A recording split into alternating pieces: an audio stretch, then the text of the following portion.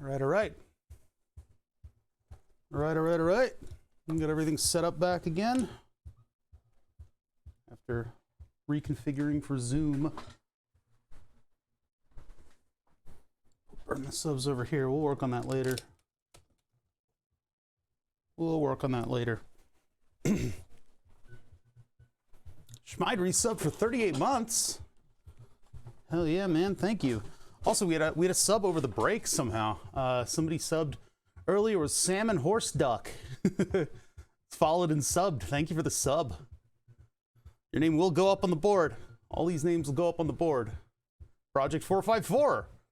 Let's get on that burn the subs list. Yeah, we're between boards right now, so I don't got a laser show. I don't have a cool thing to show you guys your names going up on the board, but we will complete, you know, the version of this board that I'm trying to get done, and then be able to get your names up there. I want to do more stuff with audio EQ today because I want to build stuff with circuits. I've been itching to work on this for a little while, so we're going to do that. That's what we're in for today. I kind of need a Hangout stream right now. Can I open this in Twitch without... I mean, I could click on the video that I'm literally listening to right now, but I'll just leave it up like this.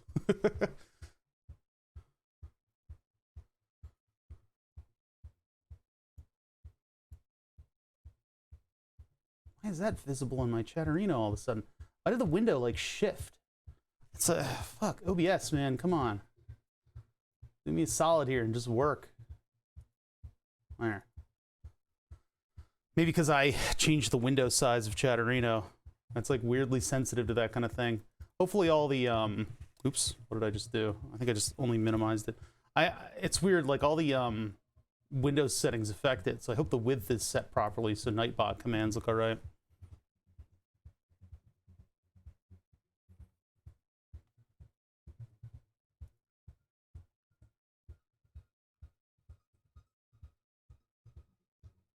They added stencils.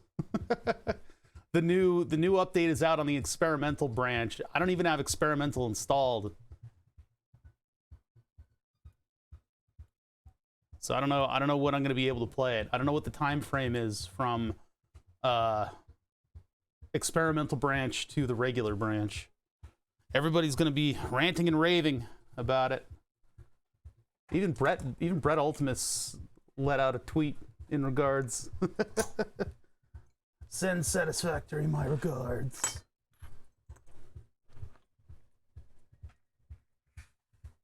That aside, get these things over here. Get this thing over here. You got the circuit. What's up, Uncle Phil? How you doing? How you doing? We're gonna do circuit stuff today. Circuits. EQs, filtering, panometric. I actually don't know if I want to do panometric or not. We need to pull up the project. Let me see if I can find it real quick. Elliott Sound. Oh, is my keyboard fucked up again?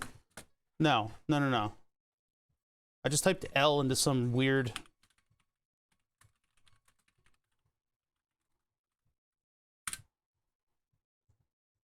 No, I think it's 152. 1521.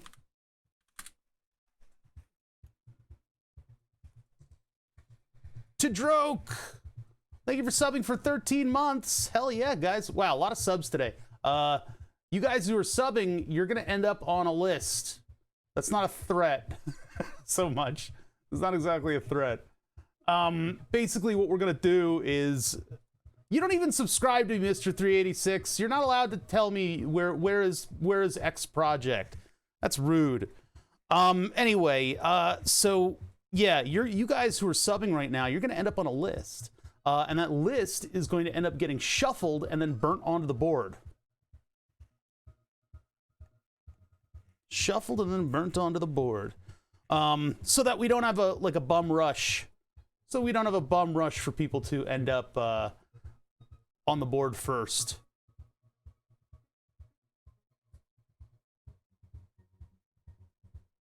Listless.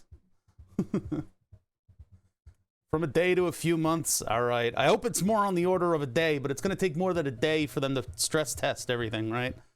I doubt it's going to be a day. I got a couple months until I play it.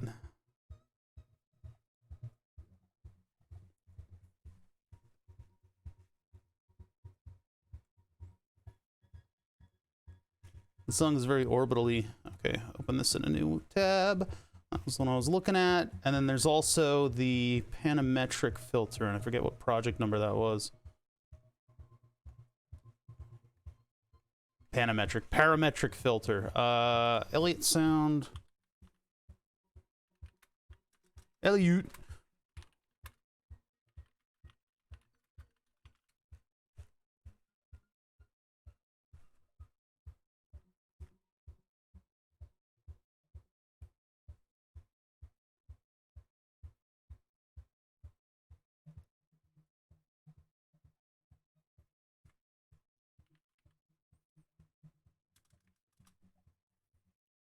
Oops, no. Metronomic Live, by the way. You guys go follow him. DJ, New York, plays good music.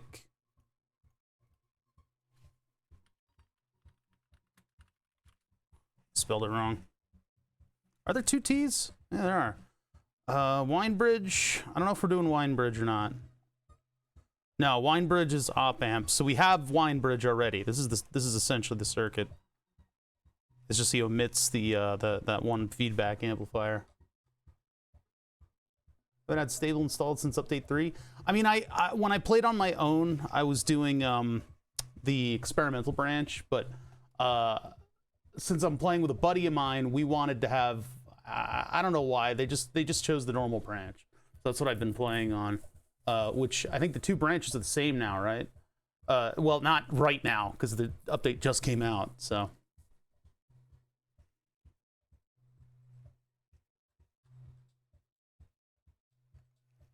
Equalizers, fixed equalizer, tone, basic, graphic equalizer,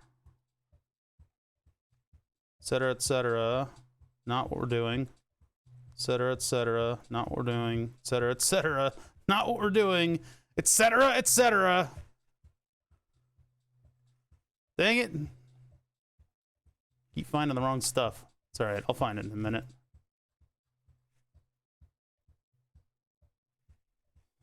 Yeah. Can I just move my save file over? I just don't want to like install that much stuff. It's not a big deal. I could just move my stuff over to the big one.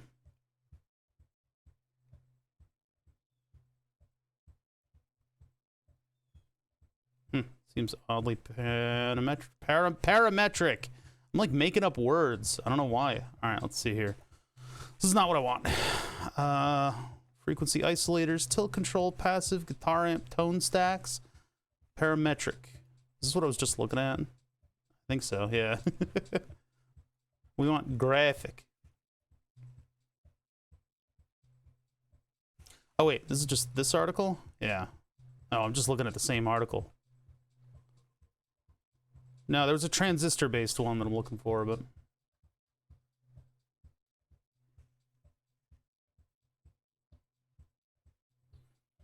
Hot air rework station is interesting in that it's periodically very, very useful. Are you guys don't even hear, oh god, you guys don't even hear what's going on in the background here. I'm just like listening to nothing and telling you to go listen to the stream. I gotta turn it back on. I forgot to turn that on. My setup is I guess desktop audio is here. Okay, it's in most of these places. All right, it looks like it's back on. Is it louder here? No, it's not. Okay, good. Good. Jeez, that was weird. Once you move to a newer version, you can't roll it back. Yeah.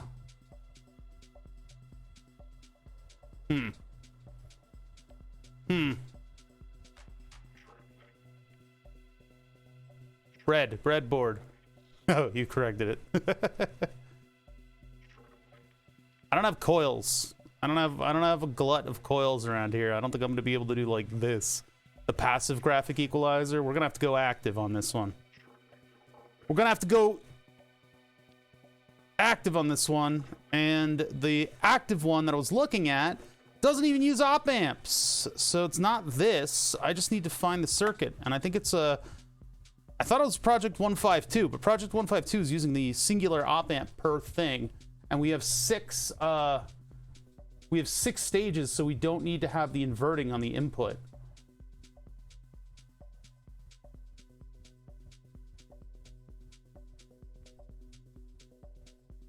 No worries, man. No worries about keeping the stream open. Active filters using gyrators. What the hell? What are we gyrating? I don't think we should be gyrating.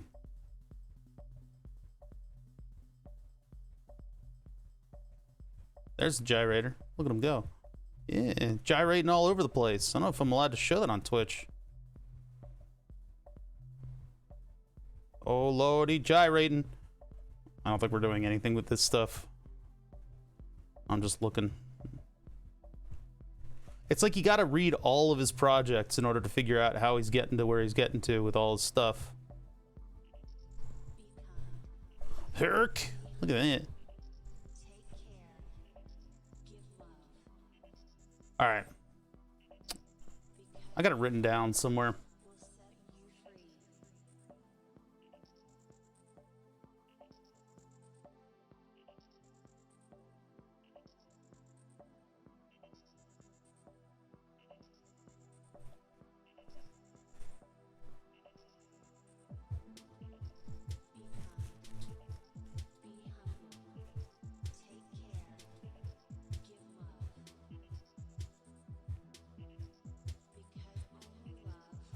This is gonna suck because we gotta build 6 of these things.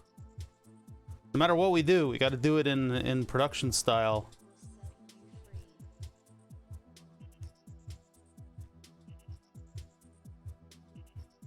Fat, I'm gonna smack you down if you don't just let me work. Just let me work, man.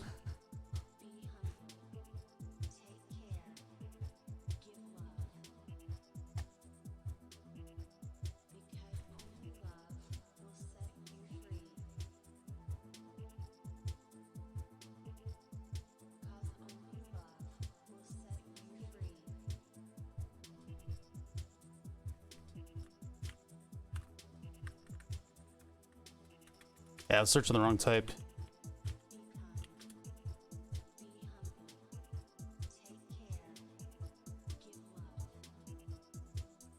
Yeah, it's basically one. These filters are they're expandable, they're scalable, they're modular. That's the word that I'm looking for. They're modular filters, and so you can add and subtract bands from it by just putting on another stage of the circuit or removing.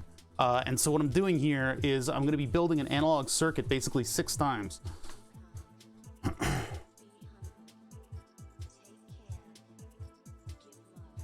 And the question is, how do you filter out the different frequencies? Do you take your signal in and is everything in parallel? And then you just look at part of the frequency range and you let go the stuff that you've filtered out back into a unified signal? Or do you take each individual frequency and tamp it or boost it depending on what you want to do in a big daisy chain? That's the debate. How's it going, engineer?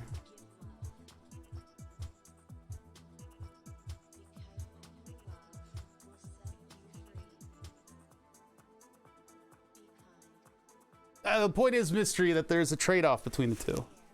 That's the point. It's not a one or the other.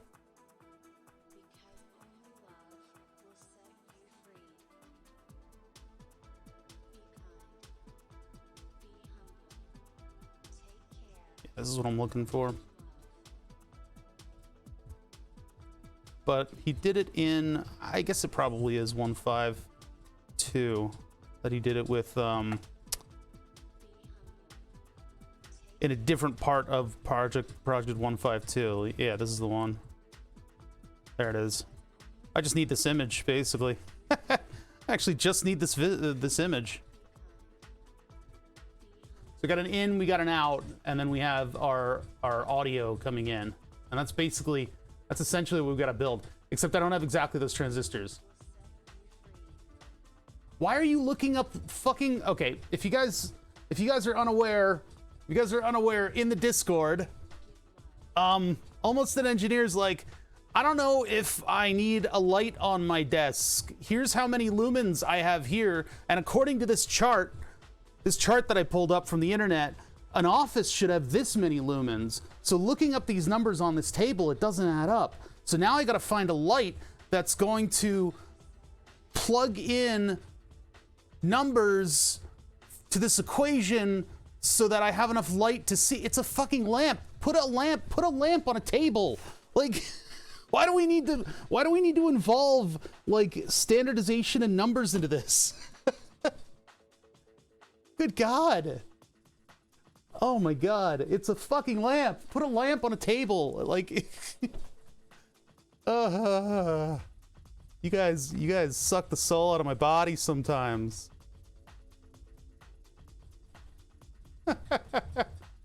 I feel singled out. You deserve to be singled out. You brought this on yourself. That alone should get you capstone credit and a degree.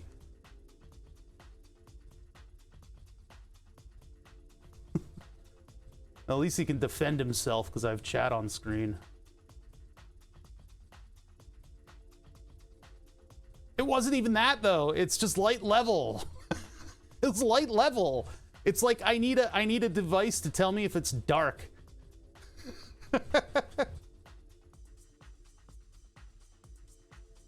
In the corner. Hold on.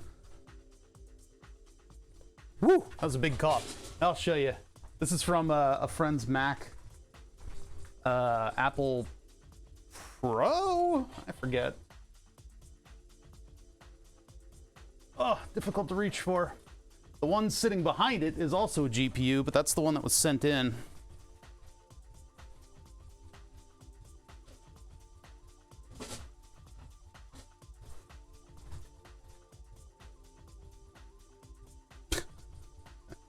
You're not getting LEED certification. You don't need to involve lumen levels into this. If it's dark at your desk, get a lamp. Yeah, I think this is extra PCB just for mounting. It's just to hold it, because Macs have that, you know, they gotta be special. They gotta be special babies. Which is neat, because I guess they got to spread out the power supply a lot. Am I gonna get, oh boy, I might get a cold sore on my tongue during the stream. I don't want that. Well, if we need 4.7 microhenry coils, we got some. Damn it. Hey! Thanks for the follow. I like Chatterino, like I need to like do this. No, that doesn't, that just affects its overall thing. There's like the little line at the bottom of chat, and I don't know what it is about these applications where they just kind of like do whatever they want. Here, we need to move the start soon on this scene. One sec. Streamlabs. No. Okay, OBS, I know I've got a lot of stuff layered here, but I would very much like to select the thing that I just selected. Please. I guess it's locked. If I unlock it, I can probably grab it. No? All right, chat, get out of the way. That's not what I wanted to grab. I literally selected it. Right click. Can I like move order top? It's on top of everything else, and yet I can't fucking click it. Ugh. I know that's what I did. I did crop the layer. I don't know if you guys know, but I kind of know how to use OBS. Like it's a thing I know how to use. As somebody who, I don't know if you know, I stream every now and then. I know how to use the tools of my profession. All right, I for some reason, OBS just does not want me to click on that.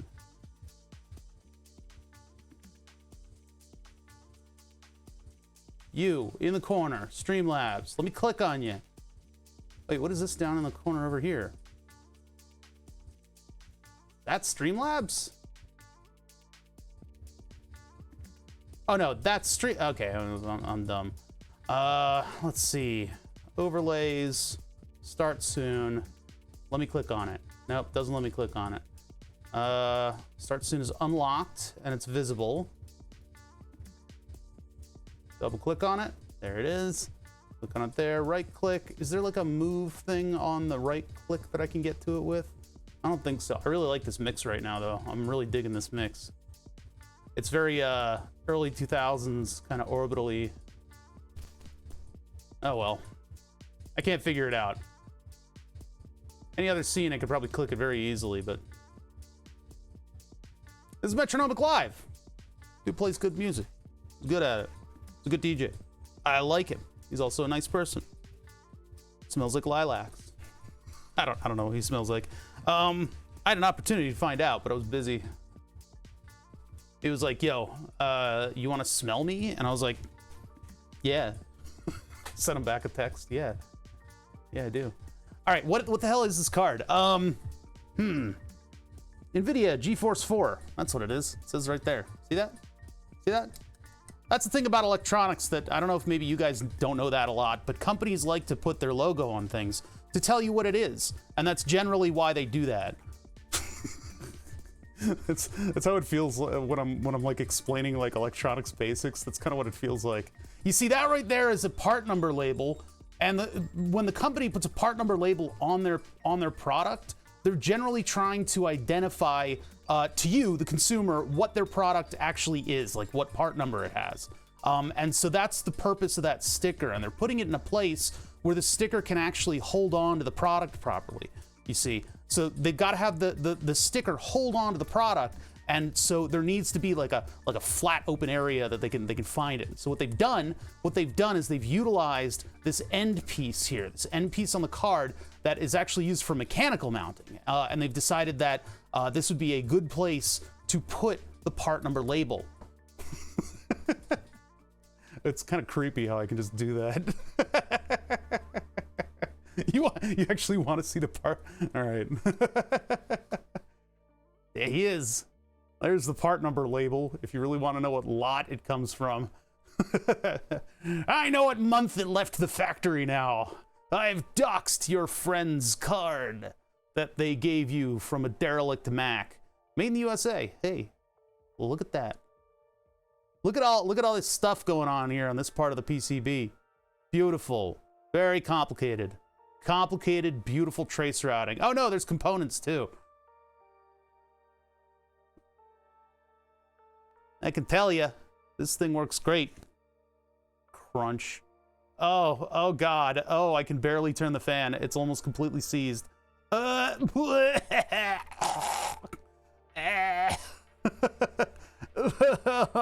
no. I was going to give this to my father, who has a Mac that could run this thing, but I don't think I'm gonna do that. This isn't even my dust. This is somebody else's dust. Yep. The venerable GeForce 4.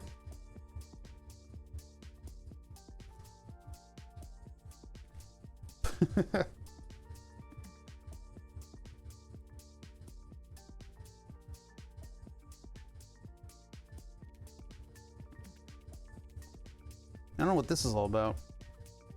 It's just like a ground tab, but it looks like pins were in contact with it. Yeah, dust and runtime. Hey, anonymous cheer. Thanks for 2 bits. Shaving a haircut. What year is it? Yeah, I know. I don't know what year this thing is even. 104808 Rev A. I don't know if that breaks down into a date code. I'm gonna cough because of all this dust. This is 02. You got a 21-year-old card. No, sorry, 19-year-old card. What's up, Cannibal Jeebus and Impulse 9? How you guys doing?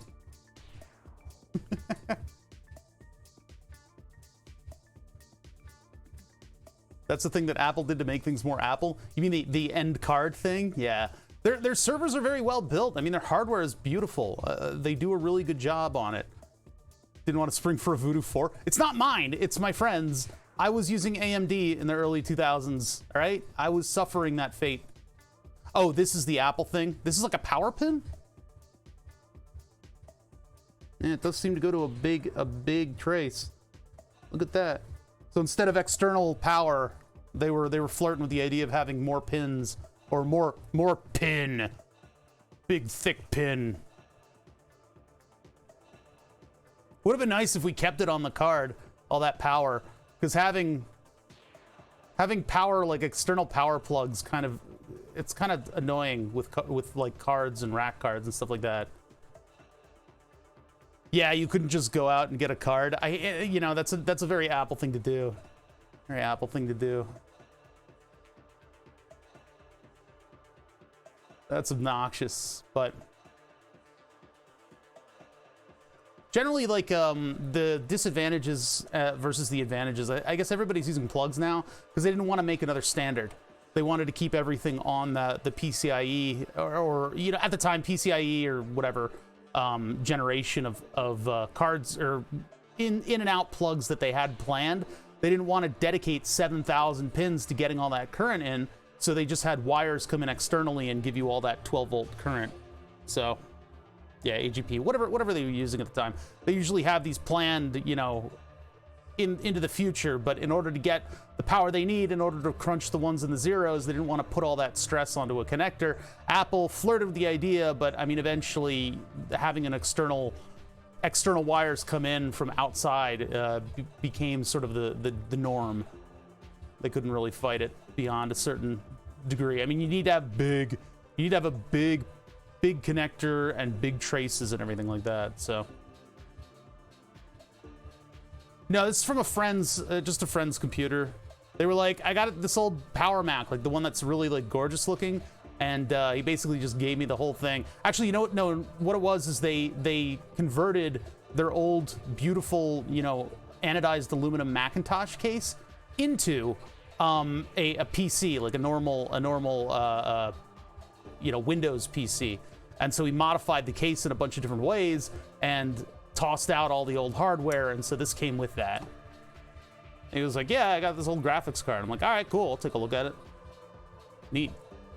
But yeah, this is just sitting in the corner. Jacozzi just had a comment about, you know, all the extra space on it, so I took it out.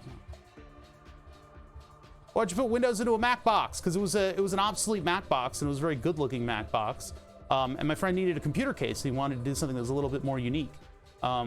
It's a good case. I mean, you know, Apple designs good hardware. They make good hardware.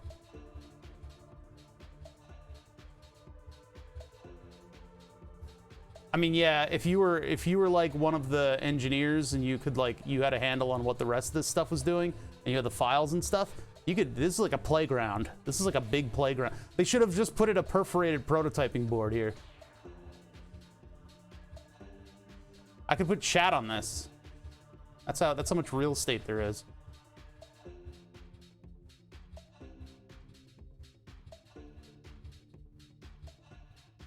It's a crime against humanity. No, it's not. No, Apple makes good-looking hardware, you guys. You guys are now on a Mac. How about that? What are you guys gonna say to that? You guys can't do anything about it. I've forced you to be on Macintosh now.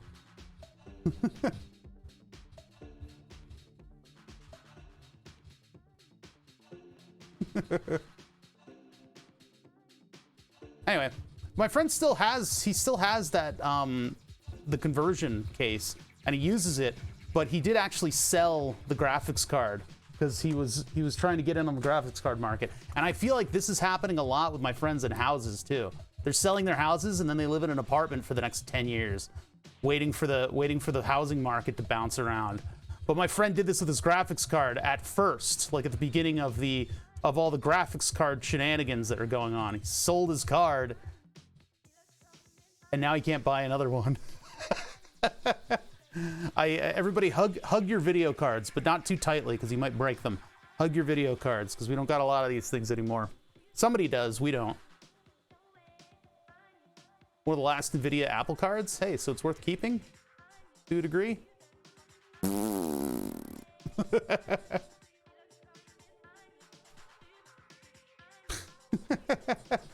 think I get some mileage out of burning subs into this part of the PCB.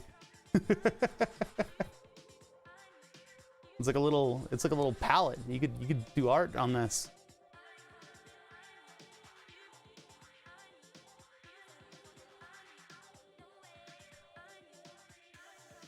Yeah, old graphics card. It's fun. Well, that's the thing, is there's a weird curve to the price of things like graphics cards and stuff, because as soon as it's obsolete, the price will drop significantly, and then it'll bounce way back up because somebody somewhere has one of these servers sitting in a basement, and it is required for their multi-million-dollar company that this thing runs at all times, always, right? It's running some ancient software that needs to run. So if the graphics card goes bad and they go, I need a new graphics card, I will pay any price. And it's like, oh, it's only $7,000 to get a new graphics card. And you're like, oh, all right, we're gonna pay it. And then we keep making money. That's the weird part about hardware. The price drops, the price spikes. So I don't know where this price of something like this is stabilized, if you can get them for $1 or not, but it's pretty wild. The school's heating was being controlled by a C64. Did it run, what is it, Ninja? I love that song. I don't know, C64 music is great. All right. Imagine needing DDR2 RAM, yeah. You could literally snap that card and if it's on the right part of the PCB, nothing will happen.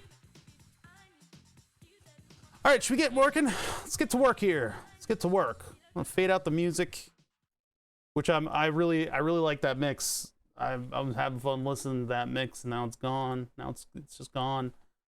Oops, I need to hit Alt, and I need to just go yoink. There's like a little bar from Chatterino still visible.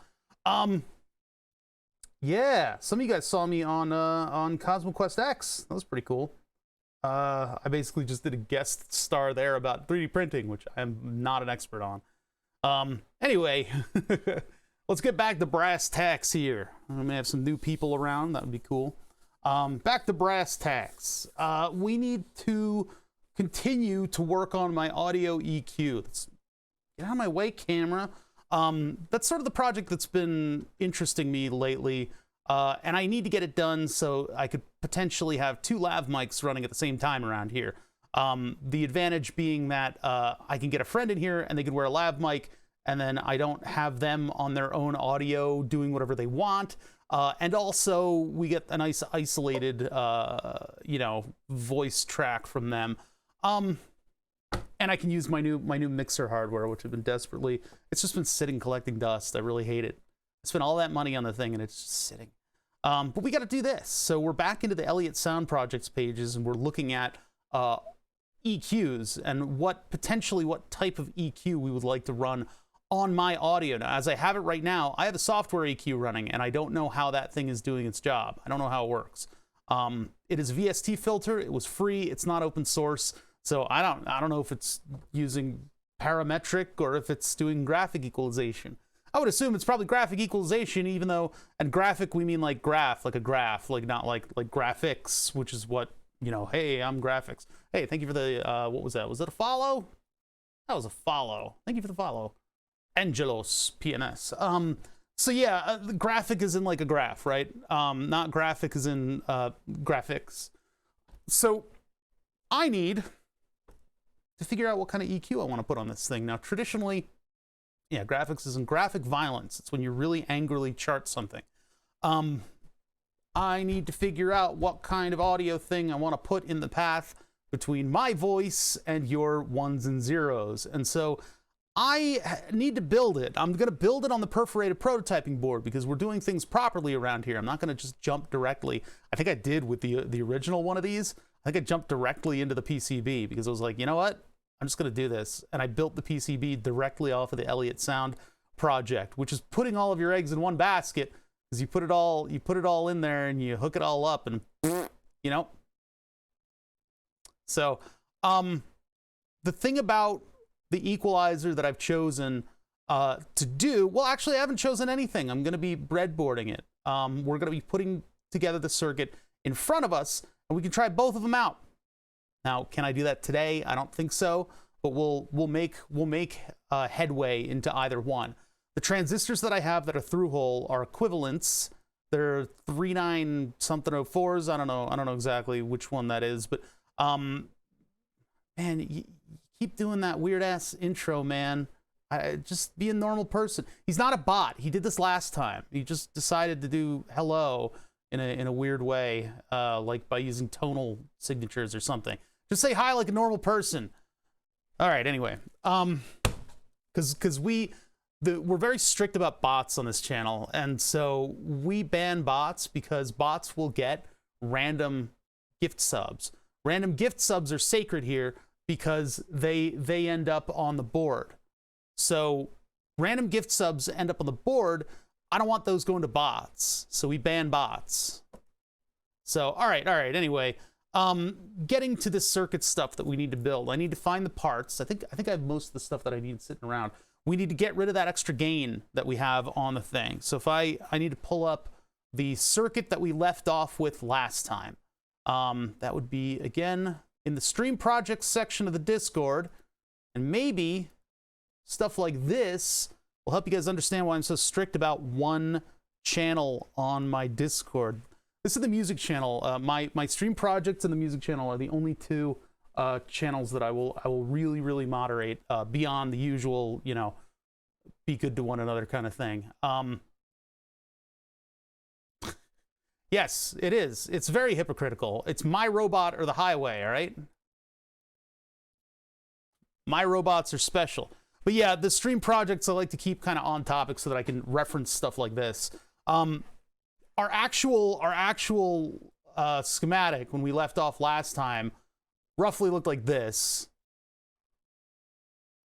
And so I cleaned it up. I cleaned it up a little from our final product here into this. Now those two resistors right here, the final gain stages of that mic, are actually 120 ohms, which makes a difference. Now I couldn't find a 100 ohm resistor. I put in a 120, and so everybody, you know, oh, you're a little quiet coming through the thing. Well, it worked. We probably need to alter that just a little bit. LTRM crew, thank you for following. Yeah, we had actually a sub over the break, and I guess maybe they're trying to come in under the radar by subbing in between. But salmon horse duck, what'd you think I was gonna say? Thank you for the sub over the break. That's gonna go up on my board. Huh. Anyway. What is this stuff? Did they really? Twitch. Yeah, I need to edit my layout, and it's, oh, what is it doing? No. How do I get out of this? Please go away. No, stop it. Hold on. So the little stream layout thing, they keep like trying to quote unquote make it better. I'm like, I have it doing exactly what I wanted to, except that I accidentally clicked on a thing over here, and now I can't get rid of this edit stream manager layout. What do I click? Fragment. Thank you for following. Oh. Okay. All right. I hid that, but the plus is still. Oh my God, you piece of crap. Oh, here we go. Cancel. Oh, we're back. All right. Actually, wait. I actually do want to edit it.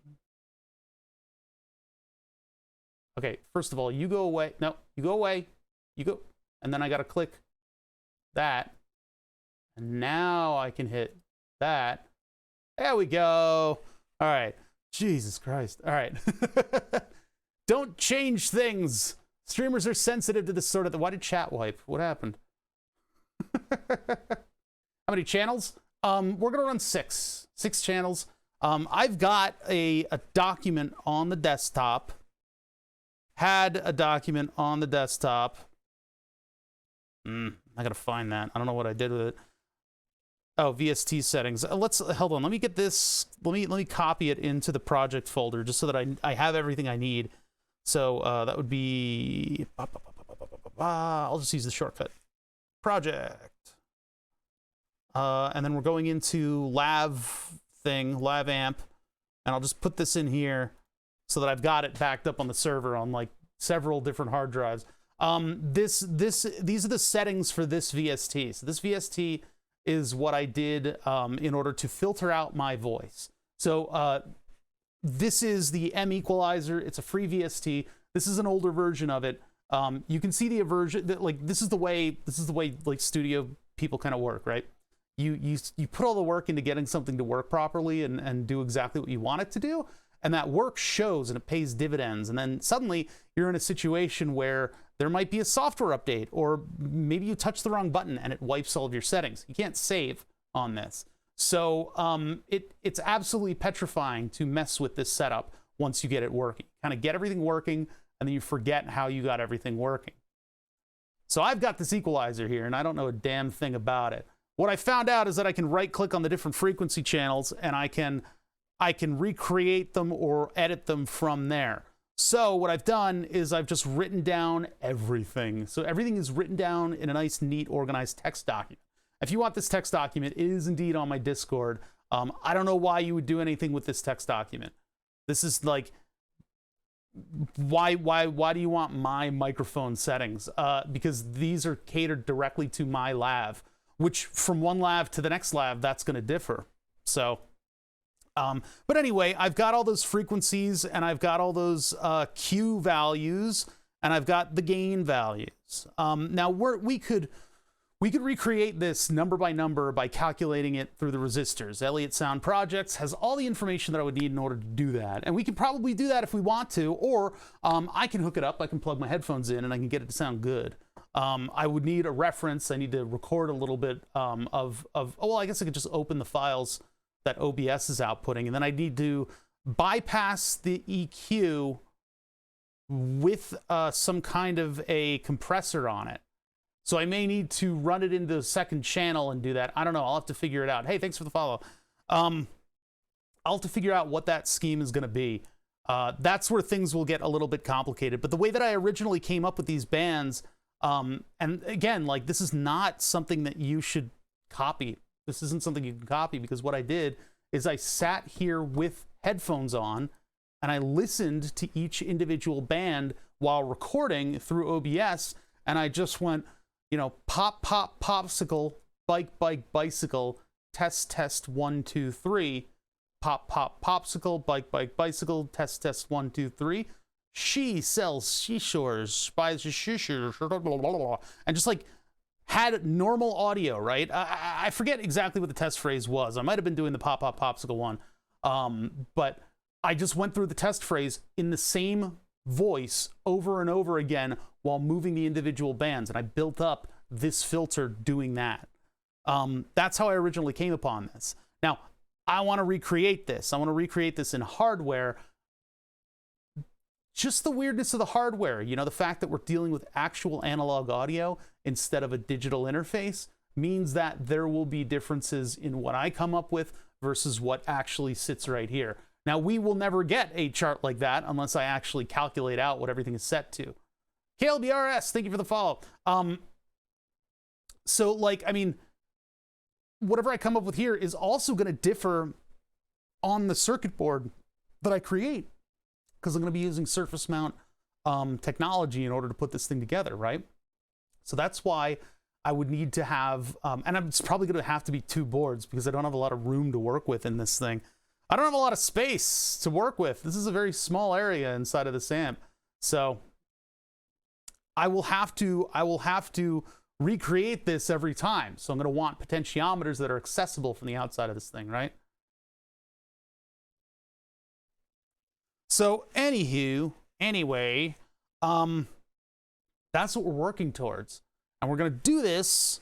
Oh, this is not a family-friendly stream. I'm like, let's game it out. Like, I'll be squeaky clean on somebody else's stream or on YouTube, because they're awful tyrants on YouTube. YouTube is scary. I haven't really posted. Hey, Kagas, thank you for the sub.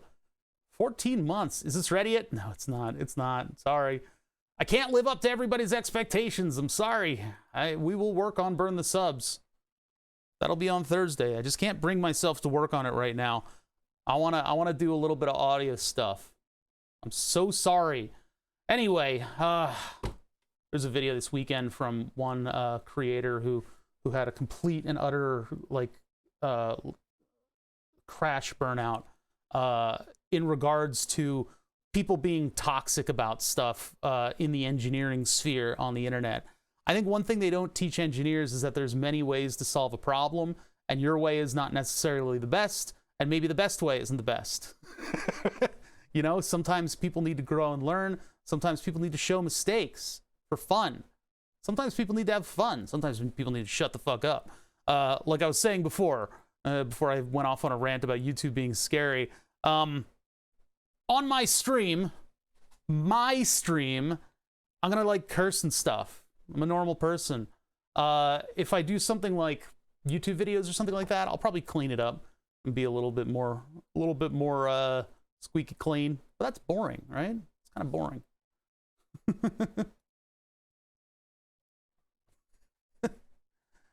There's a much better way to... This isn't Wendy's. This is my fucking stream, you piece of shit. Man. All right, anyway. I'm allowed to rant like this. This is where I'm allowed to rant like this. Fuck. All right. So, BC549. We need an equivalent. The BC549 is also what's called in from the circuit. This is where we left off with the circuit last time. This is where we left off with the circuit last time, and I sort of drew a circle right there. I drew this over here. You see, this is the audio coming up into the circuit. But we have 120 ohm resistors. It was like a concern troll back like maybe 3 years ago on Twitch, where you'd have people concern trolling coming into streams going, I love your content, but could you please curse less, sir? I'm like, fuck you. Like, Jesus Christ. I don't know what was up with that. They've gone away now. They're gone. They stopped like a couple months after they appeared because all the streamers were like, what the fuck? No, all the crossing out, what is this actually? This is actually a working document. What is this actually? This is actually me writing down what I've actually put into the circuit and noting all the different things that are going on, but also crossing it off as I go. This is what I'm talking about with like printing out a circuit when you're building it. You print out a circuit when you build it, and you can use a highlighter to show where you've actually built up your circuit in order to make sure that you get everything done. Like all these visual aids help. They really, really help. Bible, I never ran into that. I was small streamer. I'm still small streamer, but I was smaller streamer that didn't get all the good concern trolls. So anyway, let me open this in Paint. I forgot a couple details on this just to jot down exactly what I have and make sure that I'm saving it to the right files and stuff so that I can access this in 5 years when I've forgotten what I put into the little project, right? So one of the things that we did is down here, instead of R14, I actually have a Zener diode, and it's a like 9.5 or 9. What do we get? Like 9 point something something? It was crazy. I'm gonna make it in a big thick line so that it's highlighted. But yeah, we got a big thick Zener diode sitting down here.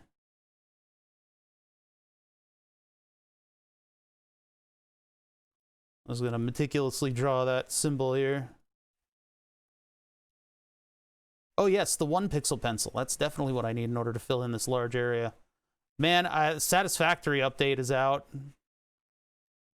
Been thinking about moving the save file over to experimental.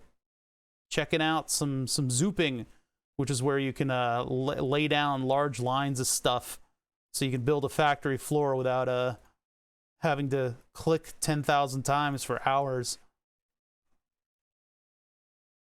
That's too thick. That's too thick. 10 volt. Save as. EQ insert. Save. Yes, I want to replace it. Okay. So anyway, this is what is running my audio right now, and this would be bridged over that one trace right there. What's happening in the circuit? Oh God, what is happening in the circuit? I don't know. What we're doing is we are powering up my Electret microphone with a plus and the minus, which is working in, I guess, DC. And so that is going into an amplifier circuit. There's a virtual ground being created for both of the amplifiers, which I don't see in the later stages, like at the EQ of the circuit. I think there was one that had it, but Yeah, we've got some kind of like a virtual ground that's being referenced. That audio is being fed into another amplifier to invert it, and then also being fed out to basically the XLR on the other side, right? All the way over there. So these BC549s, we actually put in a different part. What this part of the circuit's doing, this confusing, weird part of the circuit on the outset here, this is performing the task of removing my voice from the power. Phantom power exists because there is a rift between AC and DC signals. AC signals always wibbling back and forth, right? DC is always solid. And so you can filter around that with capacitors and stuff in order to power a circuit remotely through the same lines that you're getting audio through. But the problem is then your power's wibbling all over the place. I don't know a better word than wibbling. I think wibbling is probably a good way to describe it. But your audio is sitting there on your power lines. And so you're not really getting very good power out of that. And so what clever people have decided to do is to use a couple transistors that are properly biased in order to remove your voice from their power. It gets the chocolate out of your peanut butter. That right there is what that circuit is doing. And so that 10-volt Zener diode is just assuring that on this line over here, our power line at the top, we've got a stable 10 volts. It's dumping all the excess to ground. And then over here, we're just making sure that our power looks nice as we output wibbly signals on it. Yeah, it might be wobbulary. You're right. You're correct about that, actually. That is true. We got to watch out for that. I love the zoom levels in Paint. I'm like, hey, can I get this just a little smaller so that it fits? Bonk. No, you can get it so that it's impossible to see. All right. Anyway. So if we need unity gain, if we end up going into the equalizer and we're getting a lot of problems here, there was a provision for taking R9, shorting it out, and then deleting R8, I think. Or maybe it was deleting R9 and shorting R8. We'll have to look that up. We'll have to look that up because I'm not sure. But either way, this can be a gain of 1. It'll just be an isolating amplifier. Right now, it's got a gain of about 2, according to the equations and whatever else is going on. But I think that'll be good. I think we can work with that. All of the gain values and stuff from the software don't necessarily apply to what we're working on. The frequencies, however, are probably pretty important. They'll help us plan out what values we're putting in the various parts, and then we can try to at least get it close to this for when I plug the mic into it. Give me the mic so I can take it away. So let's figure out which one I have all the parts for. I need 3 of the little chips if I'm going to be doing the op-amp circuit. I would only need a couple transistors. Well, more than just a couple if I'm doing the other one. But basically what we're doing is inserting our EQ right here. If we need a virtual ground, we have it. We know this circuit works because we built it. I'll need to find some different resistors. So that it sounds, reasonably like the microphone that I'm using right now. So this is one of the circuits. We've got 1 op amp each. It's set up in a filter. Elliot has rearranged it a little bit so that the schematic is, I guess, presentable. Ground and then para. And I don't know what that 100K is doing in there. I don't know if we need that. But basically, we would be taking our signal in, and then we would be putting it into a potentiometer, and then basically build the circuit but twice. The dual pot things I don't have that, so I don't know what I can do with that, which is why I'm gonna build this guy right here. That's why I'm gonna build this one, because this one has 1 potentiometer. I need to figure out where this is because I think I need to change these values down here depending on what frequency I'm going to. I have notes about that in my notebook, so I guess I can grab that. No, it's a dual pot. They both go at the same time. They both adjust at the same time in order to perform the function that they perform. I guess they're being used as a bit of a voltage divider. So, but this one you can do the gain up here and then the frequency down here. There are other ones where you can adjust the Q, but I think the Q on this one is adjusted by, the capacitor value and a resistor value.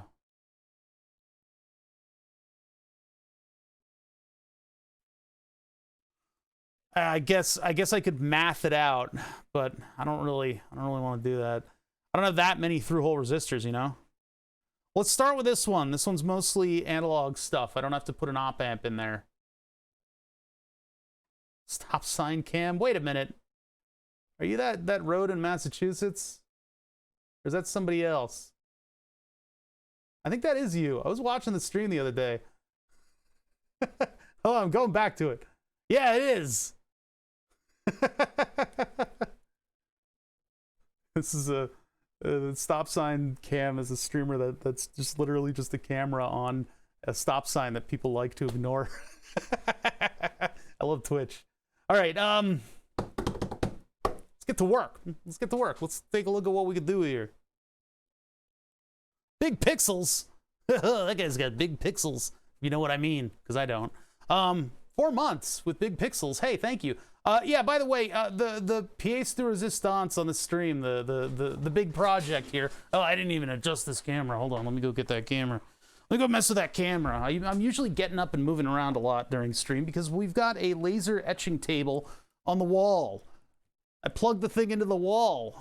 Typically, not this block of wood, this is the new block of wood, but typically we would be laser burning names up onto this block of wood when they subscribe to the channel. It's art that makes itself. At the moment, it's clearly non-functional. Those of you that are subbing, I'm gonna put in a list. We still have a little ways to go with this. I wanna shore up the actual laser head. I've got stuff. I have laser stuff now that we'll work on Thursday. And on Thursday, we'll get the laser head sort of in a better state than it is right now. I would like to 3D print a big base platen for that whole thing. So we'll have to probably do a little bit more 3D modeling on Thursday. And maybe I'll get ahead of that on Wednesday. Hopefully I won't be just playing Satisfactory all day again. But yeah. We'll get ahead of that laser axis, but the names of people who sub are going to go into a list that's going to be randomly, it's going to be shuffled and then burnt up to the board at first. So we'll have a good, healthy amount of names to go up on this board and sort of christen it and get it ready to go. But this is the typical thing around here. We have an actual physical laser burner, what is powered off of the Twitch API, and will burn the names of subscribers in random locations, artistically.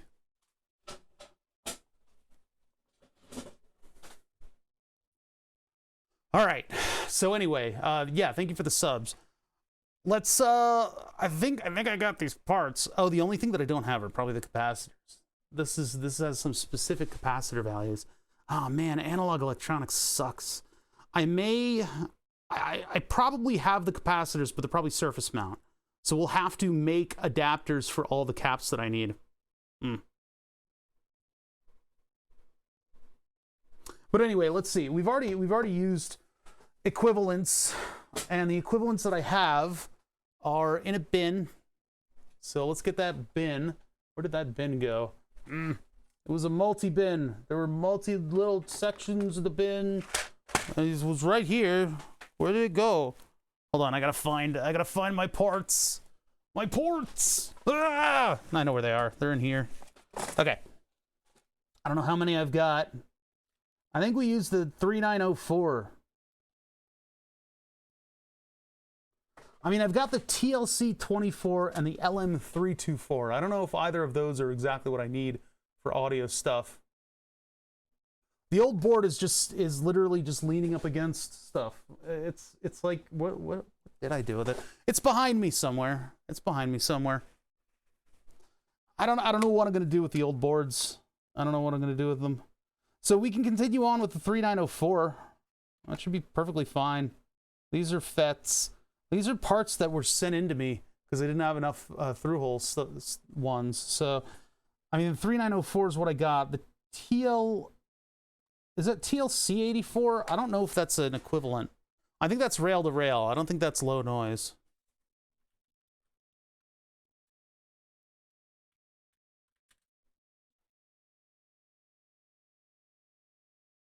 oh, it is 084. TL084. Wide common mode. High-speed JFET quad operation. Quad op? Oh, no, it's quad, yeah. High voltage JFET, bipolar transistor, monolithic integrated circuit, feature high slew rates, low input bias, offset currents, low output voltage, temperature equivalent, blah, blah, blah, blah, blah. Not low noise. Not low noise. All right. Yeah, high speed isn't... Low noise is heavily stressed by Elliott sound. Well, if we are doing the transistor one, how many transistors per circuit am I going to need? I hope I have the parts for this. I probably have the surface mount parts. I just don't have the through-hole parts, which makes it really annoying. 1 per. Okay, that's pretty cheap. That's pretty cheap. We don't need big amplifications. So if I can do 1 per, then I only need 6. Haha. 1, 2, 3. This is going to use all of them. 4. Get out of the way, amps. 5. And 6. What are these guys over here? These might be these little through-hole Jim Jams. What are these? What are you guys? Oh, those are the 555s. Fuck that. All right, let's put that away. All right, so I got my transistors.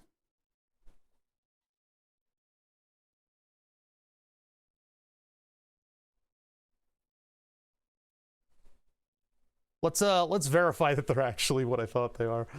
Here, let me move this thing out of the way. All right, are these actually 3904s? Yes. I used to have a lot of through-hole stuff, and then I went to surface mount, and I kind of like got rid of a lot of stuff. I had bins of like ancient analog parts because there was a lot of analog amplification happening in the brain monitoring probe device that I worked on in high school, and so that shop was just full of analog stuff. And when it got moved and packed away, I ended up with a lot of that equipment. They're still going with that project, I guess. Sort of a solution in search of an answer. Good. They're all the right thing. All right. So I guess now I need to figure out how in the hell am I going to build this thing. Well, first things first, I need to go to Paint. I need to go to MS Paint. So I need to copy this image, and we'll do a new paint. Just so I know what I'm building, right?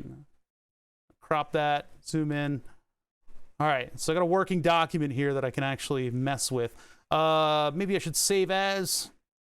Put that in the folder. EQ lit. All right. So here is the plan. We got to figure out how I'm going to build this on the perforated board and make it into, I guess, a structure. We got our filter out, we've got a ground, and we've got a filter in, and then that one that's not shown, it's all the way on the right here, that's power. Power!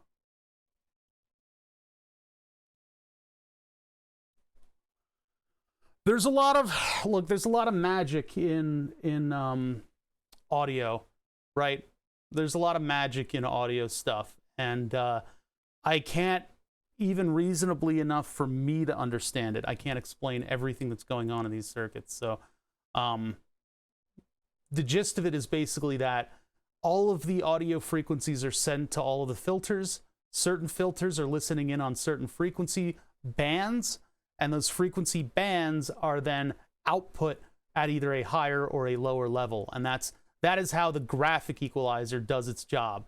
The panometric equalizer does a whisper down the lane through the filters, and it enhances or tamps down the specific frequency what it is tuned to actuate on, and then leaves the rest of it alone.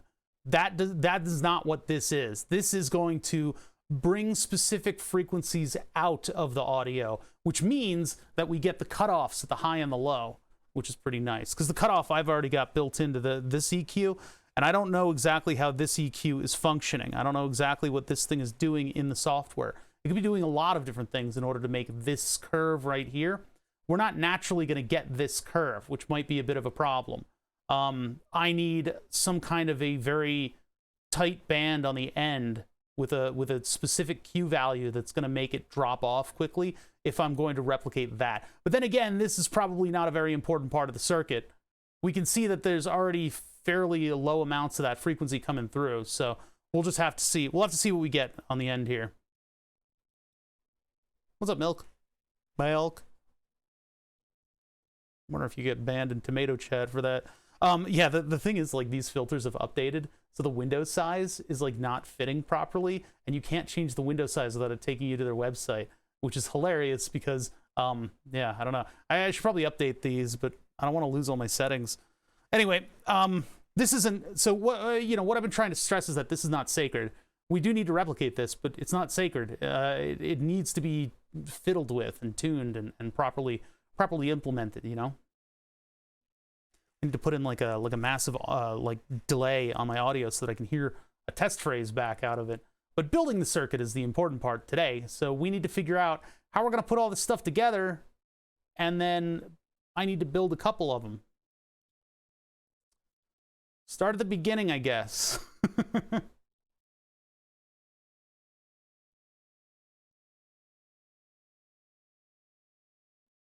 No, it's a 6-band EQ.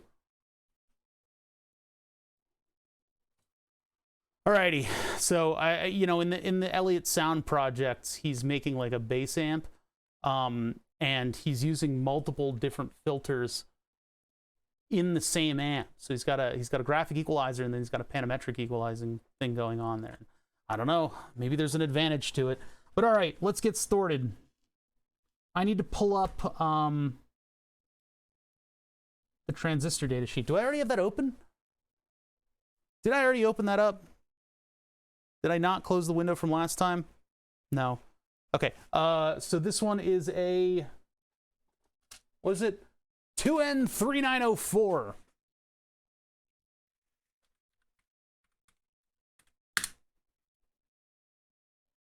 These are, I mean, these are what are ostensibly referred to as jelly bean parts. This is a transistor that is so versatile that it's used in just about everything. Now, you can buy specialty transistors here and there, right?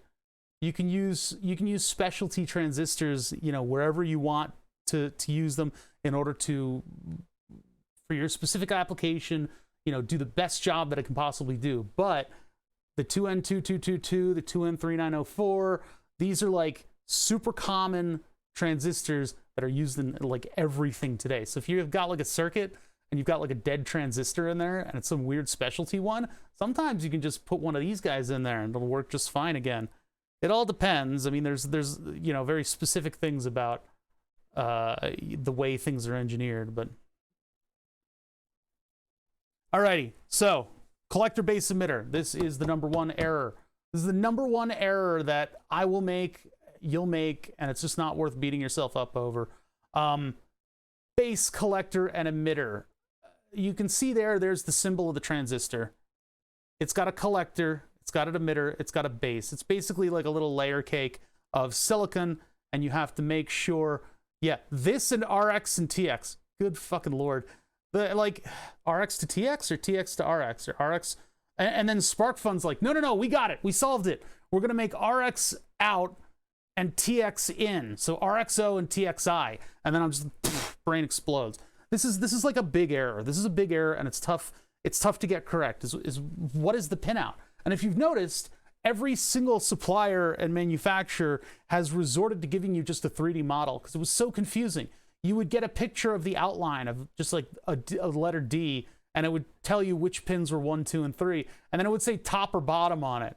And sometimes it wouldn't even give you that.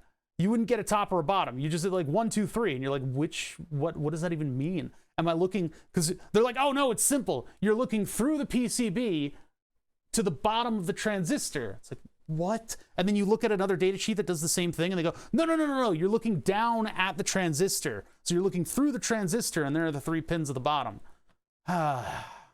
It never ends. And then, as if they had learned nothing over the past 40 years of electronics,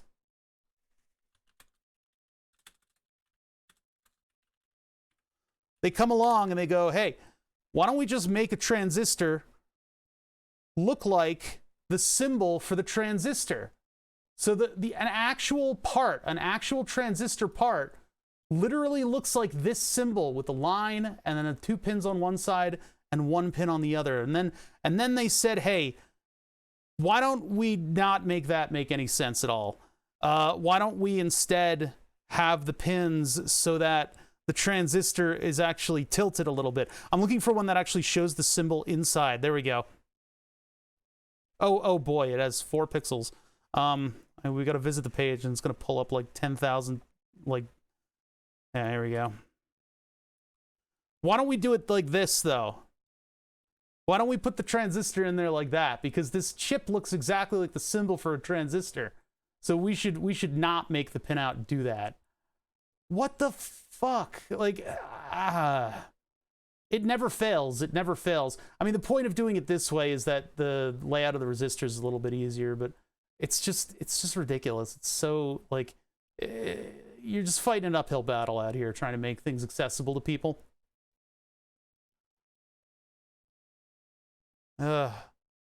Anyway, so yeah, all of these, probably because your volume's down. Jesus Christ. What? Okay, these guys right here. These guys right here. All of these manufacturers resorted to giving a 3-dimensional drawing to the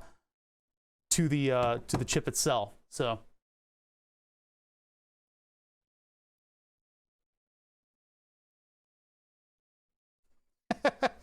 Anything sensible doesn't apply. That's about right.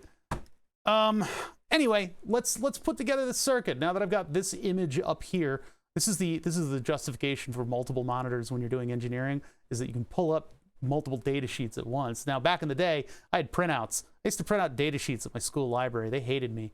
I would get, oh man, so much of their paper wasted, all for my little 3-ring notebook full of data sheets that I would use on projects. But yeah, having a printout of stuff like this is nice. I don't have a working printer anymore, so multiple monitors it is. Anyway, collector base emitter, we got that. We don't got this.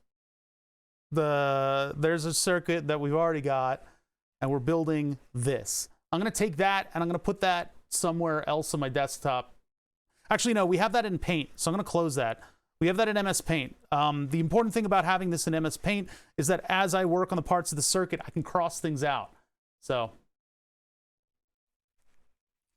and then in the, actually, I shouldn't have closed that other window. I need that other window because he's got values in there that I need to steal. Control Shift T. Oh yeah, it's just the image. Well, okay, we'll backtrace that one. Okay, let's get started. The first things first, the transistor. I'm gonna just place one of these guys down here. Now, as we build this, I will be revising how the circuit lays out. Our cut, that little cut for the out and the in, is right here. It's right where this little green jumper is. So that we're gonna pull over to this side of the perforated board, and we'll test out the amplifier. It would be nice if I could keep it on like 1 rail per, and then I could have the 2 amplifiers next to each other, and I could plug them in and see what the differences are. Let's try to do that. Let's actually try to do that. I'm gonna build this one over here though, because I got space. So I got space over here. We got our positive and negative on the rails, and then transistors coming in here. And we'll have to have an audio rail and a, should we make an audio rail, like an input-output rail?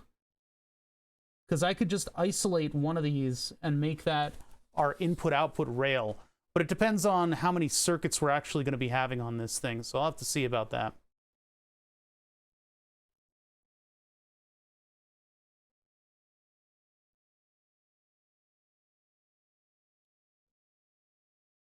Oh boy, you guys are... Okay, so, collector, base emitter.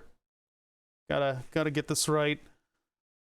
I'm debating on whether or not I want an input-output rail, and then I got my circuit right here. So our power is going into the collector. That's easy enough, with no other components on it. Okay. Man, that thing gets full gain, huh? Whew. Pin 3, the bottom pin. Now watch, between this image and this board right here, I'm gonna screw this up. So that bottom pin of the D shape is our collector, and that one is getting connected to power. Yeah, I've always liked Brother printers. Brother. Jumper kit. Jumper kit? Hello? Hello? There it is. I've got a jumper kit, and then I've got all the shit that I pulled out of this thing last time.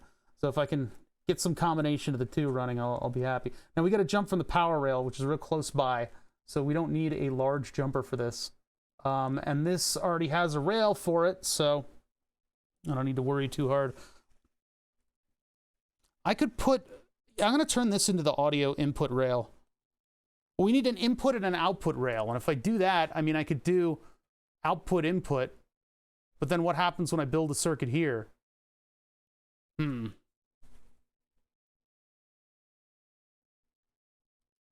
We'll have to figure that one out. We'll have to figure that one out. That's going to be kind of a tough thing. So BCE, what is on our base?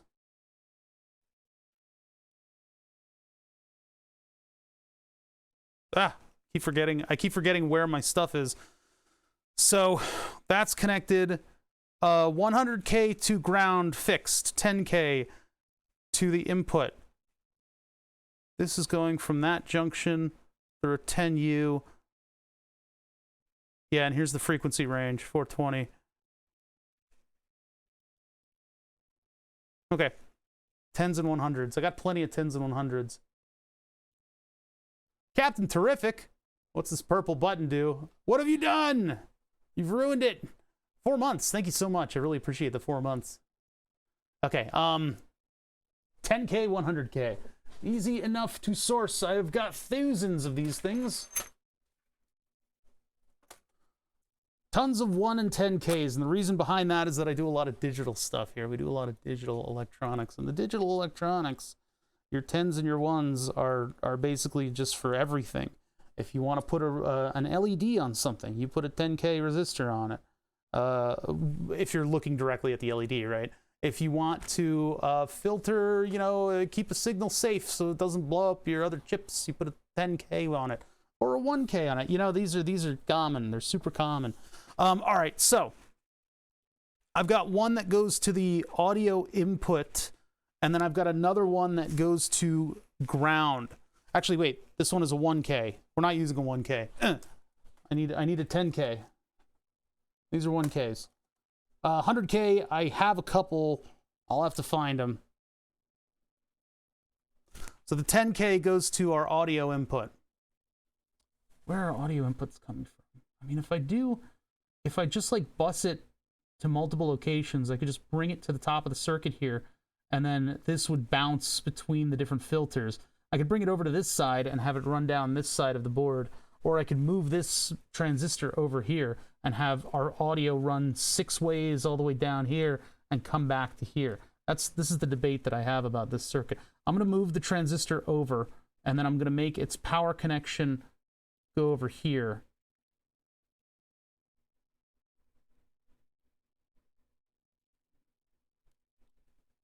That way I can put a 10K across this and have my input bus on this side, and then I'll be able to run a flat line down, and that'll be visually very clear that where the 6 circuits are actually getting their stuff from.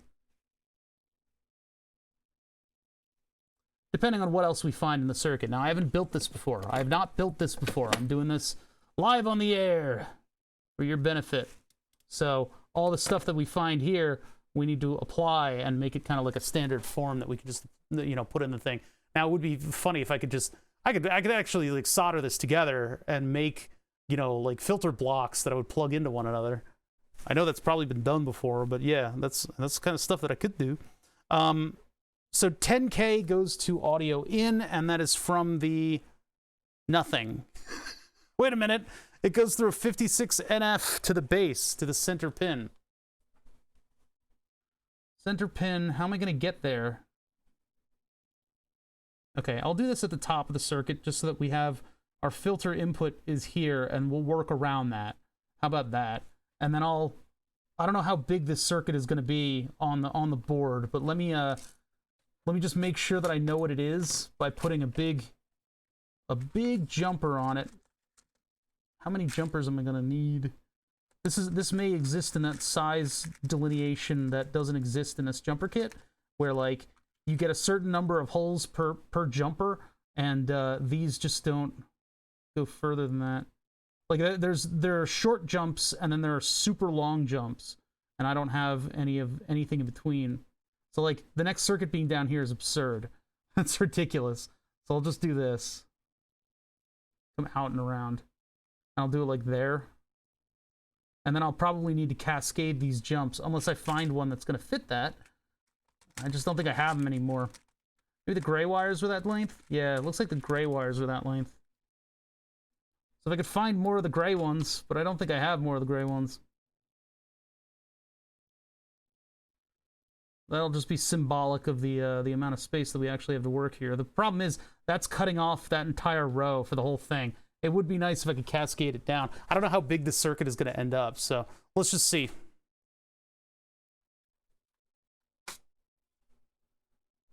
And this will be coming from the output.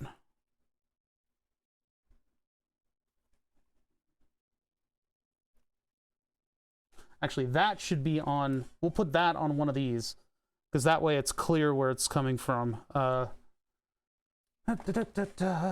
see. Make our audio path. There. This is going to annoy me, though, so we'll wait. We'll wait to do the cut. We'll wait to do the cut. I don't want to have that wire kicking around. All right.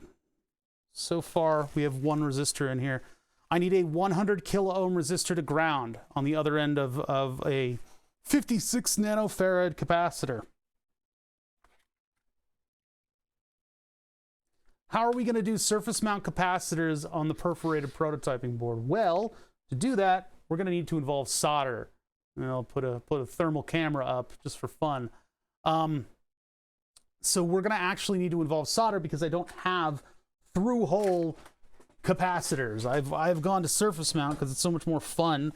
I do have a series of caps in surface mount flavor, and hopefully we can get close with the values that I've got.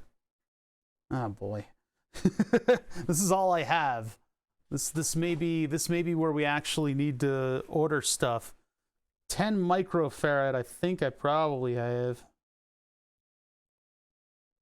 10 microfarad, I probably have like 5. 10U is one of the values. 56 nanofarads. Well, I got pico. We're gonna have to... Why does everybody use nanos? I hate the conversions.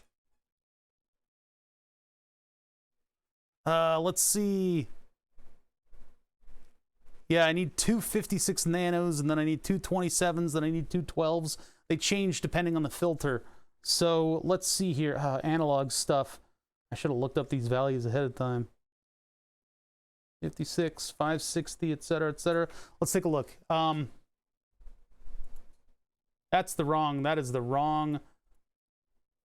There we go. 56 NF. In F. I should get a conversion. I don't want the direct conversion. I want the multiple different AI synthesis. What? 56 NF.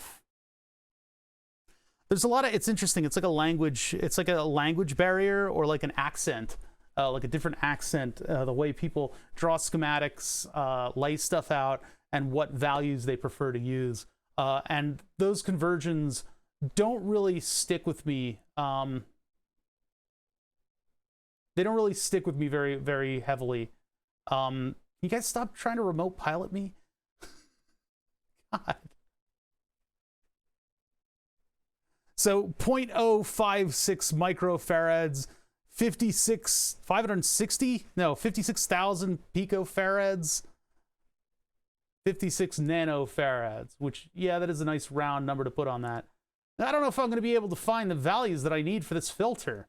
And we could build the rest of the filter, and then I could like order parts. If I'm ordering parts, I'm ordering them surface mount and I'm putting them on pin headers.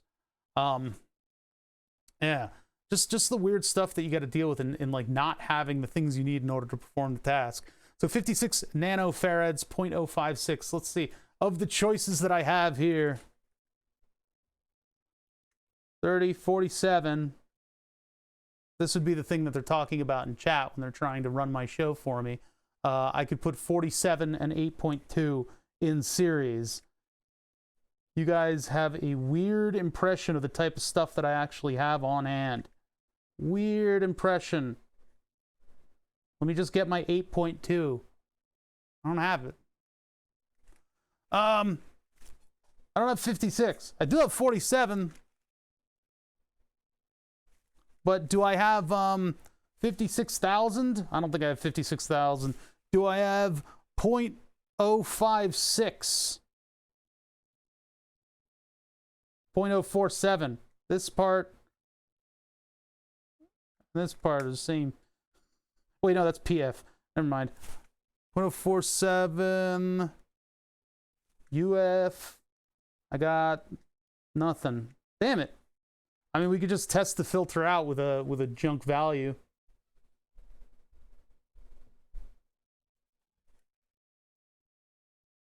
Yeah, we just don't have that value. I don't have that value on me. I don't know where I'd find that either. That's the thing, is like, you know, I don't have a lot of like capacitors and stuff sitting around. We can try to look for them in other circuits, but they're tough to test. They're tough to test. This is why this is a Tuesday stream, by the way, because I don't stream on Wednesdays. So what I can do after today is I can actually like search for the parts that I'm going to need. I can actually Google them. There's a lot of caps in here, but this is a digital circuit, so I have a feeling none of these are going to be even close to the values that I would need. I would have to pull them off of the board in order to test them too.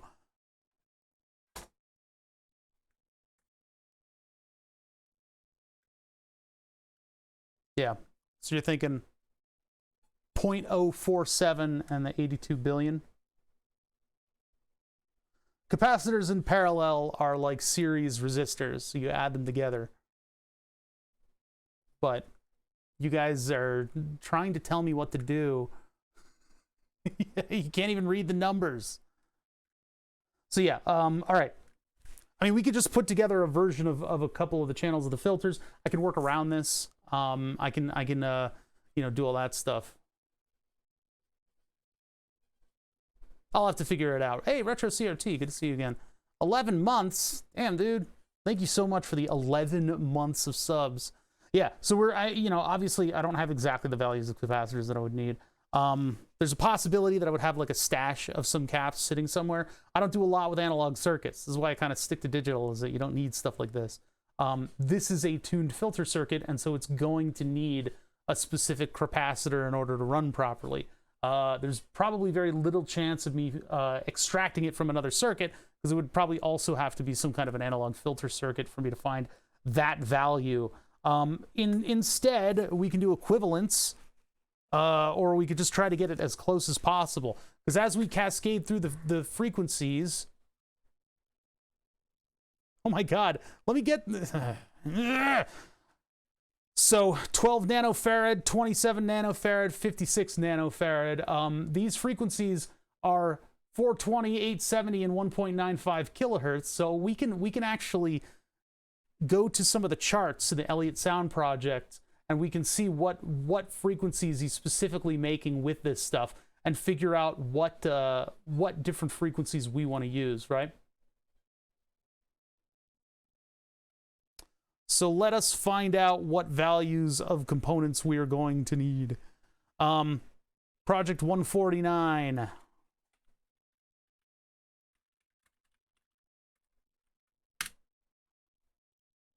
Guitar bass graphic equalizer 2. Ba-da-bum-bum-ba-da-bum. Okay. 1 octave for each slider. That's kind of the way that we have it, though. If you actually look at the frequencies that I'm looking at here, yeah, if you're building that guitar amp, you're gonna need a butt ton of different capacitor values. And actually, Fadanon, one of the things that you might want to do is look up, maybe not audio-specific capacitors, because audio-specific capacitors are a waste of money. What you'll want to do is buy a bunch of every value and go through and test them with your own equipment, because there will be a statistical spread of values. It's tough. It's tough. Yeah, the frequencies that he uses are, oddly enough, very close to where I'm putting my frequencies. 42, 20, 87, 72, 195, 237, 1008. Well, he's got 420 in there. I don't use 420. 870 is getting close to 1008. 1.95K, I've got 5K. And then 20 kilohertz is kind of like a cut at the end. So really, I mean, we're using, I could do a 4-band. I could do a 4-band frequency. 4-band EQ. But anyway, we can set those to where we want them to be. Yeah, I know, chat. Haha, funny. 420. We could put 69 filters on this too. Ha ha ha ha ha ha ha. Can you guys get over it already? All right, let's move on. Jesus fucking Christ. Bunch of children. That's fine. That's fine. As long as they're listening. So I mean, I can throw in a couple of these things. Where was that? There was a chart somewhere for the values. Yeah, it's down here. There we go. Capacitance, frequency, etc.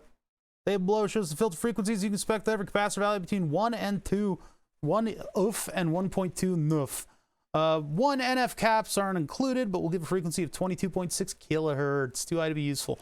The regression provides frequencies that are inversely proportional to the capacitor value, and because the standard values are more or less logarithmic, so too are the frequency intervals.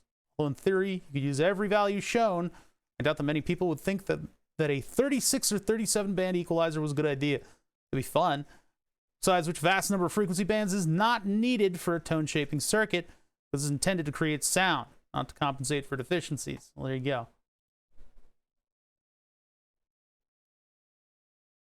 I didn't plug it back in. I'm debating on whether or not I want to.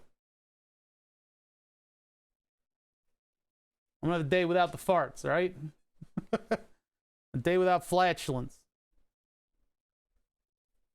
It would be nice to come up with a Node Red circuit that does a little handshake with the box, so that when I have it disabled, the button is disabled. But yeah, there's no more stock. I ran out of farts. There's no more. I ran out. I forgot to order them. I'll order them later.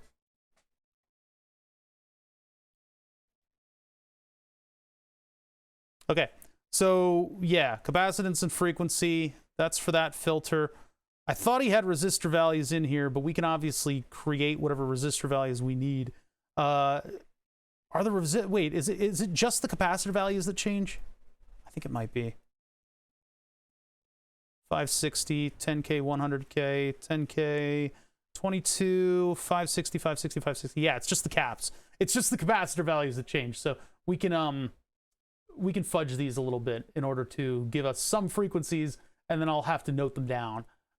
This is just the first of many, like, he's got multiple bands and multiple of this same drawing, just with different values for these capacitors. So we'll get whatever we can out of this. So I'm gonna have to build multiples of the circuit. It'd be nice to just choose one for our test circuit though. So what can we find here that actually is on this list? You guys will have to look through yourselves in order to see what I'm looking at. Starting off with 1 UF, which was way too high, right? 1 NF. Okay, 1 UF is 22.7, which we're not really doing anything with, but I think I can find a 1 UF. I thought I could find a 1 UF. I don't even have that. I have 0.1. Which would be 0.1 is what, like 10 NF? I'm terrible with these conversions, by the way. 10,000 NF? A jillion PF? Damn it. Yeah, I know, that's a large cap, but I have 2.2. I just don't have 0.1. Or sorry, I don't have 1.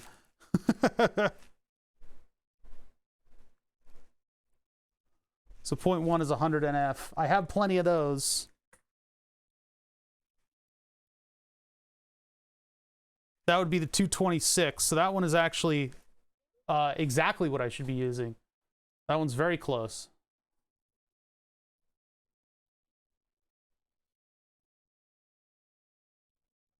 Yeah, so by the way, I know people can't handle it, but some of you guys who have worked in engineering and never gotten out into industry, you've just learned it in school and classes and stuff. Puff and nuff and uff are what we call capacitor values, because we're not saying picofarad all the time. It's easier to say 10 puff or 10 nuff. I think nuff is one that I made up, but it's you instantly understand it if you're willing to actually work with language a little bit. Puff and NF and uff, as in PF, NF, and UF, or micro F if you really want me to use all the syllables that I have available to me.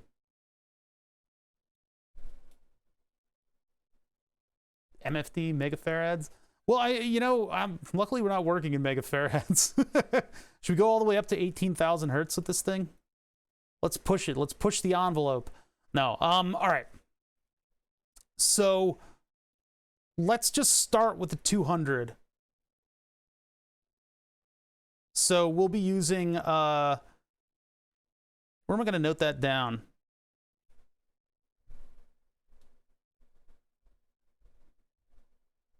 Mike, Nan, and Puff. I don't know. I don't know if I like the Mike, because it sounds like you're saying millimeter in military speak. I used to have some megafarad caps. I used them as paperweights. They were like decoration.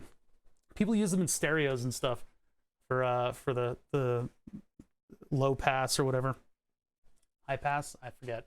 Anyway, all right. So we found our 100 nanofarads, so we can make a 226 hertz frequency band filter if we're doing just one. We're gonna build one, and then I can build that same structure a couple times, right? So let's start with that. Let's start with 100 nanofarad, 0.1 microfarad.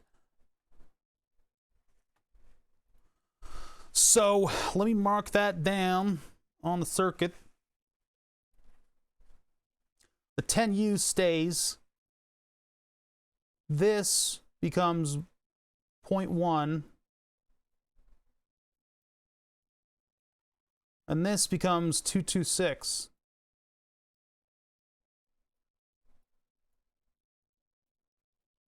Just to note it down quickly. I wish I had one of those monitor tablets. I have a tablet. It wasn't as useful as I thought it would be. It would have been nice kind of to have for this if I could have space for it, because then I could just jot these down like real notes. Instead, I get to be really good at using the mouse in order to write stuff down. And then, if I had the tablet already and hooked up, I could do Gardic phone with a tablet, like Ross does, like Rubber Ninja.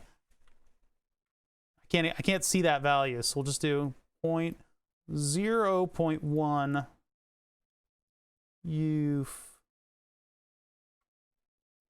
I can't, that doesn't look like a point. It doesn't look like a decimal anymore. There we go.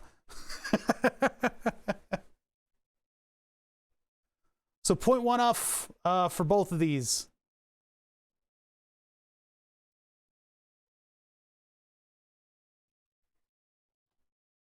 Yeah, quiff. That's our value, is quiff. Okay, so here's the deal. 0.1 off. We're going to use that.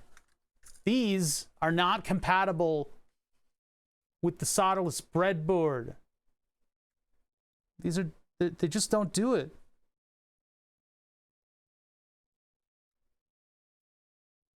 Yeah, I'm sure those work great. Where'd the 0.1s go? Yeah, there they are.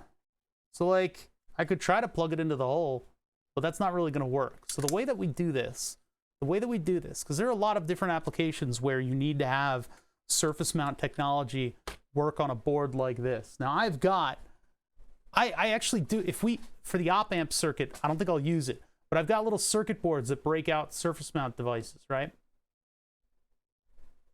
A big tablet for keeping data sheets, but then the tablet's going to constantly be going to sleep on you. I don't know. I think it's going to be more trouble than it's worth. Thermals are kind of badly arranged. I need to work on the need to work on some of the presentation elements of this setup here. All right. So, I'm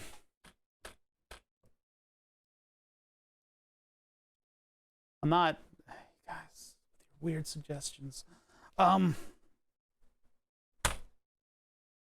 Right. What are we doing? We're building this thing. I need capacitors in order to continue on. There's so many capacitors in the circuit that if I don't have them and I still build the circuit, I have to keep all that information in my head, and I'm going to just forget. I'm just going to forget that there should be a capacitor there. Just going to forget that. So I need to have a part that actually physically goes in here. So we've decided that we are skipping the first frequency band, and we are just jumping directly to one of the calculated bands, which would be 226 hertz, which is the second functional band on my actual EQ, or it's close enough, near enough as makes no difference as long as I'm adjusting it properly. Because remember, when I adjusted these, I was literally just clicking on the screen and dragging it up and down. You can drag it back and forth. It has an incredible amount of adjustability in terms of the numbers of the frequency, and I just was wherever I was clicking. It was somewhere on the chart that was sort of near whatever frequency. So in the grand scheme of things, this frequency is fine where it is. We'll keep that weird frequency. So in order to mount a surface mount part onto this thing, the first thing you need to do is ignore chat, because they will distract you to no end and you'll never get anything done. An engineer's best friend, an electrical engineer's best friend, is a big bin full of headers. Pin headers, 0.1 inch space. I guess when America invented electricity and gave it to the rest of the world, because we're nice, we decided that everything would be in standard units, English units that the Brits made up. I don't know what our deal was with that. In the 70s, we tried to go over to metric, not in electronics and everything else. In the 70s, we tried to go over to metric, and then everybody went no. And so you can blame our parents for being assholes for not sticking with metric, because we would have been perfectly metric by now. Now, in science and technology, a majority of the time we work in metric because it's sensible. I'm beeping. Speaking of metric and English units, it's giving me insulin for me. I haven't eaten anything today. Anyway, so yeah, and here come the Brits, ready to just endlessly bitch about America. I don't care. I don't care. We can work in both, but in electronics, we very typically will have to work in both. Inch standards are, like, circuit boards are rife with inch standard stuff all over the place. And then you also have whispers of metric units in there too. When I'm mechanically designing something, I'm doing it in metric, and then I'll set my grids up on the PCB to be metric, even though typically you're supposed to work in mil, which is not millimeters, it's MIL, which is an inch standard. It's based off of the inch. It's very small. But our inch in the international standards is based off of metric. Oh God, it's a nightmare. It's just a big nightmare. So you just have to be proficient with both. You need to be able to spot on a sheet when they're in English or metric, just intuitively. Pin headers, 0.1 inch spaced, generic, cheap. Buy a ton of them. What we'll do is we'll cut off the little end of this so that we got 2 pins, and then the bridge of the gap of those 2 pins is about the size of one of these things. I hope. Might not be, but we'll see.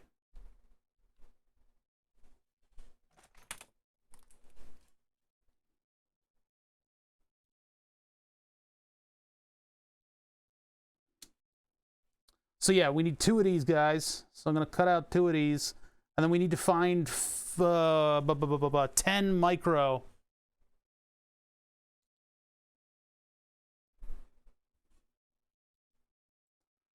We'll need a total of 3 capacitors, at least for this one part of the circuit. Ah!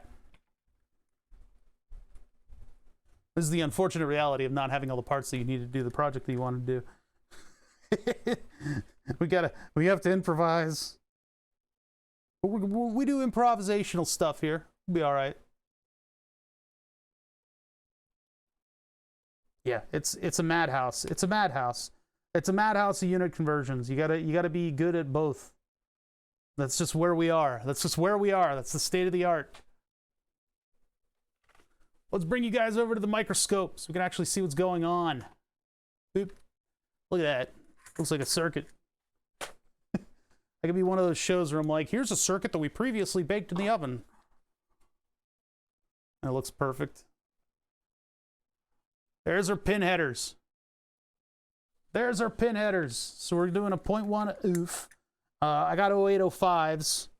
0805 is English, and it describes the dimensions of the chip.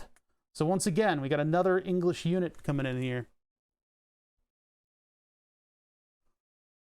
Even more confusing, these sizes also exist in metric. So there's two different sizes that describe this little capacitor. You can see that it just about fits. Yeah, that's the tiny chat. There you guys are. That was an intentional joke decision. Let's see if I can get this to go in between these two without sending it into orbit. I don't think I can. Okay. You're just gonna do this today? You're gonna do this today? Today, of all days? Of all the days that you could do this? I don't think this is going in between them. Oh, it is. Okay. Well, hey, there's pressure contact. I'll, obviously I'm gonna be using solder on this, but I guess they do fit like that. We could try to do that from now on.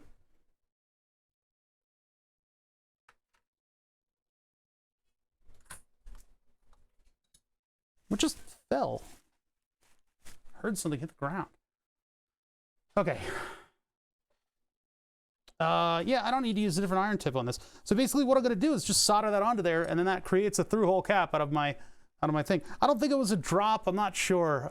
Just because it was it might have already been on the floor. I think it might have been my mic cable. It might have been one of the, like my mic cable scooting one of the screws that I dropped from, you know, last week's projects. I did drop a fair number of screws. That looks like a cold weld on the right.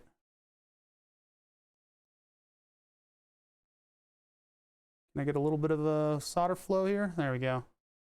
Oh no, not a cold weld. It was just the optics. All right, so there's one. That's one of them. Let that cool off for a second there before I move it. Move that over there. Let's do number 2. I'll wait to do number 3 because there's nothing to indicate what value is on this thing. Like there's no label on this, so I don't even know what it is. 0.1. Let's grab one of them. I mean, when I move these off of this circuit, like when I'm done testing this, they're gonna end up in a generic bin, and they may never get used again. They may never get used again, unfortunately. This is why we don't go lower than 0805 on the perforated prototyping board, or on the breadboard, because any smaller than this, and we would have lost that forever. So anyway.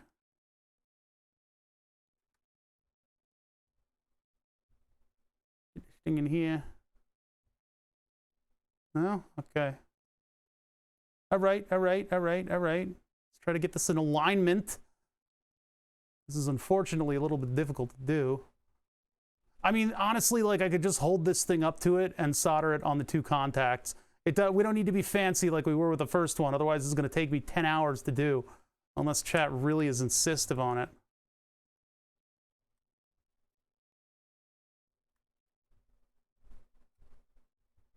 There we go. I did it. This is not how I typically do this.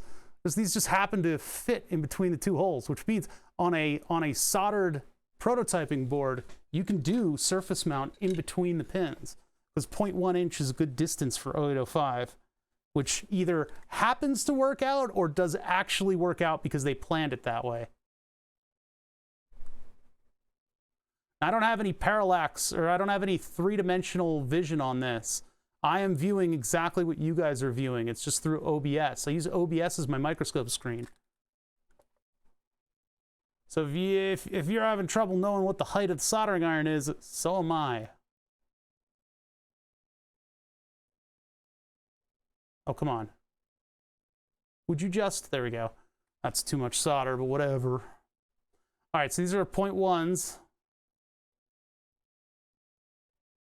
Ugh, it's ugly, but it'll have to do.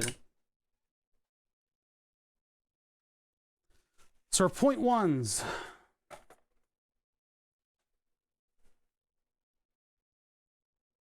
How do you keep your tweezers clean? I wipe them off.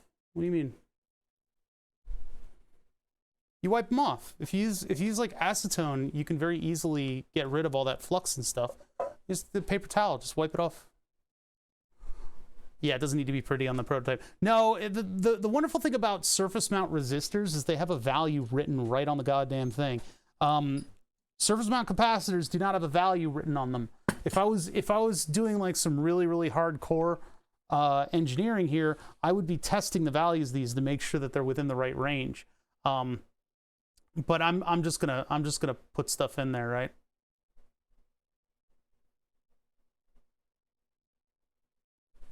I'm just gonna favor forward progression in this circuit and just get these things in there and running.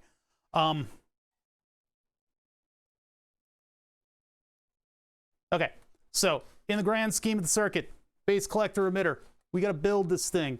So we got our collector, our base, and then our emitter, right? Collector, base, emitter. The first one is coming in from the input, and that one goes from the 10K ohm resistor that I've already got sitting on the board. So let's get that one in there. So first one coming in through the input over the 10K ohm resistor, and then we've got a 100K ohm that needs to go down to ground. See, if I really wanted to do this like so that I'm like displaying exactly what the circuit is, I should use power up here and ground down here, and then it would be a little bit more like the schematic. I'm going to try to see if I can just pack this into this corner here so I can have this audio line running down to all of them. We'll see what I end up doing. And actually, I prefer when I build these things, instead of the way that we did it, where I sunk it all the way down to the bottom, I kind of like bringing that all the way to the top. And actually, I shouldn't have used pin headers. I forgot about this. The way that I really like doing this is that I accidentally ordered a bunch of female headers that were the wrong type. And they don't like to take other components into that part. They're for like, these female headers are for rounded pins only and not square head pins. So actually the way that I like doing capacitors is by putting them on top of these things, because these are just two little round pads that I can then solder to. So actually, let me convert these over. I'm not going to accept these. I'm going to put them back in the bin, and then we'll use new capacitors on these for this cleaner method of doing it. You don't need to have these specifically. It's just I ordered like a ton of these from Alibaba, and they were the wrong thing. And so I found another listing, and then I ordered another ton of these, and they were the same thing again, and I can't return them. So I have an absolute like mountain of these freaking things, and I can't do anything with them. So I should be using those instead of the regular pin headers. I'm going to put the other two that I put on pin headers back in the bin for later. And I'm just going to remake these real quick.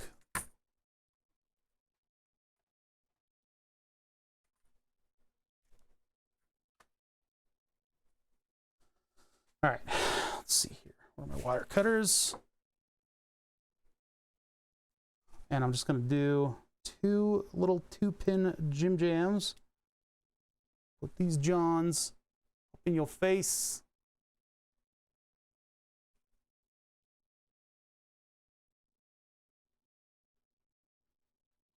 Well, these aren't splitting very cleanly, are they? That's all right. I need them to work once. Those will be my 0.1 offs. I need to get tweezers, and now I can treat them a little bit more like surface mount parts anyway.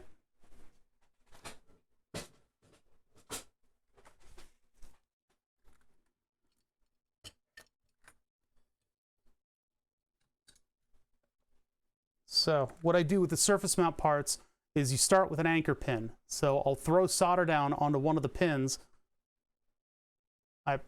I'll throw solder down onto one of the pins. There we go. Jeez, it wasn't sticking. Throw solder down onto one of the pins, and what that's going to do is going to allow me to pop the part onto here, and then it'll hold on to the part. And you can see it sinking down in there as I apply solder.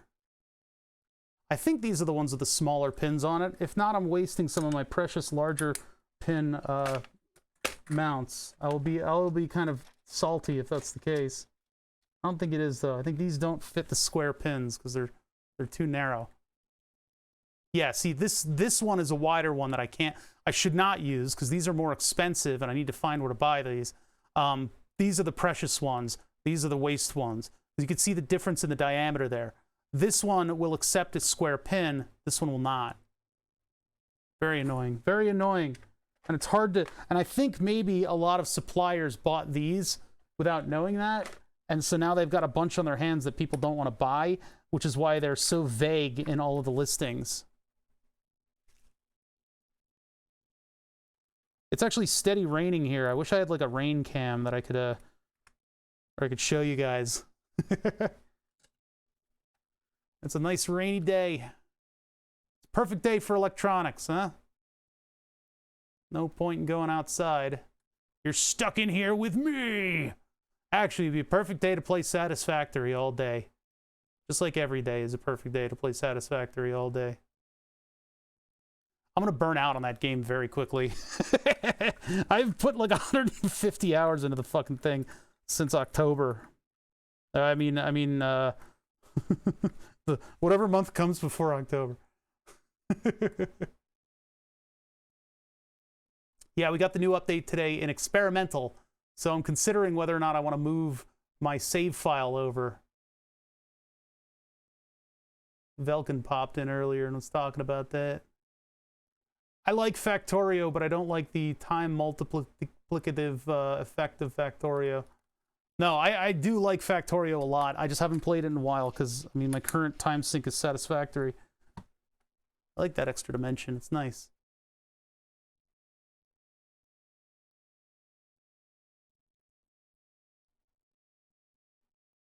All right. See, this is my method of creating these little surface mount things. I use these through-hole pin pads, and then I've got a nice little component there that's displayed as kind of like the top piece of this. That's just my SMD adapter. You do all kinds of stuff to make little SMD adapters for parts. And if you were really hardcore, hey, Leon the Chosen, thanks for the follow. If you were really hardcore about this, you could actually just put it on a circuit board and make a label on that circuit board, and then you wouldn't lose your parts and their values. But whatever. I mean, if you were even more hardcore, you would just buy parts. You would just have the right part on hand in order to put this stuff into your circuit. Those are a little toasty. All right. So yeah, anyway, this one goes here. And then we have a 100K ohm resistor that goes to ground. Let me get a 100 kilo ohm. Can I get a 100 kilo ohm from chat? There they are. All the way down here. I'm going to need a lot of these parts again, but for now I'm just doing one circuit.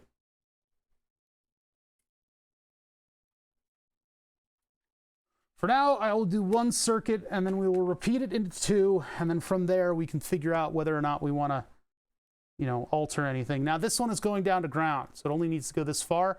So I think what I'm going to do is I'm going to bend these directly down. The iron is adjustable, yeah. It's unfortunately hard to see because of the desk lights, but it's at 650 degrees Fahrenheit. 650.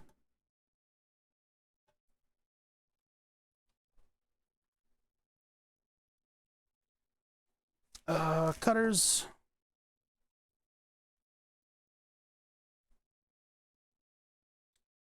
Where's here without doxing? Welcome to Philadelphia. Welcome to Philadelphia. Specifically west of Philadelphia. I was actually born in the hospital of West Philadelphia. Fresh Prince can suck it for all I care.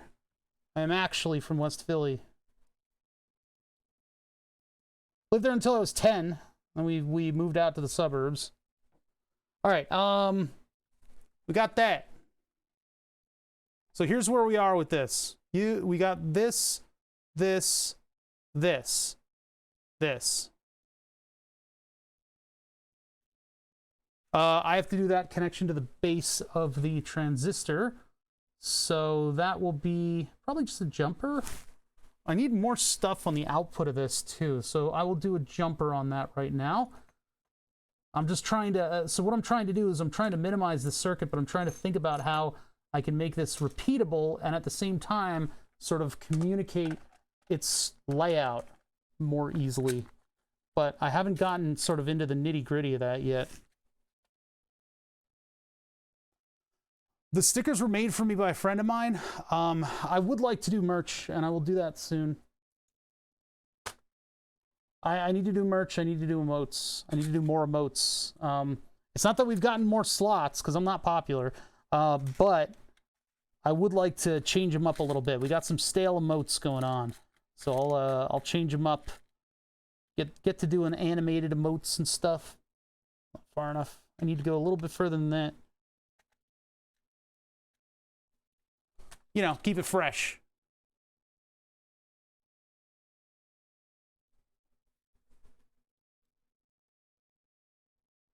Back. So I need to go from here to here. Well, okay. I need one more space, so I guess I'll move the transistor down. Because this thing's gonna need a lot of room.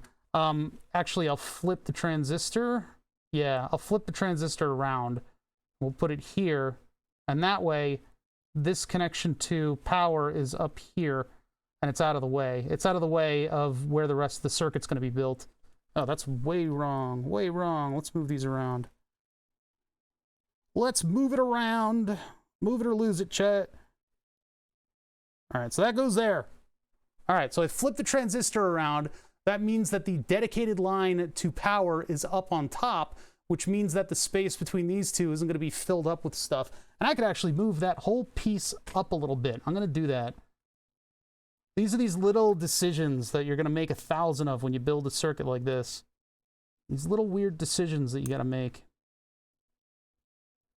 So I'm going to move all that stuff up. I guess I'll use one of these purple jumpers to bring that pin just a couple rows over, and then this power pin. Oh, of course, it lines up with the gap in the sides. We'll have to make that a little crooked. It's fine though. All right, and then the wire collapses when I'm trying to plug it in. Of course, son of a bitch. Okay, you're fired. Next.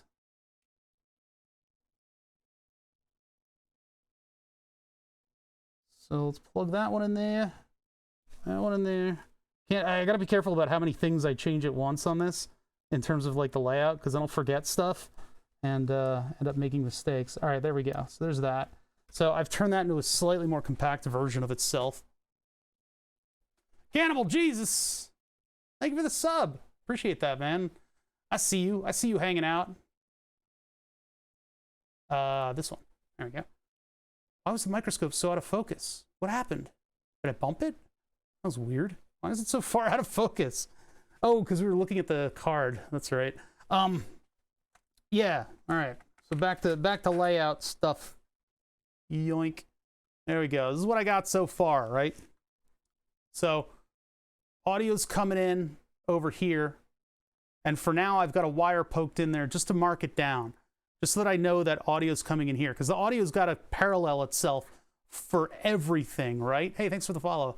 Audio is going to be paralleled to all of these different circuits. So our first filter, the first thing it's hitting is a 10K ohm resistor. 10K ohm resistor through a capacitor with a 10K ohm resistor to ground. Sorry, a 100 kilo ohm resistor. 10, 100, red, orange. You notice the bands? I never memorized the color bands for resistors. I'm not like that. That's a thing for an older generation as far as I'm concerned. Some people pride themselves on having memorized obsolete bullshit that's more confusing than it's worth. I don't do that. in my world, I like to work with surface mount, and surface mount resistors have values printed on them. I appreciate that much more. But you know, hey, I've existed in a world of vintage electronics for a long time. There's always an opportunity to get a multimeter on one of these things. They're through-hole, they're giant. So I don't know. I don't know the utility of doing it. That's a personal thing, though. I actually have had to take tests in classes with regards to memorizing those color bands. So YMMV, I suppose. Anyway, we've got the base of this part of the circuit with the 10 and the 100 connected. It's got that going across it. There's going to be another connection to, oh boy, a 560 ohm and one of our special values. So we got to figure out how to make that part of the circuit now. So this stuff back here that goes between the collector and the base. So between the collector and the base, we've got a 560 ohm resistor. Let's get one of those out. Let's get one of those out and let's start building that up. 560 ohms. And if you guys are curious about what we're building, this is this currently is project 149. So HTTPS, you can never be too careful. HTTPS, no, that was the wrong view. sound-au.com/project149.htm. So yeah, you can take that link that Fadanon just put in there for the microphone pack that we've already built and change that to project 149. That's what the basis of this circuit, that's where this is coming from. All of this stuff. There's a lot of reading on that website, though. A lot of reading on that website, and it's like a fractal. It's like a fractal choose your own adventure when you really get into the Elliott Sound project. Yeah, don't get lost to the ARG. Exactly. All right. So anyway, that's what we're building, and that's what I'm muddling my way through it. We don't have to be good at this stuff to do this stuff. So what I'm going to do is find our 560 ohm resistor, hopefully. 560R. I'm literally holding it right now. 680, 510. We might have to settle for 510. If it needs that extra resistance, though, we're going to be in trouble. What is that doing? It's biasing the transistor. So I guess I'm going to do 510, but if I really need to, I can sub in another value. I could even find a 560. I have tons of surface mount, so what I could do is find a 560 surface mount and make a little adapter for it. Let's see if I've got it in surface mount. Well, actually, wait. 680, yeah. So the other way that I could do this is by doing two resistors. I could add another resistor to this.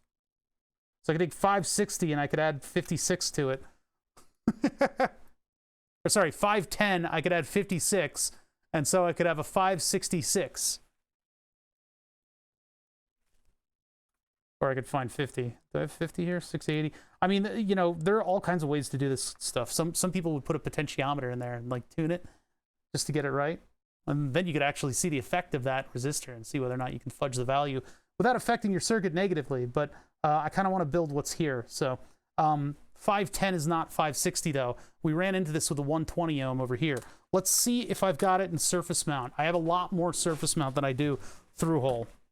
If I have that value, then I guess I can make adapters. I hate to do this with resistors, but we're doing analog, so everything is, well, the alternate pronunciation should give you a hint of what I think about analog. Analog. Those are ohms.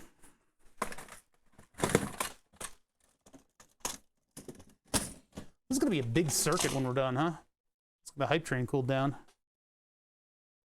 220K, those are the big ones. My my bins are starting to get a little out of whack down here. A little out of order, a little out of whack. 12K. 56 ohms. 200. 560. All right, so we'll go to surface mount for this. Unfortunately, I don't think I have much of a choice. I mean, you know, the through holes are nice and all, but this means I got to build more adapters for stuff, huh?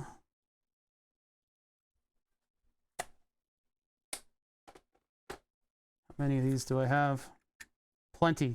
Plenty, plenty, plenty. I can't believe that little resistor pack skipped to the value that I needed. Oh well, I guess it's a little bit more visual if I'm soldering stuff. The alternative to doing it this way would be to actually like physically build the board on some perforated prototyping boards.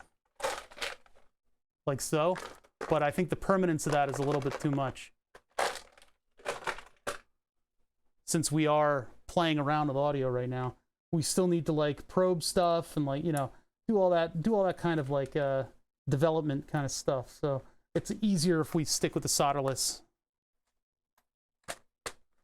Some people, I won't be naming names, are even satisfied with the solderless, the perforated prototyping stuff as their final product. Some people are like that. They're not aware that we have all these wonderful tools now in order to get stuff built remotely. All right, we'll snap off. I only need one for this, but I'm going to need a lot of them in the future. 560, 4.7 I know I have. 22K I'm pretty sure that I have over there. And then that's all the parts for one of these circuits, so.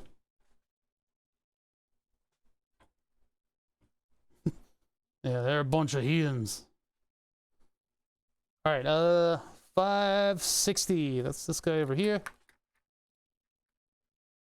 Actually, I should make two 120s so I can fix that. The wonderful thing about surface mount resistors is that the value of the component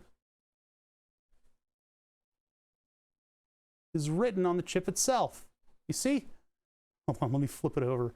Let me flip it over. Sometimes manufacturers will try to be sneaky, and they'll put these things in upside down so you can't see the values. It's like, all right, guys.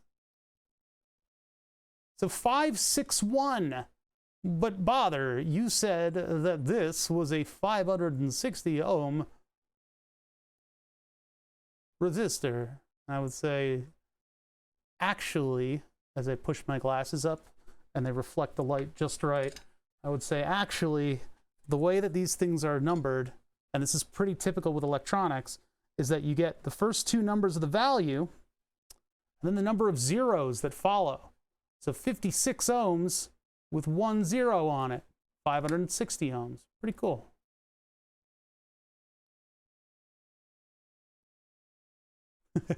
Yeah, I know. Making a circuit board is a fair bit of dedication, but they're so cheap nowadays that you can just do it, right? It's so incredibly cheap just to build a circuit board now. It's shocking. It totally upended the normal process of developing electronics. The process that I had come to know and love of doing this, then moving to a soldered prototyping board for the final tweaks, and then you go all the way to making a PCB. Now I just skip the perforated prototyping board part. I just skip that part. Home etching sucks. Like, home etching fucking sucks. Don't kid yourself. The circuit board that you're going to make at home by etching it yourself, unless you've got thousands of dollars of equipment, it just sucks ass. It looks like ass. It sucks ass. It's all about ass. I mean, one thing that you can do, and one thing that I've been working on, and I haven't been able to show off a lot, is I actually got a tile engraving tool for cutting circuit board PCB traces and stuff. These are made to cut like linoleum tile so that you can make like printing press stuff with it. Very cheap little tool, but it's really good at removing traces. And you could actually take a copper-clad board and you could carve it like it was a tile. And people want to use their CNC routers to do that stuff. It all sucks. Like, yeah, if it's fun, it's fun. I'm not gonna say you can't have fun. This goes between base and emitter. Ta-da! There it is. There it is. It's not exactly sitting out like a resistor would. And then we've got the other 56 going to ground. On the other end of that, nope, it's on the base end. Oh, that's gonna be a bit of a problem. This goes to, wait a minute. So between the base and the emitter gets the 4.7K output to all of its buddies, and then a 10U to the adjustment to the, oh no, that's the output. Which one is that? Wait, hold on. I got a thing going on here. Minus VE. So is minus VE the virtual ground? I was going to kind of assume that it was the virtual ground. Oh, you guys can't see that. Yoink. Minus VE I was going to assume is the virtual ground, which I think maybe it is. Positive VE I just thought was positive power, but this thing's got some weird like power supply stuff going on.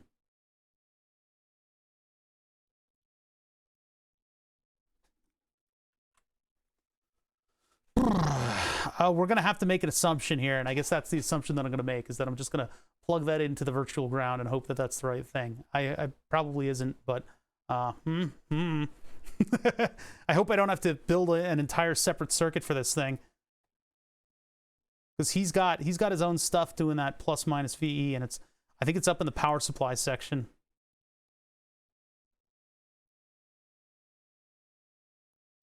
There are chips that do this, by the way. You could just buy a chip. You could just buy a chip and it does it. It does all this stuff.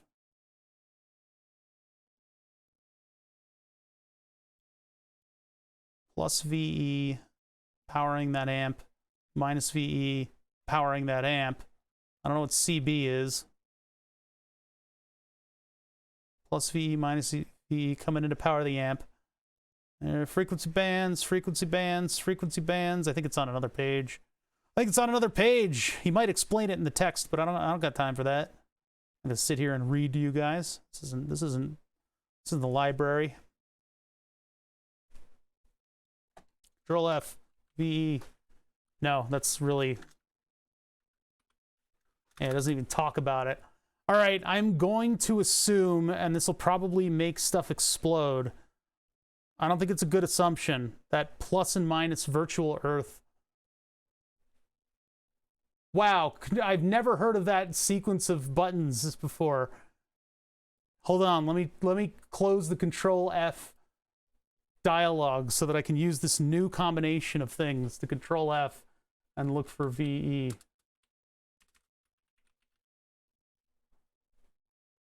I think he's got it in a different, like, the mixer and output stage shown in Figure 5. The mixer is a conventional virtual Earth type and minimizes the interaction between the slide pots. Source stage is entirely optional, can be omitted if you don't need it. He's talking about his amp circuit. So virtual Earth type. It's a ground type Pokemon? I don't know. So I don't know where it's coming from. He doesn't really go into the power supply at all on this page. Whatever brought us to this page probably will have the power supply design on it. It's probably pretty complicated. I mean, he's got virtual Earth plus and virtual Earth minus, and it's powering the op amps. So in the Project 93 or whatever, the one that actually powers the mic amp that I'm using right now, I am going to assume has those same structures. That is an assumption. I'm going to make an ass you me, and it'll probably bite me in the ass, because we know that we basically have a virtual ground or virtual Earth right here, but I don't know where there's a positive virtual ground. He's just powering the op amps off of the positive 10 volts that we have coming from phantom power. And so that I am going to assume is my plus VE. So I'm going to take plus VE from there. Debatably, I'm going to take the minus VE from here. And we'll see how that works out. So in this circuit, we have our plus VE that's powering everything right here. And then I've got a minus VE down. Oh, you guys can't see it.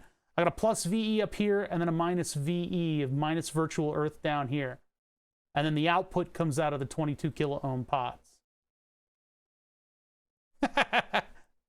Oh, yeah, that's the problem. The problem is it's construct of Elliott sound. Yeah, Uncle Phil saying, all I could find about plus and minus VE is that those words apparently used to mean positive and negative in mathematics. I would limit your searches to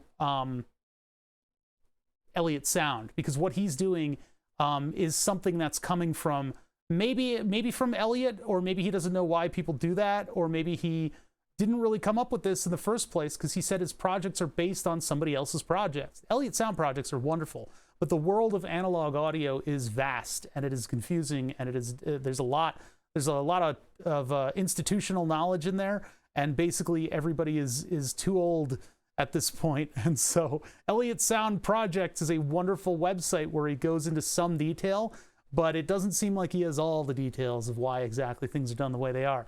And if I could learn how exactly he's doing the things that they are doing in here, I would be extraordinarily powerful. And I could probably come up with analog audio equipment for streamers or something, some bullshit like that. There's power in these circuits. It's amazing. But anyway, I am just sitting on the backs of giants here, trying to build this thing up. So I don't know why a lot of the stuff is doing exactly what it's doing, but yeah. Anyway, what do we put in our 560? I've decided that 4.7 kilo ohms is going to go to VE, which I could set up on the breadboard. I could set it up to look a lot like this.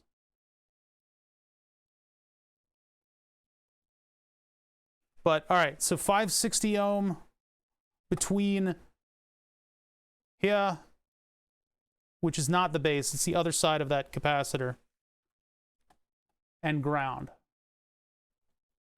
Yeah, so it doesn't actually go here.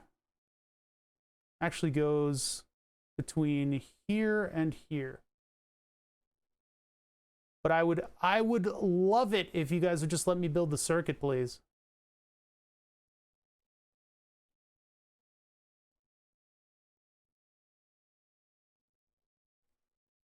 So 560 goes between basically our input, and then our other input here gets the capacitor that goes, oh geez, how am I gonna fit this?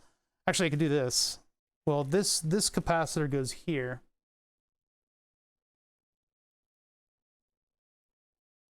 And that also goes to ground. So that capacitor, and then I need a jumper right there. That's the solder in the way, hold on. Move that out of the way. So I'll need to find a jumper for that.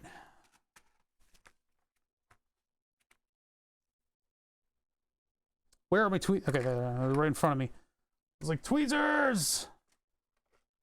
Why have you done this to me?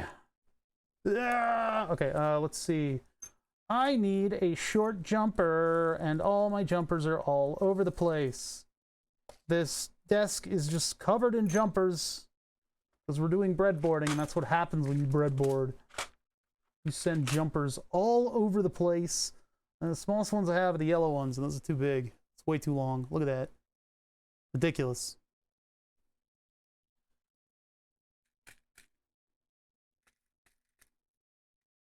I could use another purple. I feel like I'm running out of those, though. I feel like I'm running out of these guys. We gotta build multiples of this circuit. It might behoove me, yeah, that's too short. It might behoove me to actually just build this as a block. I could, well, I may do that when I get to the op-amp circuit. When I get to the op-amp circuit, I'm gonna build it like a building block that plugs in. I'll do it on a little circuit board. And then I'll be able to plug in multiple different tunable filters in line with one another in order to create the parametric filtration system. Hey, Pilly Pale. We were talking gyrate. Where did it go? We were talking gyrations earlier, but this is a graphic EQ that we're trying to build up. This is the first stage of it. Trying to build up the first stage of the graphic equalizer to the best of my abilities so I know what the circuit looks like, and then I can build the repetitious part of it.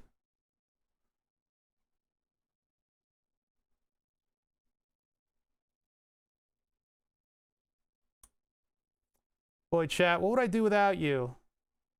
Probably live a stress-free life. What is with you guys? Like, what? That breadboard looks a little loose. What are you basing that off of?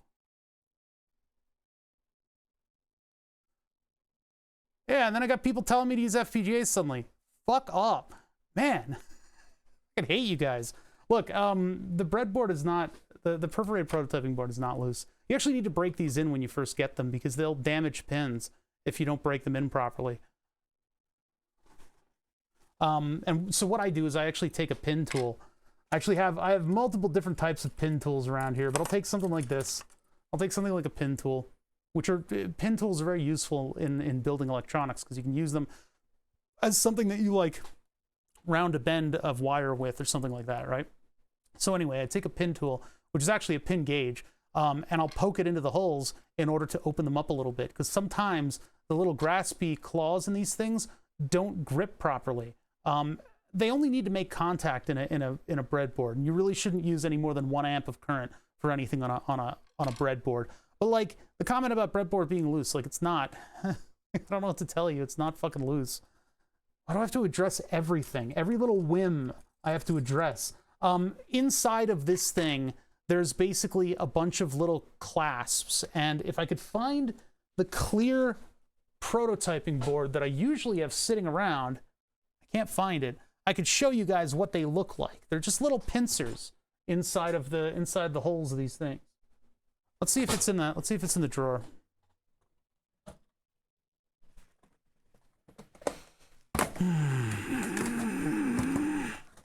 Where is it? Let's see.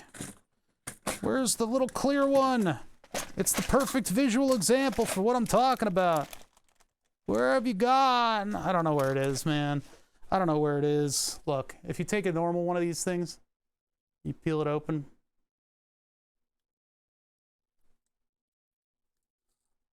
All it is little metal clips. These little metal clips are holding in. They're basically just making a little pincer on each one of these things. So you can pretty much get a feel for whether or not it's making good contact, but typically it makes very good contact with what it's connecting to. All right.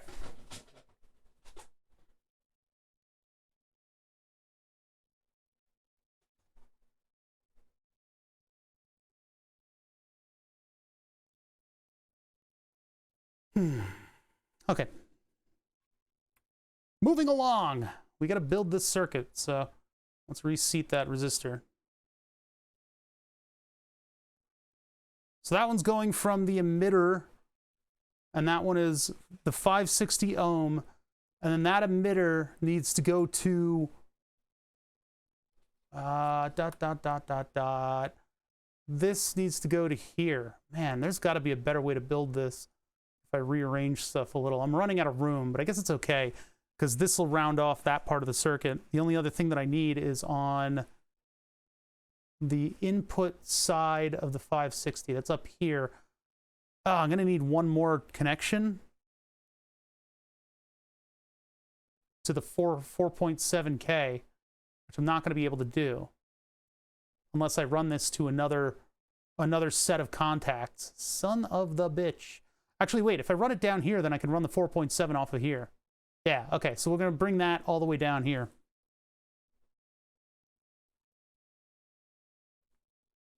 All these little decisions, man. Takes a lot of work to put something like this together, even though it's a very simple circuit. The more repeatable I can make this thing, the more easy I can, you know, the more easily I can make this observable and into a block, the better it'll go. Doing this on soldered contacts might actually have been the better meta for this. Doing this on a soldered board, and then I could build multiples of that board, and then plug them into the perforated board and string them together that way. That would have been a really cool way to do it, and that's probably what we're going to do with the op amps. Is I'll make a little circuit for this, and then I'll build, like, you know, 6 of those circuits. It's the combination, Smith Clay. It's a big soup of a bunch of different components that sort of come together to create the different bands. Now, these up here, I believe, are like parts of it are doing like the Q. Parts of it are doing the frequency, but this is generally the gain, and then the combination of these resistors are doing the frequency. Sorry, combination of the capacitors are doing the frequency. So, but if you really want to know, you can read up about it on the Elliott Sound Project. You will get buried in information, but it's definitely in there. And this all stems from a typical frequency filter design with an op amp.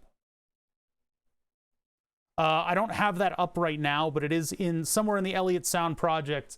He's going over sort of what went into this. There's an op amp version that this stems from, I think. Anyway, moving along. So we've got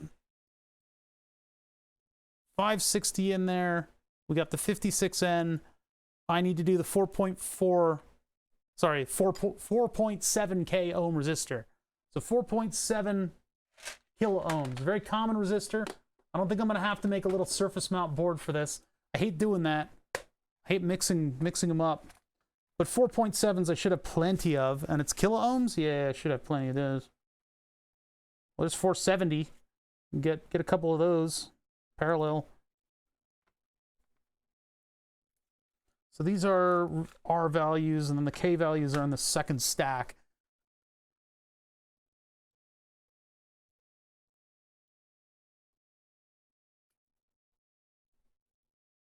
Oh boy, I picked up a bunch of... Oh, okay.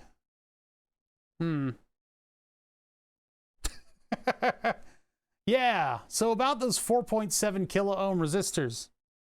I don't know.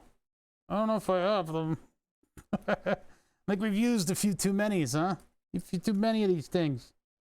There might be a lot of these loose resistors, but who the hell knows what values these are? These are whatever discarded values ended up at the bottom of the stack.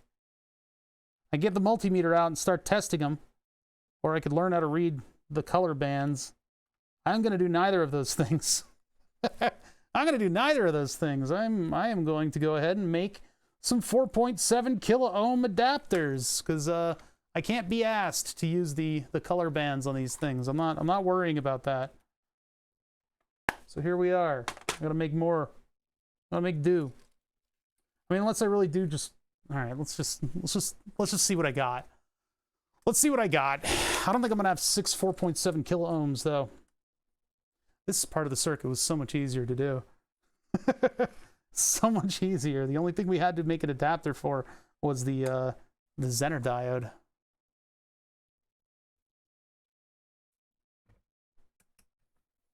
How long do you spend on these little intros that you come up with?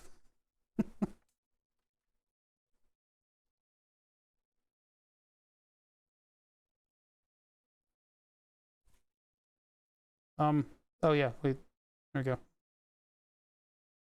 Well, there's a 4.7. That's one. And we only need one for now, but let me just see what else is rattling around at the bottom of the bin. 1.2 meg, garbage. Next. 21K, garbage. I don't want to deal with loose resistors. This is why having open bins in a drawer is better for resistors anyway. You know, one of those like the little bins that you have just like a ton of in a big drawer, because then you can just grab them, toss them back, whatever. You spend 5 minutes with a multimeter and you can test them all. We used to have that system at a place that I worked. It was nice. 4.6 is another 4.7. I got 2. I only have to build 6 of these circuits. Oh God. There's gonna be a lot of component substitutions. 140. Not even worth it. All right. So I got 2 out of that whole ordeal. Who the hell knows what the other 4.7Ks went to? You wait up there. This one. We're gonna go from that pin to virtual ground. Okay. How am I going to do virtual ground? Well, I got my audio in over there. Audio out is going to be on a 22 kilo ohm resistor, so I'll probably do that nearby. So let's set up our cascade here, I guess. So I'm going to do 4.7K from there. And I'll just jump over to the other part of the board.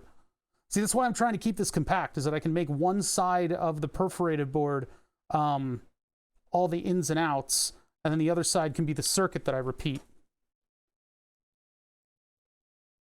So this goes here to virtual ground.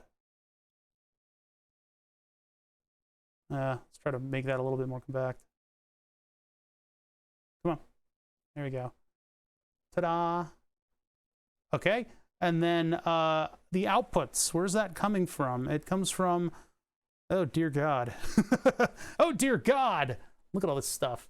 So we've got a 10 microfarad. 10? Really? We got a 10 microfarad polar capacitor on the output. And that goes into a 10 kilo ohm pot, which I think these are 100s. I'll use 100s instead of 10s because that's just what I happen to have. I ordered a bunch of these. What were the values that I bought? What did I buy?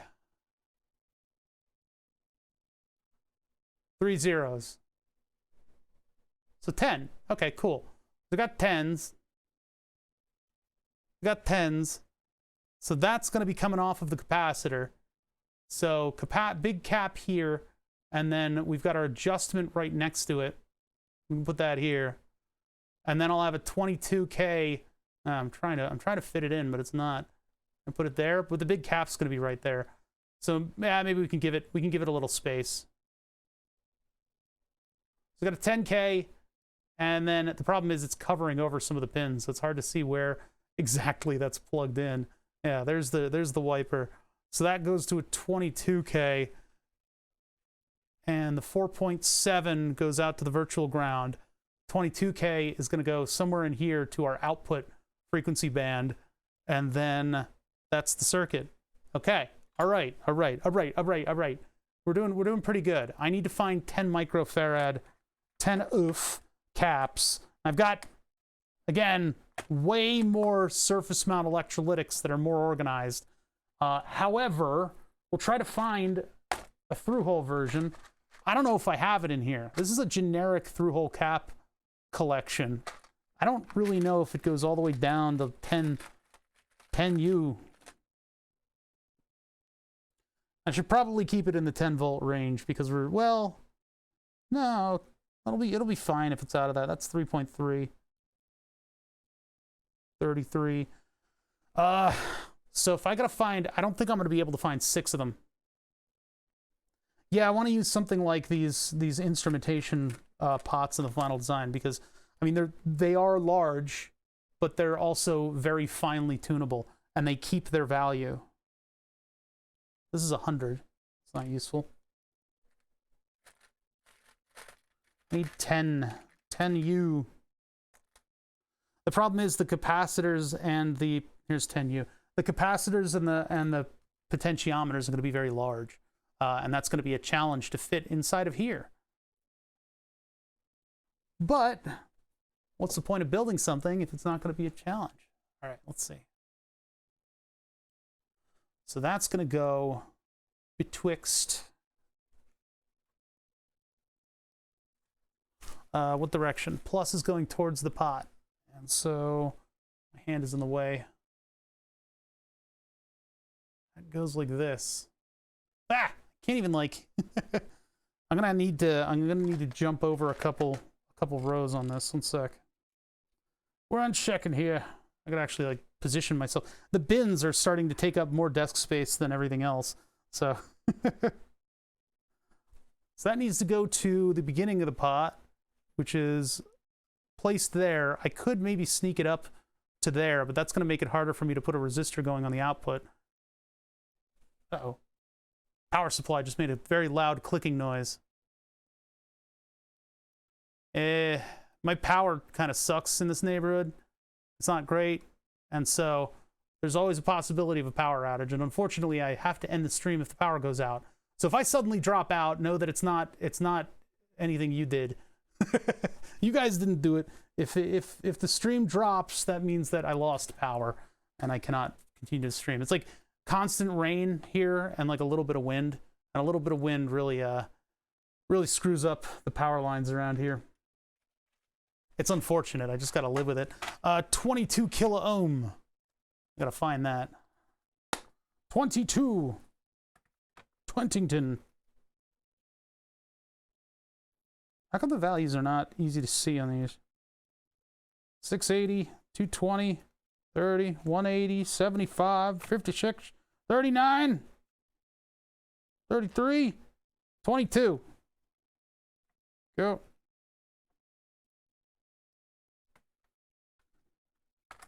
All right. My increasingly disorganized resistor kit. Visit sister! You're doing it wrong. God damn it. How you doing?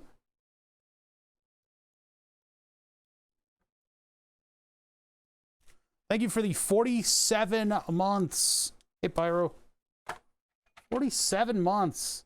All right, so this resistor is to our output.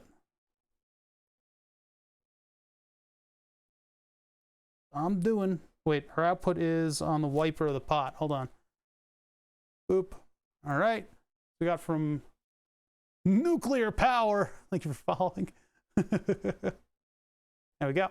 Ta-da. The power of electrical engineering. That's right. So what I'm going to do is I'm going to run a... Oop, wait. No, you guys aren't looking at anything. You're looking at nothing. You're looking at nothing. Hold on, let me just get this thing out of here. All right. Yeah. There we go. Yeah, so these are our bus lines. One of them is our audio input. This one is our virtual ground, and then this one is our output. So I'm going to put, if I can find more of the gray wires between them. I got to fit 6 on this board, and I think I might be able to at least fit a couple. 2, 3, 4. I'm not going to fit 6 on this board. We could try, I guess, a couple bands. They do like a 3-band EQ maybe and see what that sounds like. I just want to take the circuits out for a drive to see if they work. I'm going to need another one, I think, because they invert, don't they? Maybe not.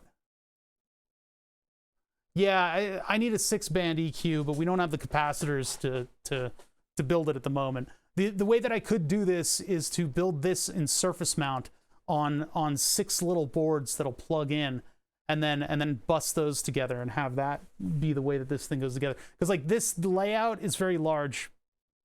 I could definitely insmollinate it if I need to, but for now, we're just testing this. So I don't know if can you 3D print a? I guess you probably can. It's probably not that good, but you probably could 3D print one.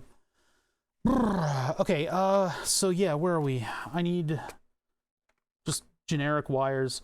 Gray is probably a little too long. We can go a little shorter than that. But at least I relegated it all to one side of the board. So yeah, I think I have stuff that would allow me to fully prototype a surface mount version of the circuit. How many filters should we do initially? I think maybe 3. I think we'll do 3 filters just to get a feel for it. That's right. These aren't inverting because they bust together. Yep. Okay. All right. So we need to select values for our next one. Let's select the values for the next one. We're going to build 3. So boop, boop, and boop. And then we'll take those 3 filters and we'll just play with them and see what they sound like.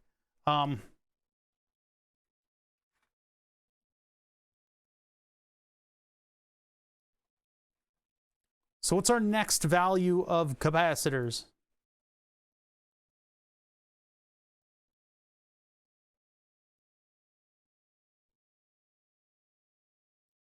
There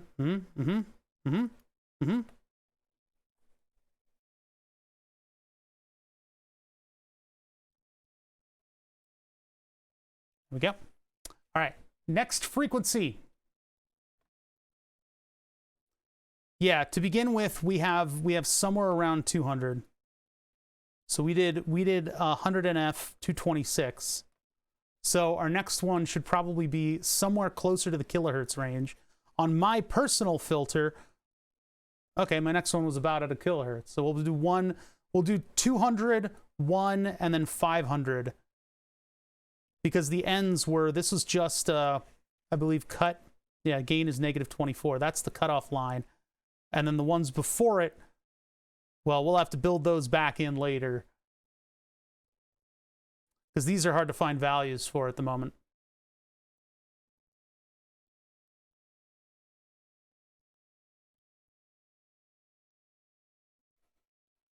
Okay, so let's see. In order to get 1028, and I had 1008, 1028, we need 22 nanofarad.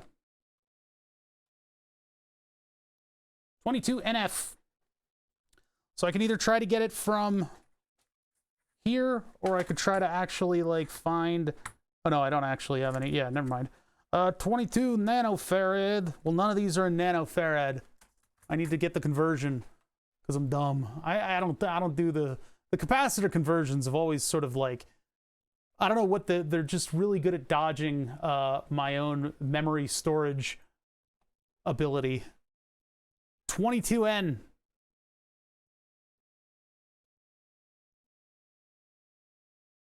.022 puff. 0.022 uff, rather. Well, there's 0.22. There's 0.022. All right, there it is. Player. Thank you for following. Player. Bop. These are 1206. Dear God, they're huge. No, 0.022. Never mind. These are 0805s. Haha. These are fine. These are just fine. Twisted Sister, thank you for the gift sub. That name will now go into a separate list of names, the secondary list of names. Secondary list of names that'll go up in a slightly different font size when, of course, we get Burn the Subs running again, which is sort of like this channel's claim to fame. And unfortunately, we've filled the board. The board is completely filled.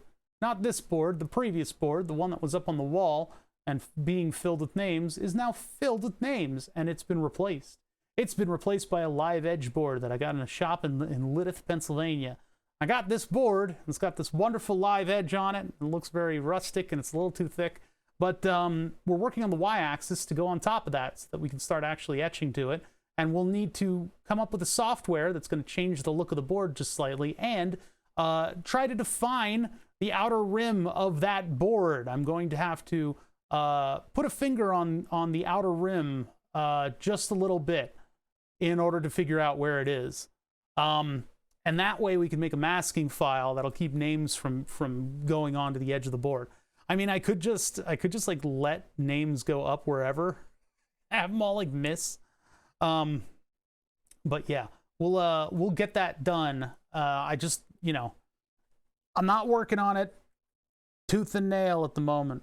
We'll take it easy with that project. We've got only a little bit to do to get hardware done. Yeah, it's not working at the moment. It's not so much that it's not working, it's under revision.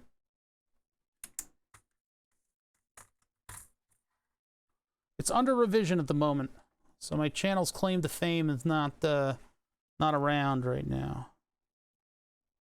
All right, let's get our next value of resistor, the 0.022 microfarads for our center band.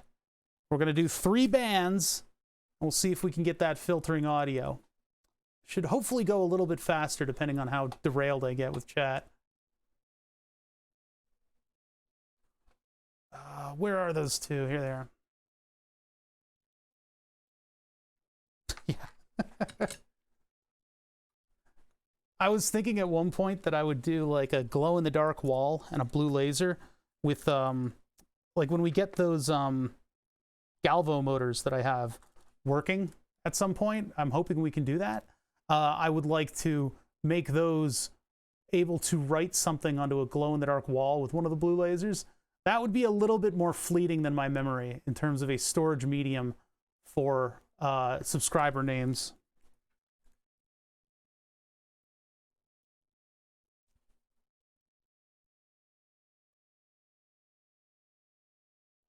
Yeah, blue laser on a glow-in-the-dark wall is really cool. I've only seen it a couple times at like nightclubs. Blue LED on a glow-in-the-dark wall is pretty cool too, but the blue laser is like way over the top.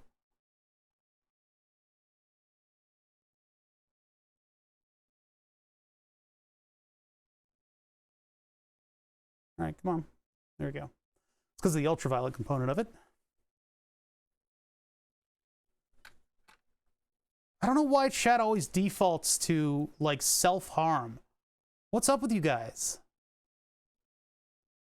I don't get it. It's always when the ideas start free flowing, everybody's like, why don't you just like fucking rip your own arm off for subscribers, or you know, shit like that. They want me to like hurt myself.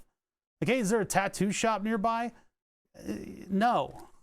You know, like, God, I don't know. Twitch, you guys got some issues to work out. I don't know why you guys always want to hurt the person streaming.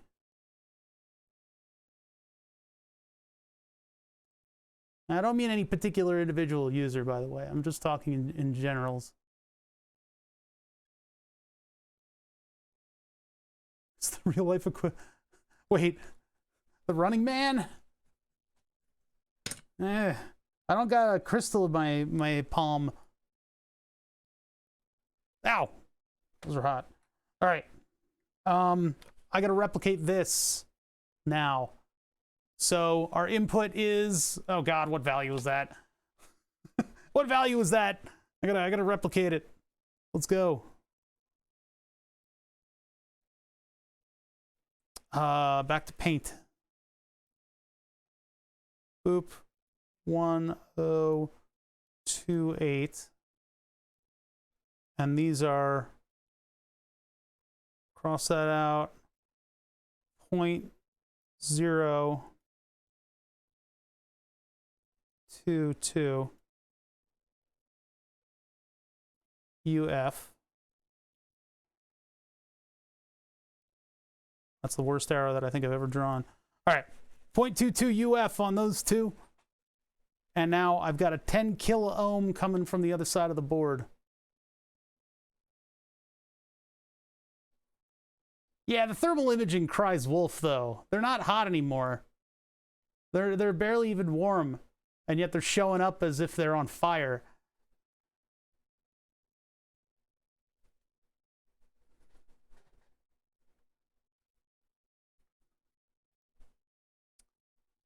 All right, let's see. So yeah, 10K.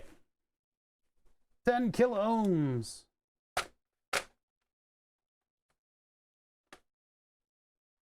What are some of these values that are like kicking up here? I'm wondering if maybe I've got like just like a 10K hanging out near the board, or near the rest of the stuff. We're gonna need the 4.7. I'm gonna put that over here. I need one more 4.7, and I don't know if I have it. Yeah, these are I was saying earlier that I ordered way too many of these female headers that are the wrong size. I think the supplier's got a bunch of these, because these don't fit square pins. These only fit rounded pins. So da-da-da-da-da, bonk. Anyway, these only accept rounded pins, so they're the wrong size. So I can't fit normal square pin headers in them, so they're garbage. And I tried to order ones that did fit, and then I got more of the ones that were the wrong size. So I have so many of these female headers that I can't use for much other than specialty standoff, applications. So what I do is I use them as pads for surface mount. Yeah, they're usually more expensive. I found a screaming hot deal on Alibaba for them. And who knew that the reason that it was a screaming hot deal is that they're the wrong size. they're the wrong size. The rounded pins are better on perforated prototyping board, though. Sorry, solderless breadboard. On the solderless breadboard, the rounded pins tend to pop out because they don't go deep enough to get a good clip. Oh, lo and behold, it's a 10K that I'm holding here. The one that I picked up off of the board surface is it's just a 10K. So that's good. That's going to be our first one to go in on the next circuit. The next circuit, I'm going to start close. We're going to start it right here.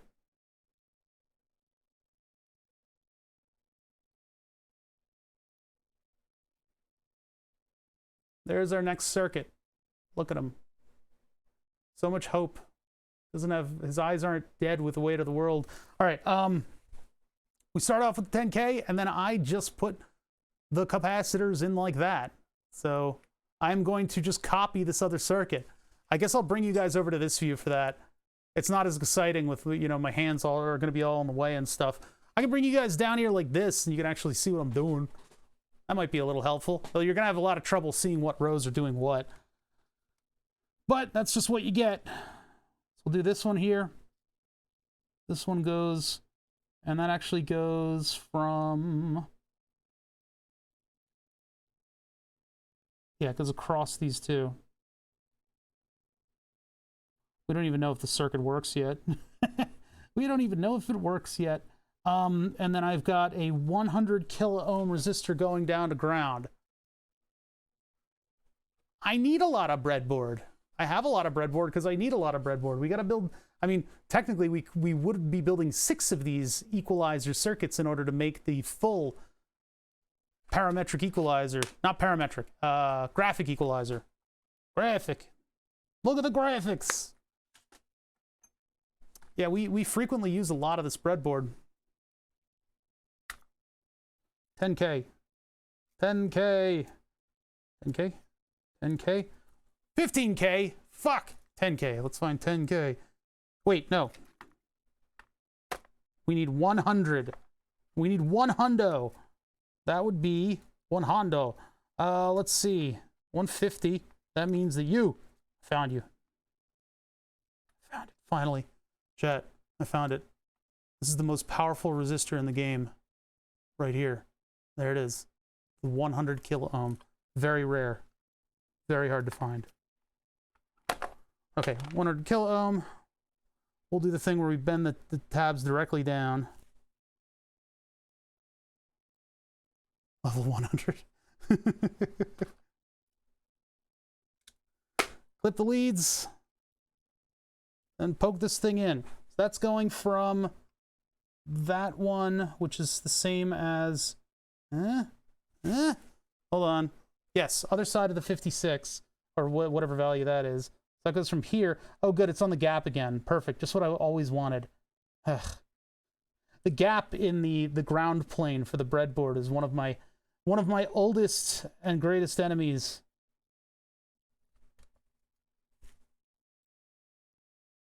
The gap? Yeah. Why is it there? I don't know. In the old days, back in the day, way back in the day, I mean, they were only making these in 5s, right? And so I guess technically these could be the 5s, but what you would get in some perforated boards, you get the holes going almost all the way down, and then there's a gap, and then you get the holes going all the rest of the way. And it turns out that you find out later when you're in the middle of troubleshooting your circuit, that little gap in the middle of the breadboard means that that bus line, for some unknown frickin' reason, stops there, and you have to put a little bridge on it. It's like, why? Why did you do that? Why did you do that? Yeah, I guess multiple rails. We could use multiple rails in this project too, because we actually are dealing with a circuit that's old enough that they're doing that whole rail-to-rail kind of thing. So we actually have a virtual ground, we have power, we have ground, we have a bus line in and a bus line out for audio. So I could use all 4 of these and have ground up here, power down. I'm not going to do that. What I've done is surplus fists. That's a good name. What I've done is I'm going to bust all the lines on this side of the perforated board, and I'm using the other side of the perforated board for the circuit itself. So that's just the way that I'm going to do this one. Luckily, it's simple enough of a circuit that I've been able to fit it into there. Yeah, I mean, nowadays they could just do it. Like, why do this? There's probably a clip underneath this too, because these are just like punched out of long pieces of metal. Maybe there's a manufacturing reason that they do that. Maybe they do it just to be an asshole. That's always a possibility. Something looks wrong. no, that's right. So I'm taking it from here and going to ground. There to ground. Good. That would be the 1 hundo. Let's get some jumpers in here. 2 grays and a yellow. Without sending my capacitors all over the place. 2 grays and a yellow. Why do I not have that? I don't know where I have all those. How far down does that go? That actually does one more. You spread that out a little bit. Yeah. You know, hey, I didn't buy it. Chat bought this, bought the perforated prototyping board for me. You can blame them. You blame them for all the shortcomings. All right. I found that jumper, so I just put it in. Let's find the other jumpers. We keep moving, chat. We gotta keep moving. We gotta keep our momentum going on this thing.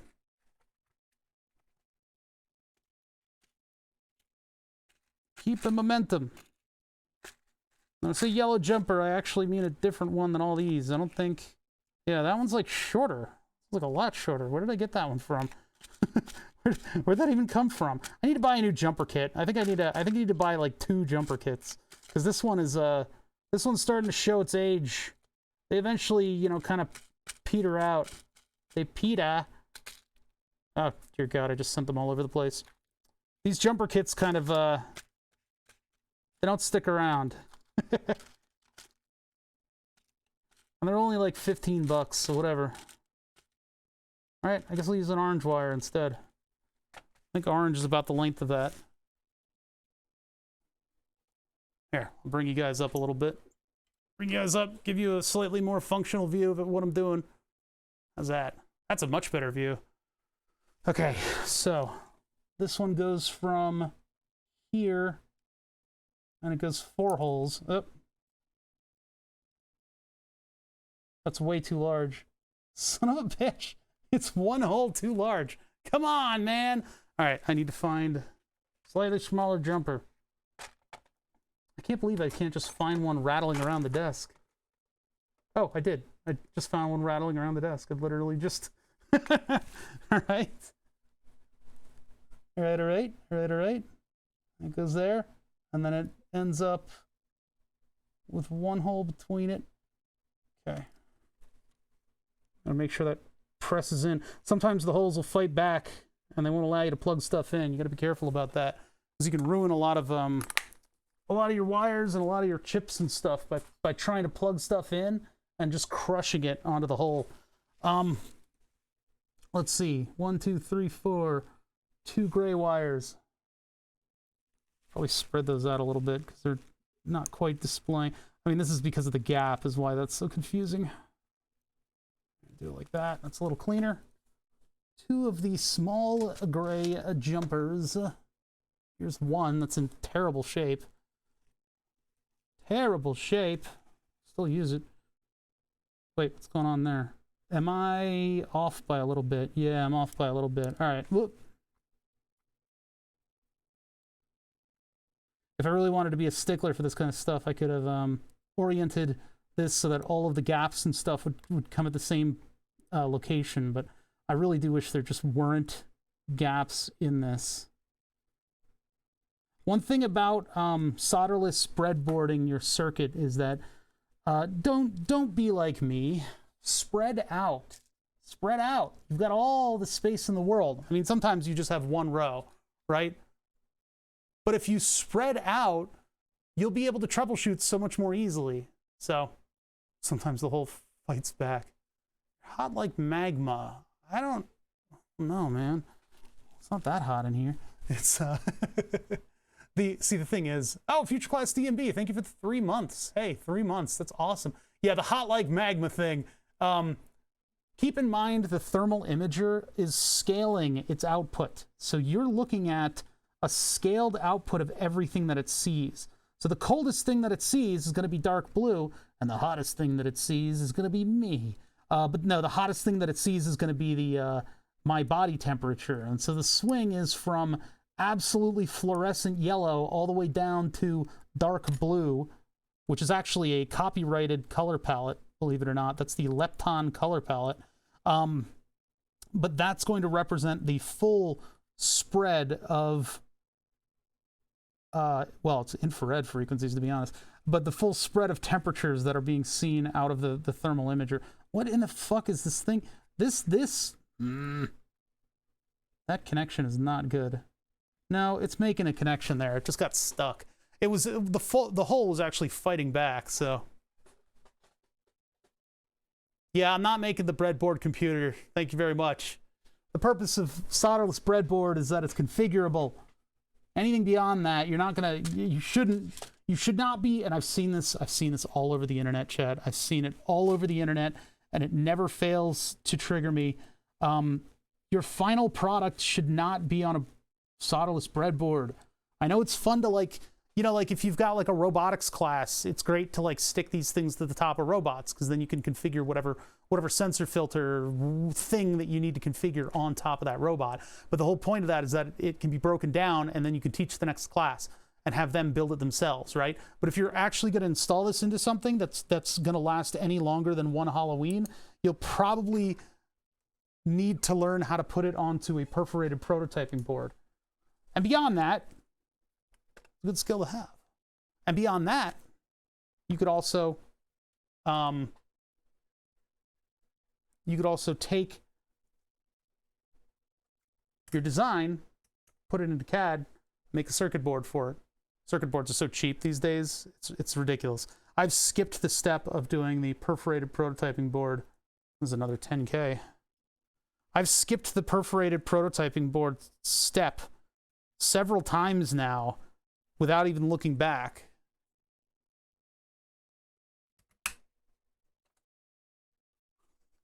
Somebody, do you guys remember that design? It's the most designy design that's ever been designed. The modular cell phone. Who's going to sit there and go, hey, I want to upgrade the processor on my cell phone. Oh, let me move these things around and then lock them in and have the worst cell phone ever. There is a murder of crows outside, and I'm listening to them squawk right now. Yeah. PCB's 5 for $5. You just have to wait a week of shipping. Please. I mean, it costs more for me to get decent shipping from China. It's like $25 for 5 boards. Oh, the modular cell phone was neat in theory. Well, they made it too design. They made it too designy. It doesn't work. Like, oh god, it's just, there's so many, I have so many issues with it.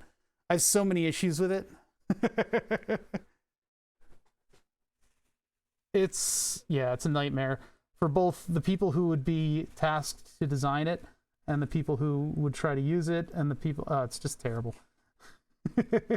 I had a hearty cringe at that one. Where do my transistors go? Where do they wander off to? There they are. So this goes from, whoops-a-daisy. I covered over the pin. The murder of crows has moved on. Greener pastures. Usually when I hear a lot of birds freaking out around here, it means that Window Cat is possibly around. But I don't think Window Cat is around. I haven't seen Window Cat in a long time, actually. It's been a minute since I've seen Window Cat. Window Cato. I hope he's doing well. He was a cantankerous little orange cat. He's actually kind of a fatso, too. He's a big fat orange cat. Seems that the only way to make a small batch of circuit boards is to find someone to do it the homemade way?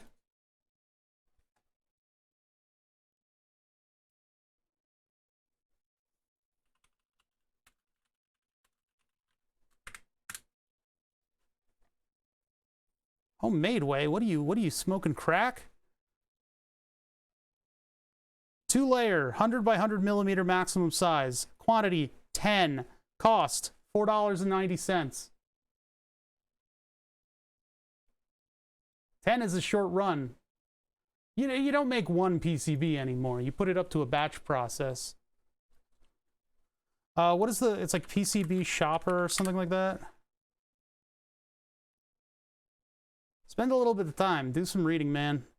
Because, like, you can use PCB Shopper, and you can find your short-run PCB service from tons of different manufacturers. Some of them might be even next door.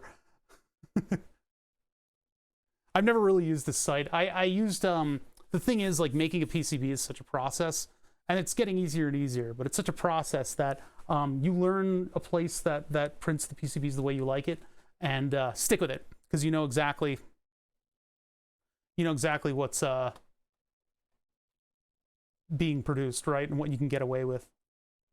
But yeah, small batch PCB things are the future. They're the present. They're not even the future.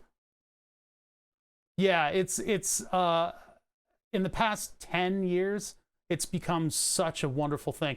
The only thing that you're going to get kind of hit on is the only thing that's really going to hit you is the cost of shipping. So when I do the Seed Studio service, it may be $5, but in order to get it in a decent amount of time, because it still takes them 3 to 4 days to batch all of the PCBs together and then run it through the machines and then do their little check work at the end. It takes, 3 to 4 working days if you're lucky. Then you've got to ship it, and it's got to ship from China. So what I'm doing when I order Seed Studio is I actually have it sent DHL, and that's what brings it up to $25. It's like $20 shipping, but I mean $25 for PCBs. It's incredible. I got text all over my face. What did you do to me? Pete Newcomb, thank you for the 5 months. I really appreciate that. I have dozens of point-to-point wired boards from way back. Mostly don't even remember what they were for. Dude, I'm really good at point-to-point. I'm really good at point-to-point wiring. The last point-to-point thing we did, I think, was the device that shall not be named right now, because I'm having a break from that because I don't want to deal with that right now. Is there anything in here? No. I'm really good at making like point-to-point like wiring circuits and stuff on perforated prototyping board, but I haven't really had much of an opportunity now that we could just get super duper professionally printed circuit boards for $5, as long as they're within 100 by 100 millimeters. You can just get whatever you want printed, and you get professional circuit boards now. Why do I even try? You can do whatever you want. It's crazy. It's a madhouse. Takes an average of 10 days to get the package from China to Russia. Ah, that's always the catch. Not everybody in here is from North America. Oh yeah, and then yeah, that always creeps up. Chinese New Year, you're like, I forgot.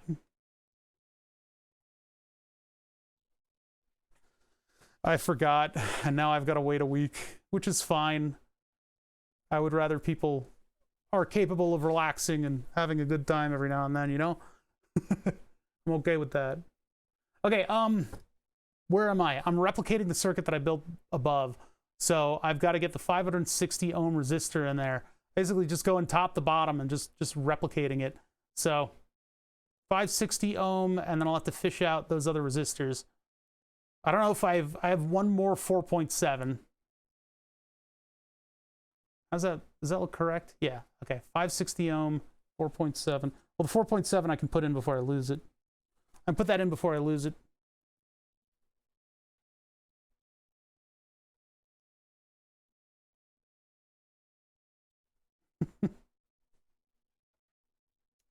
It's absolutely ridiculous how cheap it is. It is absolutely ridiculous. I love it because, I mean, it makes it more accessible for everybody. Jumping straight to CAD was never something that I used to think that I would be able to do. Just, where did that go? Where did that go? Where did that go? I found it. Jumping straight to CAD is insane. Like, it's insane to me. You can do it now, though. Oh, no, I made a little mistake. I gotta wait a week. All right, I fixed it. Like, that didn't used to be a thing. It used to be a big deal to go make your circuit board. You'd build it on the solderless board and like live with it for a little while and be like, all right, I guess we could do that. You bring it into CAD, and then you would check over that CAD drawing like 7 times on various different days just to make sure you weren't making some harebrained mistake. It's incredible. All right, I need 2 more 561s Those are here. These are there. That's that. Where did the other little female headers go?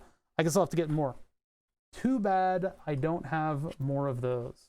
Oh wait, they're coming out of my ears. I got too many.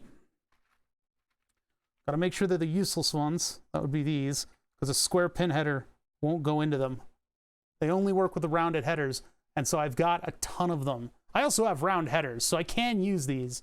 It's just when I'm trying to make something that'll plug into perforated prototyping board, the male pin headers, the rounded ones, don't really stick in very well. These do, the other ones don't. It's weird. It's weird. The reason I'm making these decisions they have a weird storied past. So I need 2 resistors of this particular value. And the only ones that I have are surface mount, because I only, in the previous iterations of this shop, I wasn't using the solderless breadboard. I was making it on perforated prototyping board because I'm more comfortable like soldering stuff together. But we're using the breadboard because this is analog audio shenanigans. All right, analog audio shenanigans.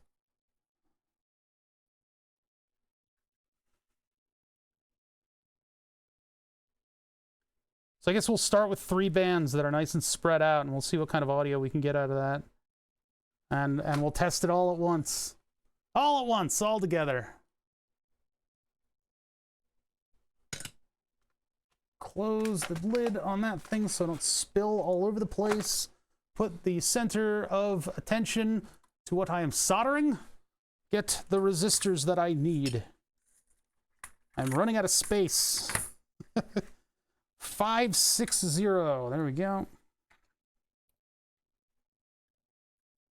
I get 2 of these Johns.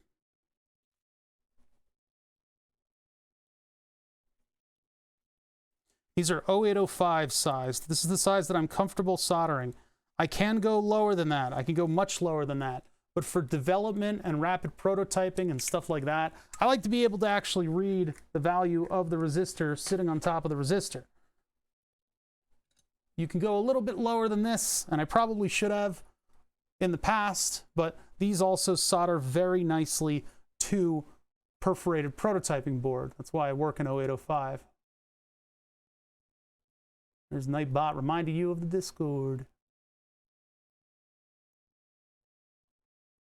If you guys feel the need to come into my chat and comment on blatantly random bullshit, even though it's slightly electronically relevant, Discord is a much better place for that. 0603 is the lowest I'm willing to solder. Anything smaller is just unneeded unless you go with some incredibly dense boards. Yeah. And 0805 is, yes, indeed. 0805 is very nice for hand soldering. 1206 is you only use it if you need it. But 0805 has a nice size to it. My thoughts are, if I were to make like a professional mixing console and I wanted to make it accessibly solderable by audio engineers, I might think about going 1206 with surface mount. Through-hole obviously would be much better for them, but I think they should be ushered into the 21st century, along with the rest of us, in using surface mount devices. Unfortunately, the result of using surface mount devices is that the development tools, like for instance solderless breadboard, don't exactly operate in surface mount flavors. And surface mount prototyping boards are always a little bit clunky. They never quite do what you want them to do, unless you go overly specific with them. So working with 0805 means that you can work with a perforated prototyping board and surface mount at the same time. I know, audio engineers would prefer the original breadboard, which was a board that you bought bread on, and it was a wooden board, and they would put screws into it in order to attach the different components to their electronics designs. And it became sort of the de facto standard of the time. So breadboarding can mean something else. If you're a time traveler. The way they used to do electronics was by literally just attaching stuff to wooden boards. Why are you booing me? You know I'm right.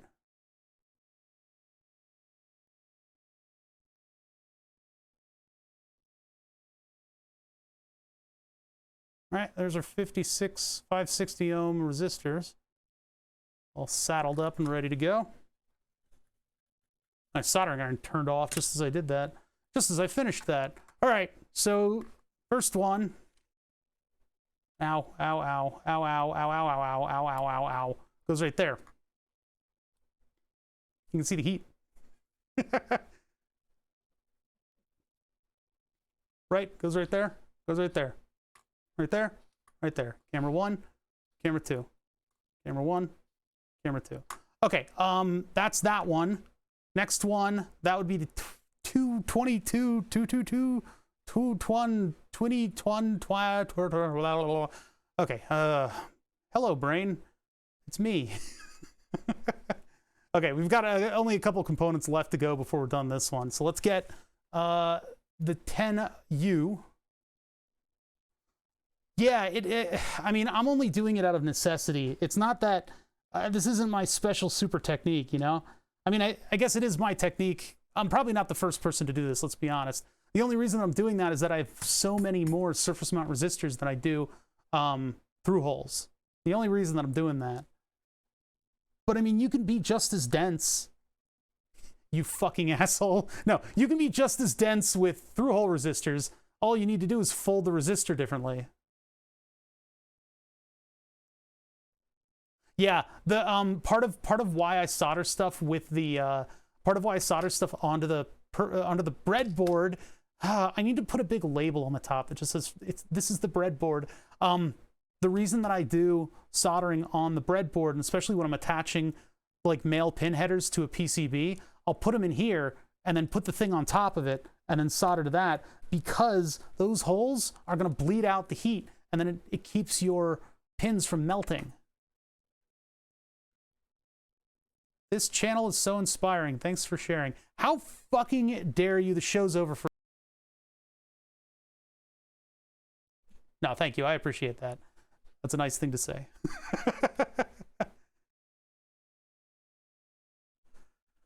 All right. We're going to need... What am I going to need? Well, the 4.7 I already put in. The only one left is 22. Oh, the 10U capacitors. I need 2 more of them, and I was like completely unable to find them. I unplugged the fart box for my own sanity for a minute here. Don't compliment the streamer. No, no, no. I love hearing it. I love hearing it. It's joke. I make joke. One uff. You've finally shown your face. One uff. I need 10. Does that shadow work on that? Yeah, it does, actually. The shadow makes the text barely visible. For those of you with large monitors, you can probably see it just fine, but I used the most boldiest Avener I could. 3.3. We're looking for the basically the unicorn in the bunch here. Oh, I found it. That was nice. That was nice. Now this has to spread 3 holes. So I just do that. There we go.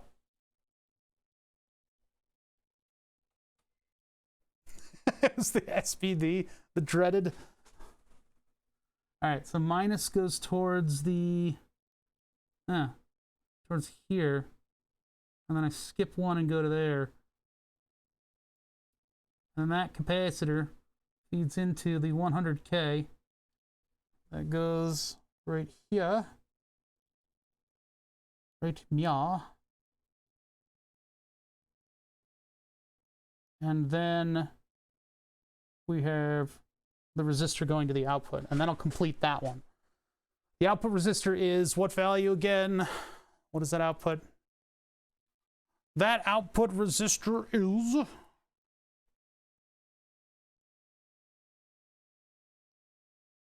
Twintington. I'll get 2 of them this time, so I've at least got them out. We'll be able to make our 3-band equalizer, assuming we can find the appropriate value of capacitor for the next stage.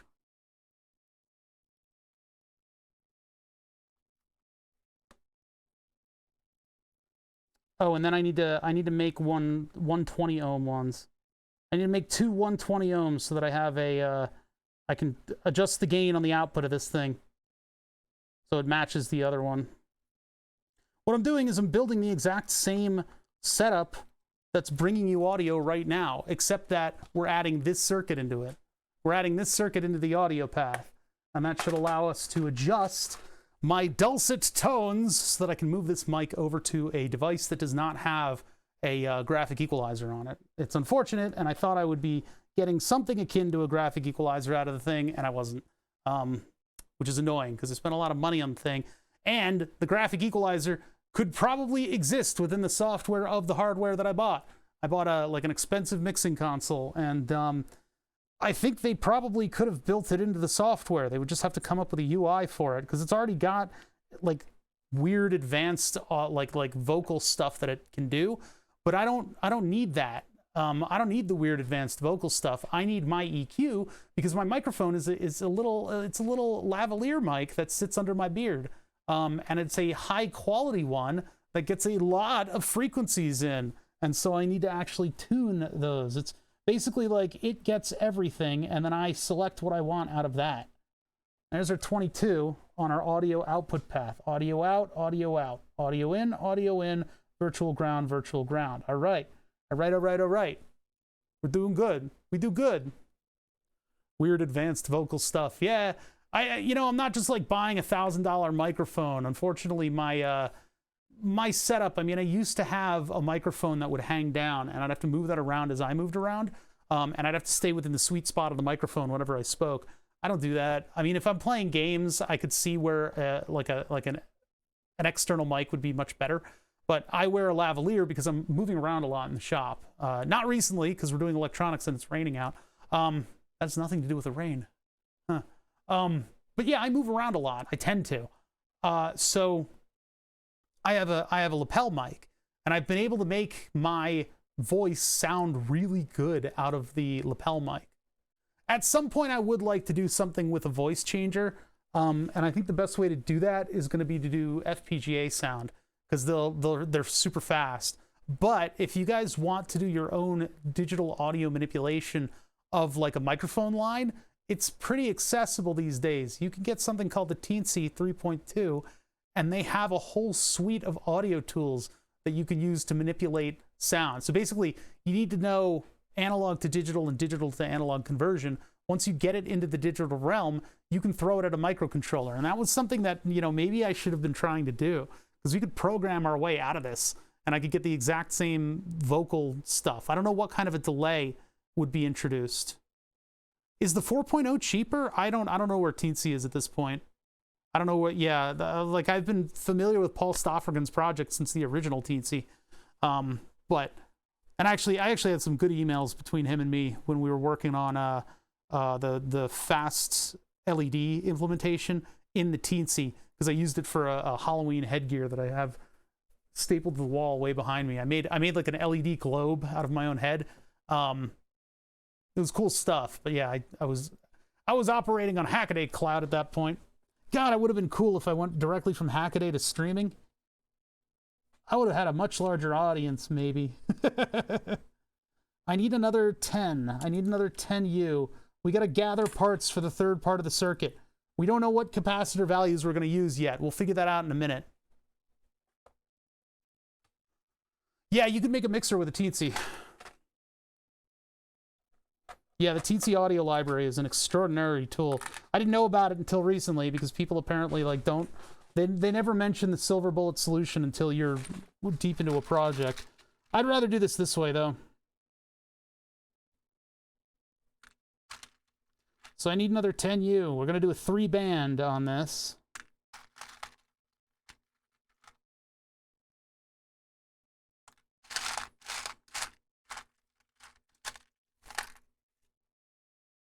You? What are you? Nope, 6.8.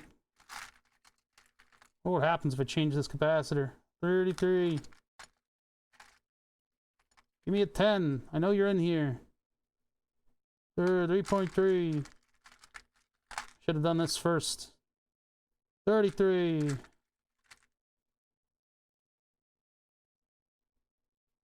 6.8.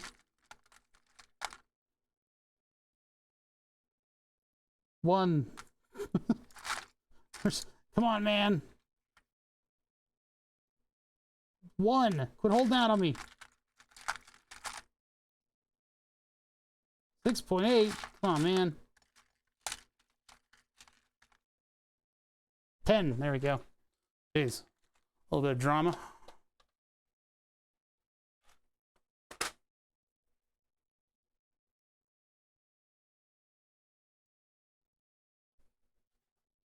Class D. That was it. Doesn't that just have to do with how it's amplifying? I don't know. All right, so that would be our 10K, 100K. This one is 10. 10K comes in from the audio bus. I made that really close, didn't I? Well, let's make it equally close. I'm not going to fit 6 on this thing, so we'll just start with 3 and see what that's like. Only for a minute, mind.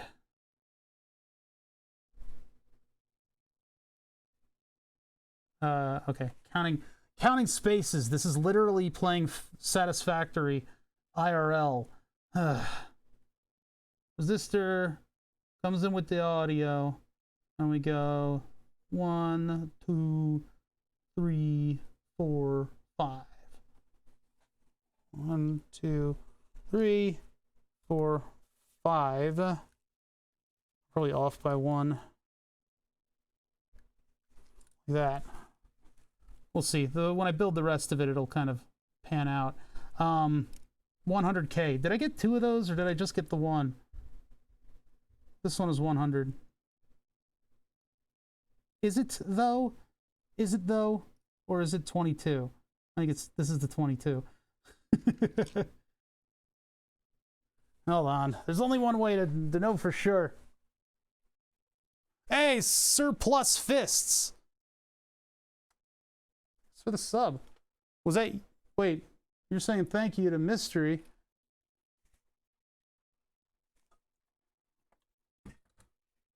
Go over to ohms. I'm trying to get the value of a random resistor that I should be able to read the color bands on, but man, it's hard to see those bands. So okay, this is the 22 kilo ohm, so this is the output. So 22 kilo ohms, that'll come out of the potentiometer. Basically, what I'm doing is I'm like, now that I've put together the circuit, all I need to do is like repeat it a bunch of times. So I'm just using the locations of stuff in order to put it all together. So from the input to the output, oh God, how many holes is that? And I could try to use these markings on the sides in order to interpret it, but I don't trust that. I'm just going to count it with a pointer. I'll use my pin tool as a pointer. 1, 2, 3, 4, 5, 7, 8, 9, 10. Stop saying random numbers, chat. Stop saying random numbers. I lost count. It was 9. 2, 3, 4, 5, 6, 7, 8, 9. There you go. I think I got it. I know, cut and paste. I could do it in CAD. Could have built this circuit in CAD. So what we're gonna do, I just need to vet out which one's the one that I like. Nap fan. I could use a nap. Aren't we all, though? Thank you for the prime. Hey, I appreciate that. That's a prime. We got a tier 1 and we got a prime. Surplus Fists and Nap fan. I appreciate you guys. So around here, when we get subscriptions, they actually are supposed to end up on a giant plank of wood on my wall. And a blue laser will actually burn them into the surface of this board. This is the new schwanky super duper board. This is a block of wood. Hoofo! 15 months! Hey, thank you. And that triggered a hype train. We got a hype train going on here, folks. So yeah, typically around here, what would happen is your name would then get automatically burnt onto a board in a cool font and all that fun stuff. We have to work on that. I have to work on that a little bit more. I haven't worked on it. We're getting close. I mean, I'm getting close to the point where the hardware is ready to go for the board.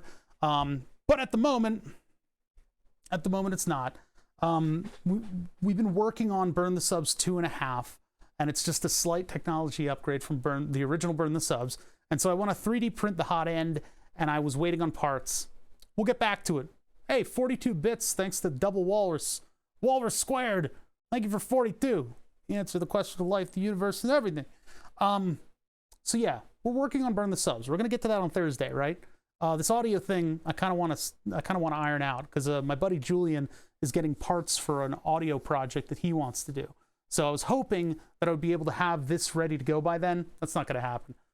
Animal Groin, 10 months with a Prime. Hell yeah, dude. Thank you so much. I appreciate that. Man, you guys are all subbing and stuff. That's really... all I have to say is I appreciate that. I'm just going to say it over and over. I need a little recorder where I can play it back. I'll make it one of the sound buttons on the mixer. Anyway, yeah, so I'm sort of like doing a lot of audio projects right now. It's kind of what's piqued my interest. We get back to Burn the Subs. I finish the hardware. We get some software going around so that we can set up the edge of the live edge board, because the live edge is a new thing. We haven't done that before. I get that burning again. All the people that have subbed in between boards are going to be the initial bolus of names that we're going to put onto that board. And that board is going to have a special scheme to it. And that scheme will allow it to look cooler. It's not going to last as long as the previous board. Previous board was 2.5 years. This board is going to be less than that, but it's going to look cool because subs will all be in bubble font. So 2 lines, you know, an outline of the letter, bubble font. Not like it's not going to actually physically look like it's inflating because it's a fucking fetish. But they're actually going to be like two line outline with wood in the middle kind of deal.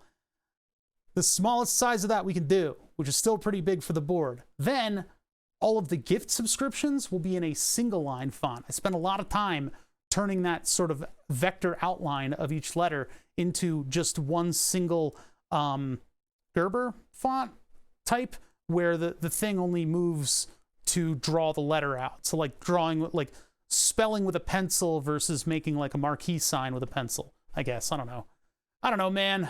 Apparently I know a lot about fonts. Oh, you can see little droplets falling off of the chairs out there. Anyway, that's going to be the scheme. So all you people that are subbing right now, all the people that came in and triggered a hype train, you will get on the board. And I'll have to devise a way to get a list going because I don't remember the date when we stopped. I think Streamlabs has enough of a history that I can just go up that history and just get the names there. But, you know, we're going to make a list. We're going to inject that into the database, and that's going to be the initial set that's going to be worked on. My neck popped when I said set. It sounded like a fucking vertebrae exploded. Dear God. Ugh. That was a loud pop. It was one of those pops that's like in the back of your head, and only you hear. Initial set. And it was like, click. Like, what did I do? All right, what value is this one? This random resistor that's sitting here? We're getting there, chat. We're getting there. I've almost got it. We are getting there. Got a lot of people for Tuesday. It's nice. 300 ohms? Yeah, what are you even doing out? You're gone. That's an LED resistor. Let's see. The only other value that we need is 4.7. The problem is, my 4.7's like disintegrated. I don't know where they are. That's not one. It's still attached. The little band of 4.7s is disintegrated, and this is a pretty important value. Anybody loose in here? No. Loose in here. Any resistors just kind of like hanging out? I'm desperate for a 4.7 kilo ohm resistor. What is this one? That's not colorful enough. That one's probably like another value. Do I have 100K on the board? That's 22. No, I don't. Okay, so I need 100K while we're in here. I may have to make an adapter for this one. Which is sad. Although I could, you know, there's a resistor dump over there that I could look at and see if I've got a 4.7 in it. That's not right. What about under here? Any more sitting at the bottom of the bin? Nope. Nope, nope, nope.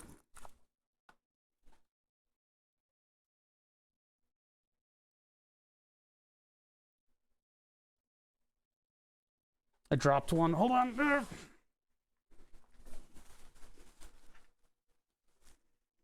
One of these. Who dropped? That was like the 1Ms or something. Ooh, stretch my legs a little bit. Hold on. Whoa. Usually I have the board making me get up while I'm streaming. Didn't I have one to test? Didn't I take one out? I took out a 100K. What happened to it? Wait a minute. What did I do with it? Ah, damn it. Damn it all. 100K. I don't think it's this one. No, it is that one. That's the 100K. Put it there specifically to store it. Standing height desk right now. This isn't exactly its standing height. Ah. Okay.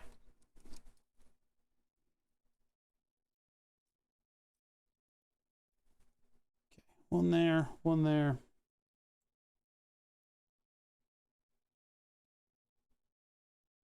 This one's 70K. What? Fuck. Wait a minute, you're supposed to be 100 and you're 70? That is way far off. What the hell? Are all of my 100Ks like this? Hold on, wait a minute.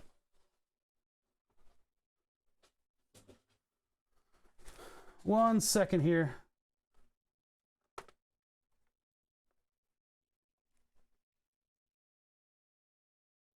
You know what? I shouldn't put that in. I wanted to put that in where it goes, but 100K, 100K. I mean, I might have picked it up out of the 75Ks, but I thought it was 100K. Or maybe it's this one. Nope, that is a 10 kilo ohm resistor. I don't even need that to be in there. I've got a whole thing of them right here. 100. How do you mean from 0?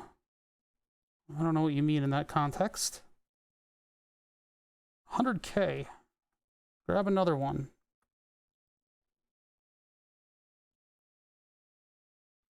How's that one 70K? These are supposed to be precision, you know?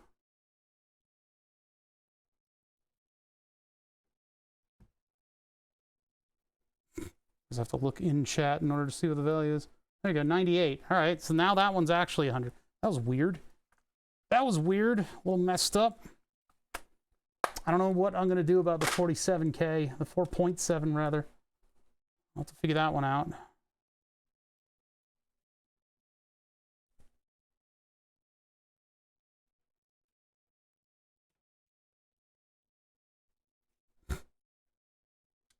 Kinda ohms.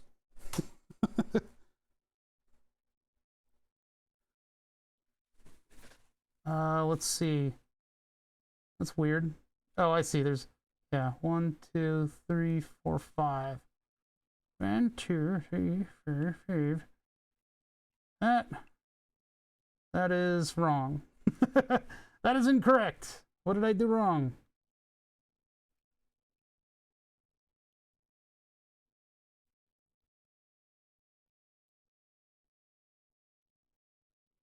That's correct.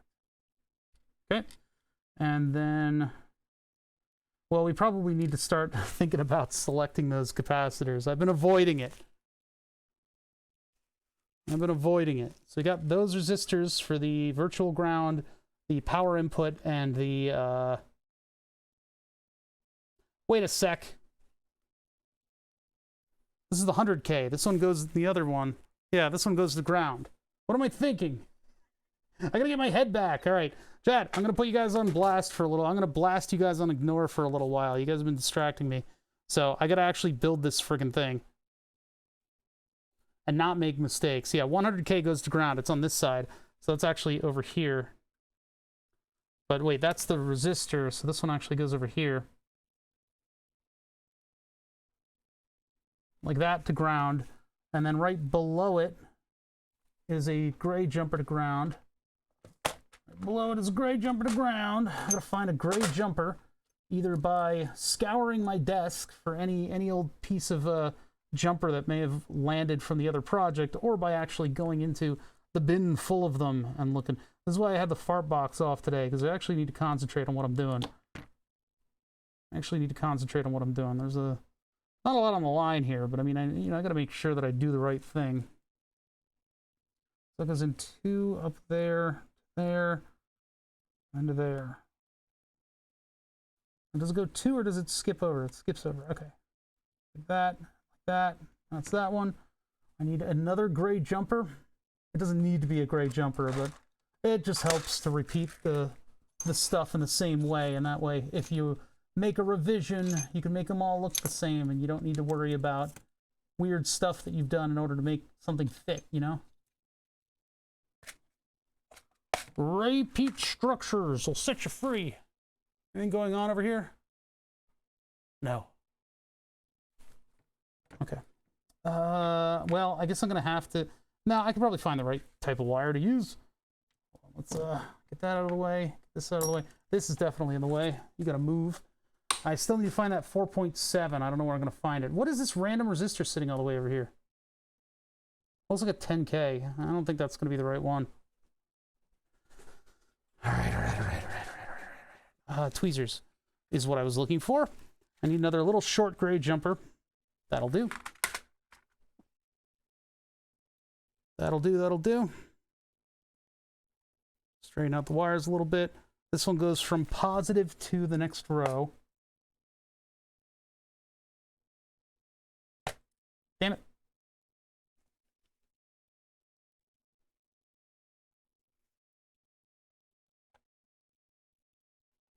Okay. Positive to the next row. Those are the 2 balancing ones. I need a very tiny little jumpy guy. I thought I got one and I had it sitting around, but I guess not. There's another gray one. There it is. That's what I was looking for. So this little jumpy goes from that resistor to that blank space right there. That's going to be one of the legs of the transistor. This is actually going like this. It actually has to be extended a little bit from its natural position, which makes it a little harder for me to put in.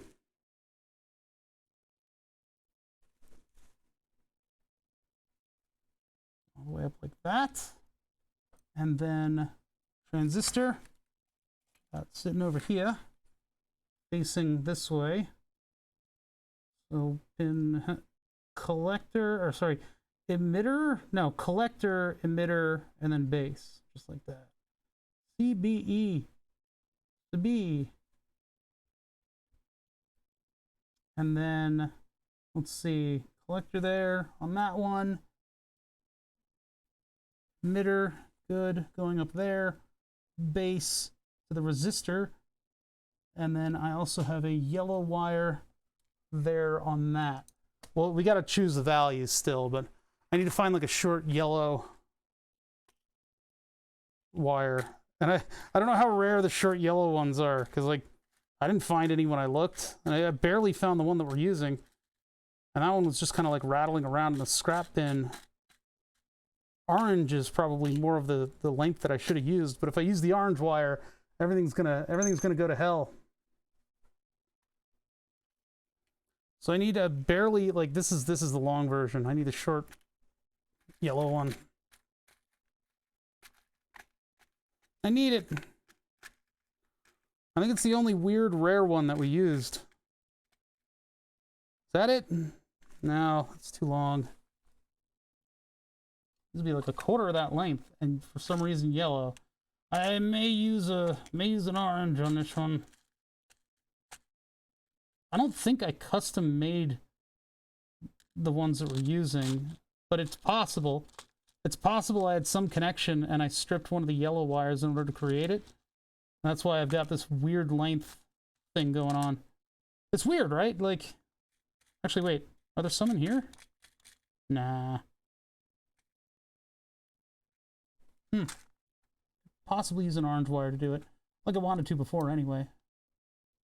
So that's to go from this pin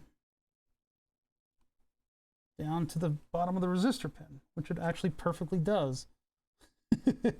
Oh no, it has to go one below that. That's right. It's one less. So I can actually crush that in a little bit, and the wire will just bow upwards a little. I'll still make the connection. It's just going to be a little bit more confusing, especially when you try to view this by wire color to tell you what length everything is. The capacitor goes from the bottom of that thing out, so that minus is facing towards the transistor. It goes from the bottom of the 56, like that. And then I need 4.7 to come off of this junction, which we don't have. Let me put the potentiometer in. Potentiometer goes for the wiper on the resistor, top pin on the capacitor. What else? What else? What else? I think we got everything except for the 2 capacitors and a 4.7 ohm resistor. Then we got to bust all this stuff together.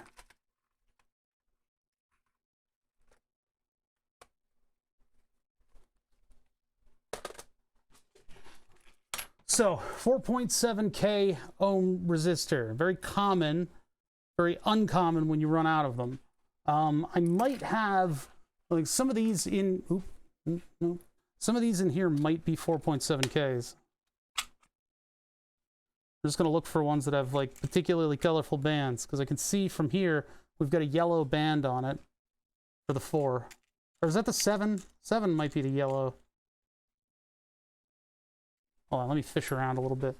I don't have a ton of lighting. Let me move the light a little closer. I'm jealous of how neatly you do your breadboarding. Look, neatness is what makes projects work. The fact that I'm such a stickler for how neat these things need to be built, that's why things work on the healing bench around here. It's a necessity, because I'm so absent-minded.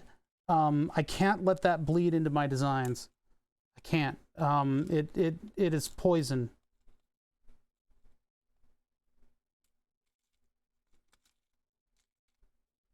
I don't think any of these are 4.7. I'm not seeing any yellow bands amongst them. Amogus. Yeah, no yellow bands in those.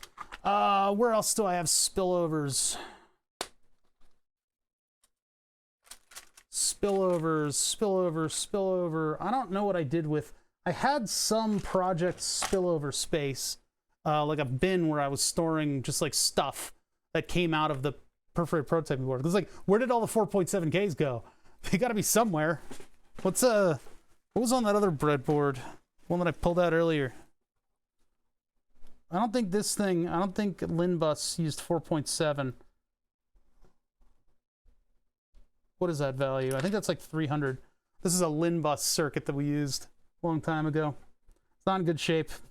It's kind of been like relegated to a bin for a while and hasn't really recovered. Oh, yeah, there was a value that we found sitting on the desk too. What was this one? Probably 10K. Yeah, 10K, I called it. We originally used the Linbus was for taking over a Mercedes C-Class steering wheel.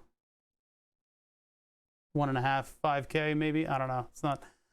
Yeah, we've done that project. The project is done. I fully took over a Mercedes steering wheel and attached it to a 2-horsepower servo motor in order to assert steering wheel buttons on the Linbus that the steering wheel spoke. And we turned that into analog signals that were sent to a Granted Devices controller. But wait, you were here for that, Almost an Engineer. I don't know if eventually, I hope eventually Granted Devices is going to open up their API on the input signals for that wheel, because we have more buttons than they have analog button inputs. Oh yeah, I don't really have VODs for it. I would need to organize a lot of footage and edit it. Unfortunately, I don't have that available. And I really should. But you know, Twitch streaming being what it is and time being as it is, I just haven't had time to like go through and edit footage in order to make succinct projects, sort of dossiers. Plus, I mean, then it would be readily evident how shitty I am at finishing projects.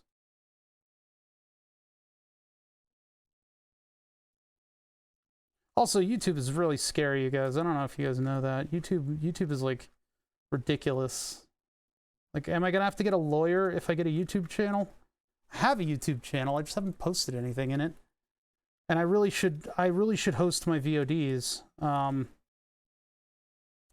3.9. I'm not really comfortable doubling resistors in this thing, right? I really just want to use the values that are called for.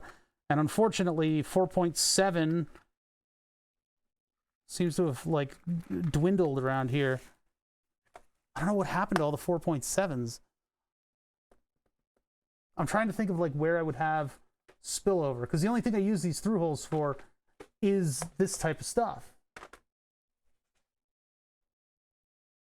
What, LIN components? Oh god, I forget, man.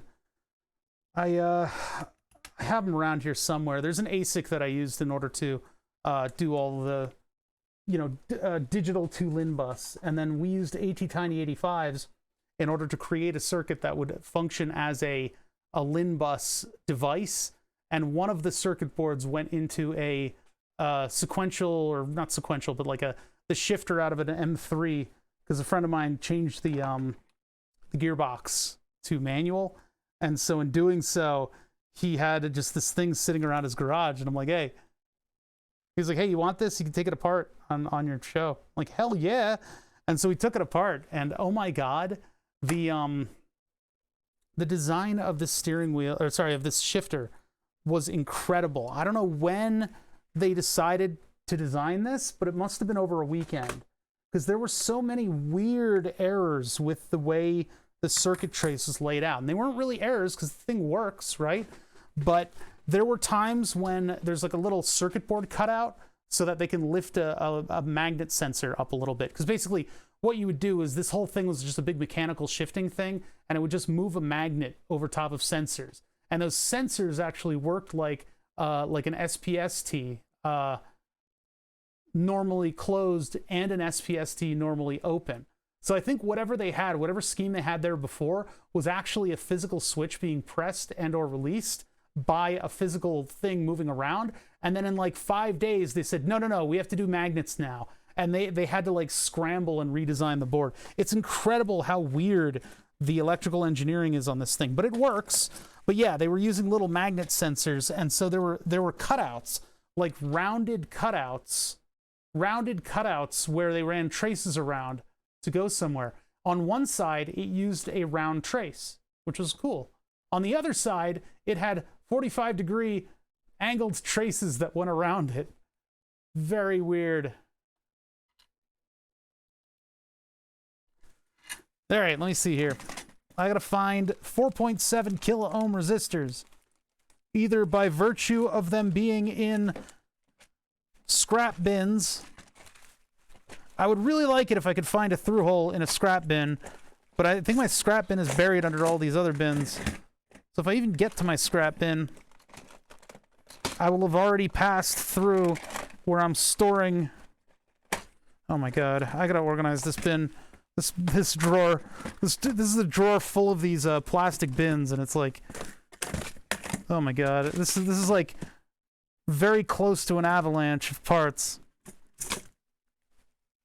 An avalanche. All right, hold on. I gotta get 4.7K out of the surface mounts to make this happen. There he is.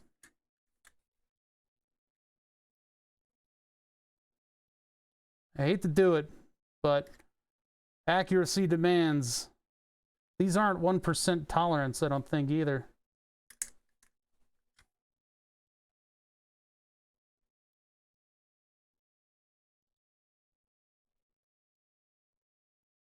Schedule for LIN? Oh no, it's not a traditional LIN. We did a hacky takeover.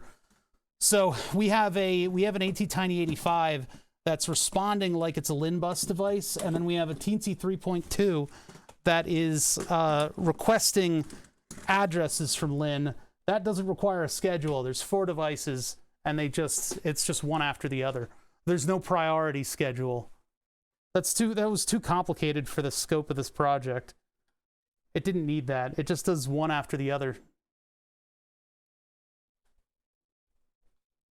But in order to get the Lin protocol, we had to actually bit bang it, because the timings were so tight.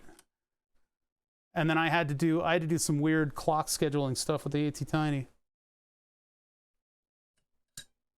The only thing that I couldn't figure out was how to get the steering wheel a lighting command, because the Mercedes commands aren't as well published as, for instance, BMW commands. BMW, you can find everything. Those guys are crazy. But with the Mercedes stuff, I couldn't really find a list of commands. I got a list of commands written on the palm of my hands. I'll ball my fist so you don't. There we go. Get this down here. Dude, I did not expect a quiz today. I don't know what the clock rate was.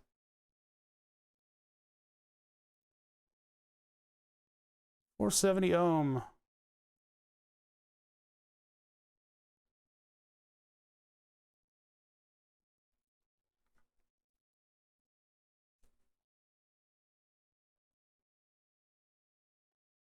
Oh yeah, you like electronics? Name every resistor.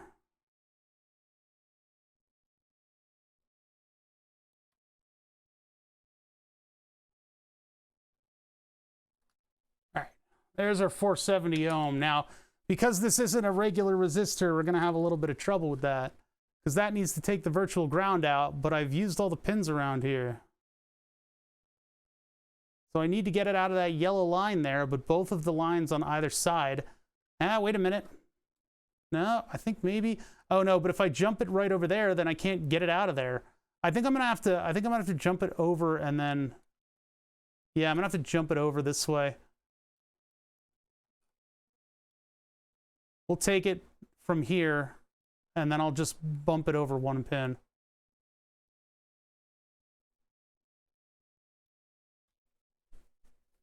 I hate to do that, but I could use these resistor scrap wires to do that. No, I'll just use a regular wire. A regular wire. Let's use this. I think that bridges the gap, right? Hey, Syphilate, you will eventually burn. You're being added to a list. You're being added to a list, Syphilate. Now, keep in mind, I'm only going to do one name per on that list. I don't want to do doubles on that list. I know we probably, at this point, have some doubles. But yeah, I will be populating a list of the subs, and then we will take those names, and we will put them up in the initial batch of names that go on the board in no particular order. There will be no fighting for position in order to get your name up there first. Okay, so we've got the 22... right? Yeah. 22. We got our 4.7. Take it or leave it. We have our 10K. We need to select the capacitors that are going to carry these things in, right?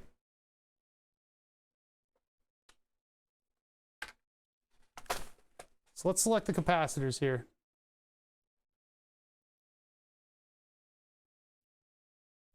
I think the software is up on my GitHub. I think you might be able to access the software up on GitHub. What we want is something around 5400. That's where I put it. But we'll see what we can achieve.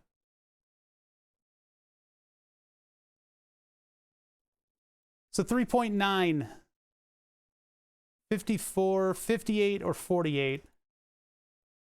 We can settle for 3.9. I think that would be okay. So 3.9 nanofarads. 0.00 or 3900. Yeah, just you gotta do it. Hold everybody's hand. Oh, Uncle Phil got it first.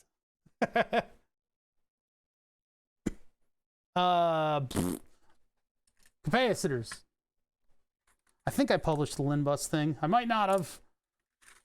It's just on an Arduino. I've learned a lot more about how the ATtiny85 does clocks since I did that project, so who the hell knows what the best thing is to do. But anyway, that's what I did. What are we looking at? 3.9 NUF NF 0.0039U. I don't think we go that small here. How many puffs?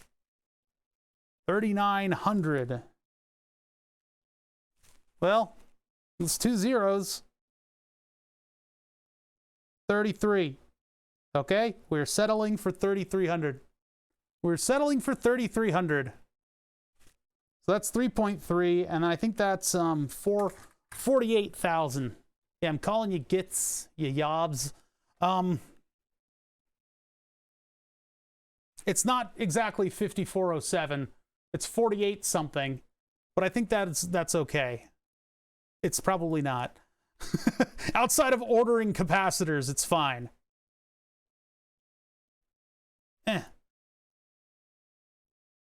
And this one is 0. Actually, 3. What was it again? Wait, what the fuck value did we find? 3300.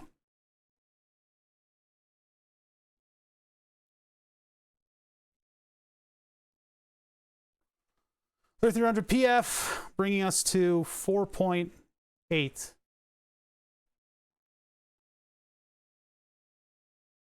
Okay. And then yoink and yoink.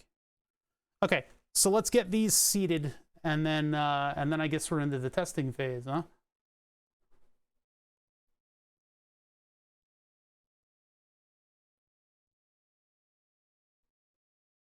Yeah, I wish I had more videos on the projects that I've done for all the solutions that I've done. Traditionally, I can't afford an editor, and editing takes me a lot of time. I would very much like to throw a bunch of videos into a VOD channel, because apparently you can make money off of that, but it's just where we are, you know. There's only so many hours in the day. I actually don't know. I actually don't know what the M equalizer is. I don't know what type of filter it is. It's a graphical equalizer. It's just the M equalizer. I don't know. It does a good job.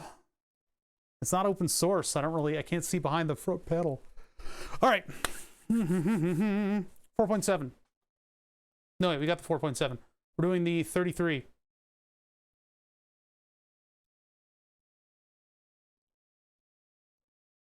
ATA 663254. There's also a 3-volt version of it too. It's important to know which one you're using in case you don't blow up your electronics. Okay, two more of these things.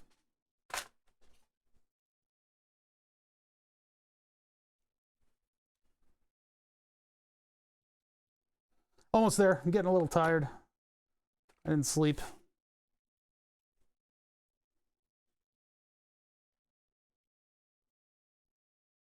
Everybody's rushing to the experimental build of Satisfactory, right?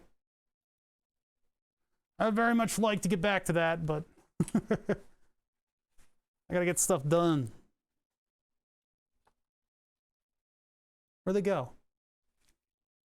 Oh, you know what? We're all the way over here. There we are.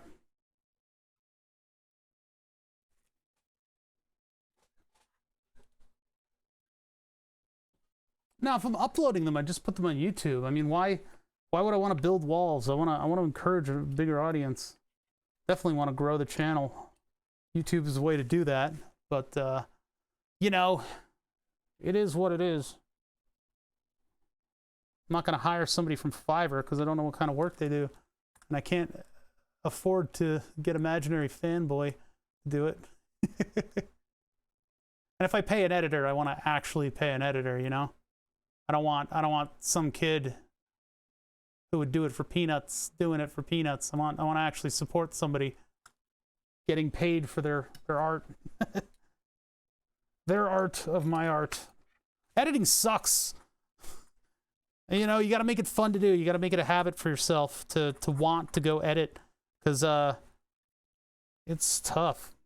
These are thin little bastards, aren't they? I can't just put it up on YouTube because there's more to it than that. There's more to it than that. YouTube's fucking scary. Somebody'll monetize my whole video because I happen to use audio frequencies in it. Oh, I see you've used 30 hertz. Well, around here, 30 hertz is owned by the Sound Gang. You owe us money. Protection money, see? Would hate for something to happen to you out there. YouTube is dangerous. I melted the shit out of that, didn't I? Ah, well, it's going to be a little melty, as long as it brings current over to the right thing.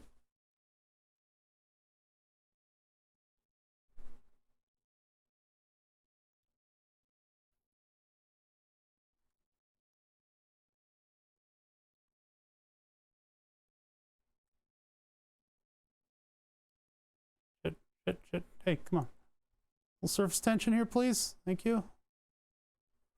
Trying to make it look not terrible.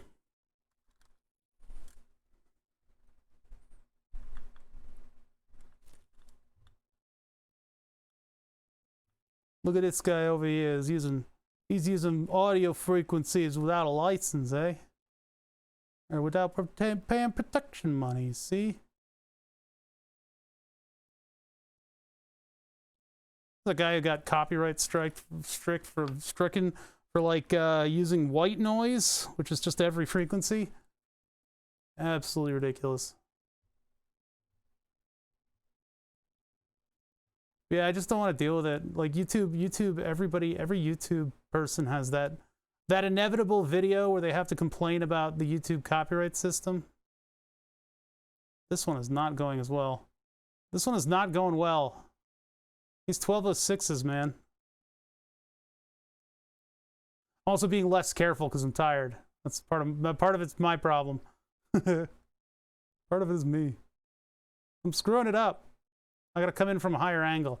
I'm botching this like majorly. I'm just gonna stop paying attention to chat and just finish this. Hold on. Finish the fight. Dun dun dun dun. Dun dun dun dun. Everything is melting. Oh dear God. Oh dear God. All right, well, these are a little bit spicier than the other ones. The 0805s go on nice and clean. These kind of exploded on me. I'll let those cool off because there's a lot of plastic smell right now.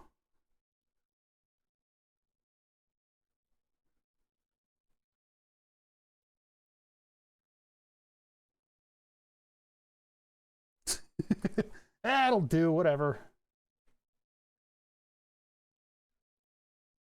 That one there, this one right here. And that completes it.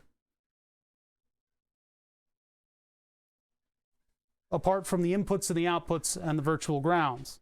So let's get those done. And then I can plug my audio into this thing. We can see what it sounds like. Now I'd be doubling up. I'd be doubling up on the frequencies though. That's the thing.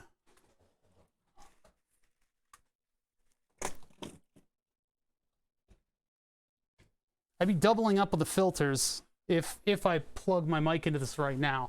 So I can put this in through the second channel. Farts are off today.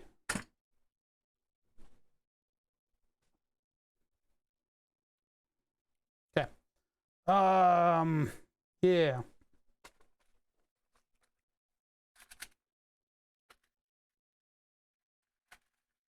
I turned them off for my own sanity throughout the day. So yeah, audio in to audio in. That would be the top resistor to the top resistor's smaller jumper. I don't know if I have the right length here. Just gonna have to improvise. Like with the rest of this thing, everything is friggin' improvised. All good. So what longer jumpers do I have? I mean, orange is like the go-to. I have one gray wire. If I had 3 or 4 of those, I would be happy. I would finally be happy. There's a teal. That's not long enough. Needs to be longer than this. Longer than a bread box. It's not much longer. It's not really getting me anywhere. Multi-stage jumping to do that.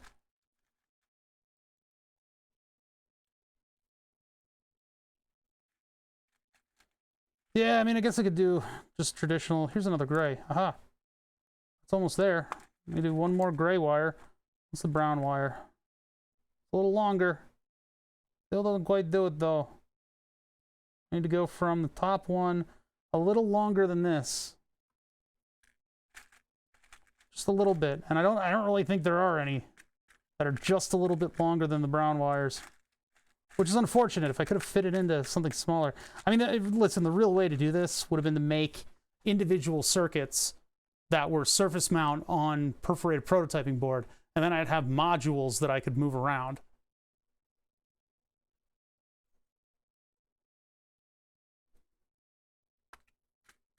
That would have been the cool way to do that. Now, maybe I will. Maybe I will. I still haven't decided. But we're ready for a test now, so I'm going to test this. It would have been better, too, if I could work entirely within surface mount, because I can make this so much smaller.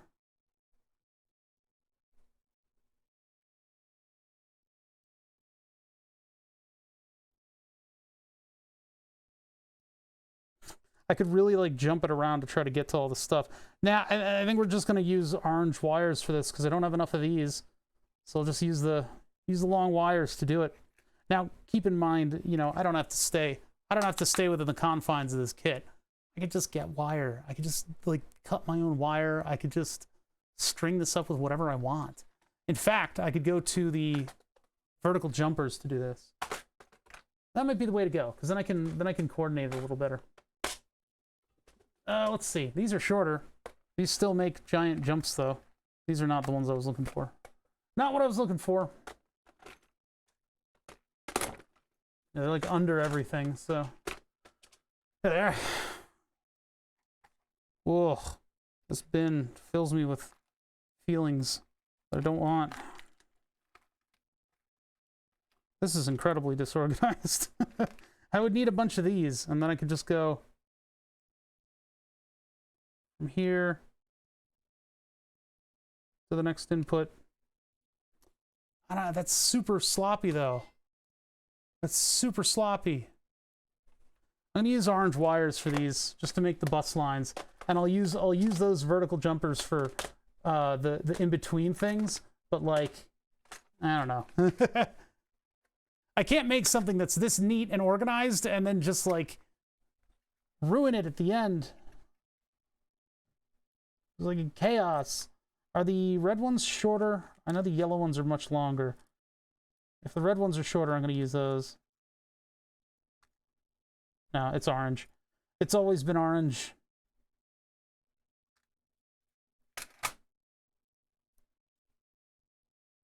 So this is audio in here. And then I'm going to take that, and I'm going to go to audio in over here. And then I'm going to take that. I'm going to go to audio in over here. Yeah. And then I'm going to take that. I'm going to go to the last audio in.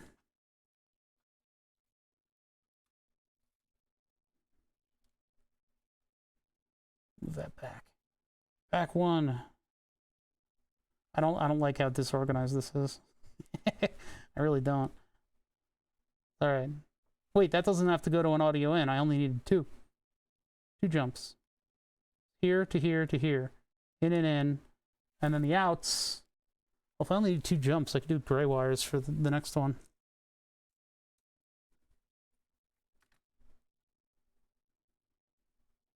Out is down here.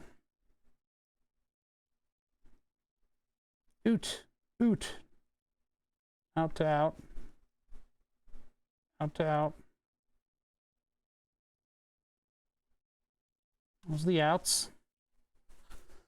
And then those will get jumpers that take them back to the regular circuit.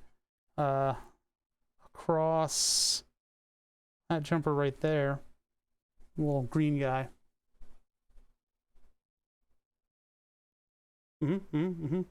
All right, next is virtual ground. I kind of want to give that a different wire, but I don't really have any choices here. I don't know, I mean, I could use the red wires. I guess virtual ground can take a much longer trip if it wants. That's kind of weird, though. It's like super long. Oh, I hate it. I hate it. I made this whole area so that I could run the bus lines cleanly. I mean, I'm not using these, but...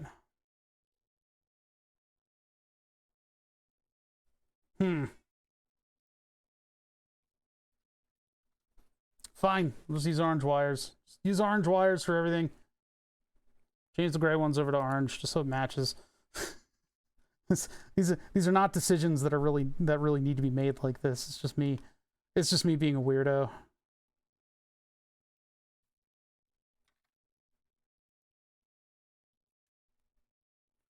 Just me being a weirdo.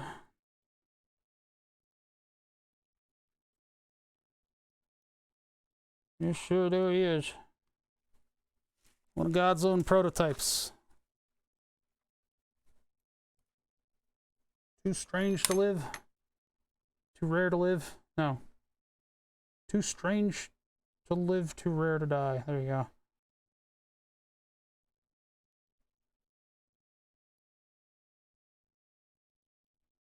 Right there. Going into here. On the virtual ground pin. Virtual ground pin. Fight. They're going there. To this one. Okay, well, yeah, that's what I do when the wires are too long. I do kind of a bow thing on the outside of the circuit. Problem is, this gets in the way of this board. So if I wanted to do the side-by-side test of op amps versus the transistors, I'm going to have to redesign this portion here. And I could do that just by cutting these. So, come for, you know, I could cut all the... Why do I read your comments? Some people do have their own method of cutting their own wires for the perforated prototype, or sorry, for the solderless breadboard, but it's a bad idea. It's a bad idea to use all the same wire color. This is not specifically here for aesthetics. And the reason that I stray away from using all the same color wire on something like this is that I want to be able to identify all of the different circuit elements that are in here. And so if I had all the same color wire, they would still have sort of 3 bands that would run vertically if they were the right length. If they were the right length, I could look at those 3 bands and go, oh, this is that, oh, this is that, oh, this is that, and I'd know what is where. You know, you want to, I can't stress enough how important it is to work extremely cleanly when you're using a perforated prototyping board. Lock is off. Dun, dun, dun, dun, dun. So now we can patch in the EQ. I need longer wires. I need longer wires. I need a bunch of them too.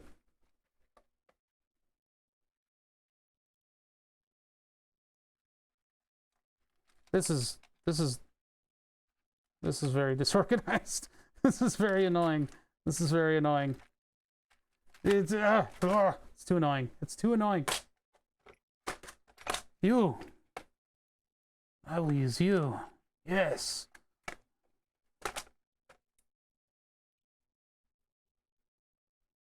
All right. That's the same length. No. All right. So output goes into input. Output goes into input. Where is virtual ground? Virtual ground is somewhere in this paint drawing. We need, oh boy, the microphone input comes in, goes through 100K, and then the 100K goes to ground, and right at that junction of the 100Ks. Also 33 into there. So, hold on. Let me try to find that location. We still need to change out these 2 120 ohm resistors. These are 160 or something, so we need like a 240 or something. 2 240s or something like that. I don't know. There's not a lot of space around here to sort of figure it out. So audio from the microphone comes in here, goes through a 10U, goes through a 100. Oh, wait. That's not our in and out. Yoink. That's our virtual ground. How'd you get there? Ha ha ha ha ha. Sitcom laugh. All right. This is actually our virtual ground right here. there's a lot of connections to it. I'll take that as a white wire. And that goes to our virtual ground bus over here. Now our input and output are actually down here. This is where we wanted it. Now the lock is off. The output goes into the input. And this output goes to the input. Ta-da.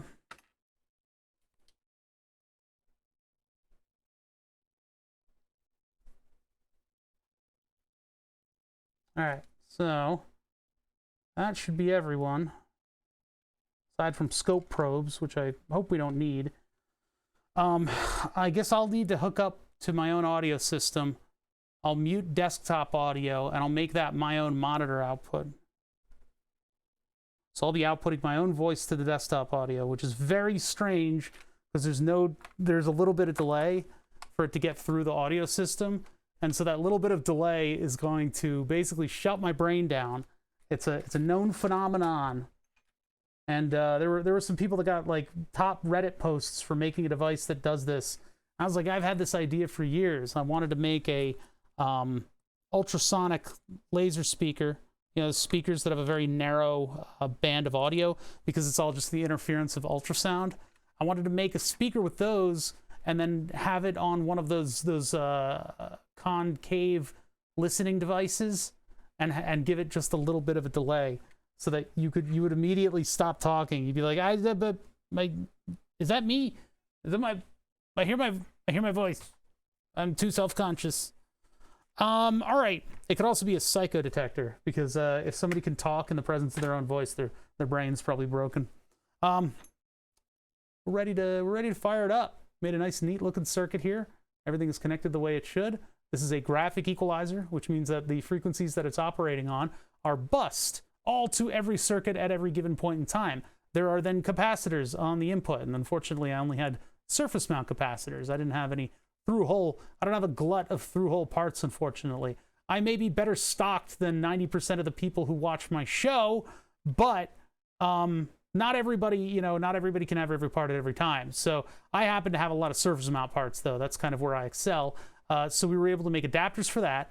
Our audio frequencies, all of them, come in, they get filtered through the capacitors, they get amplified with a transistor, which is then put to a volume control and then thrown back onto an output bus. So basically we're sending out our audio signal to everyone, and then we're getting back the portions of it that these are capable of listening to. We have 3 bands, so the audio is probably not going to be that good. But yeah, we'll just see how it turns out. Oh, wait a minute, the gain. Right, we're going to get very low gain out of this thing without 100 ohm. Whether 100 or 120. They were 100 ohm. And I just don't think I have that sitting around. So I could get 250 ohms and just do that. Or do some other forsaken combination.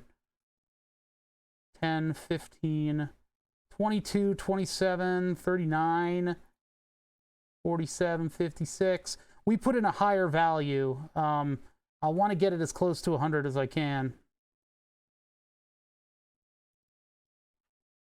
60s? Yeah. See, we put in 120 and we should have had 100. So I could do two 240s in parallel. Nah. Well, 56 and 56 is not...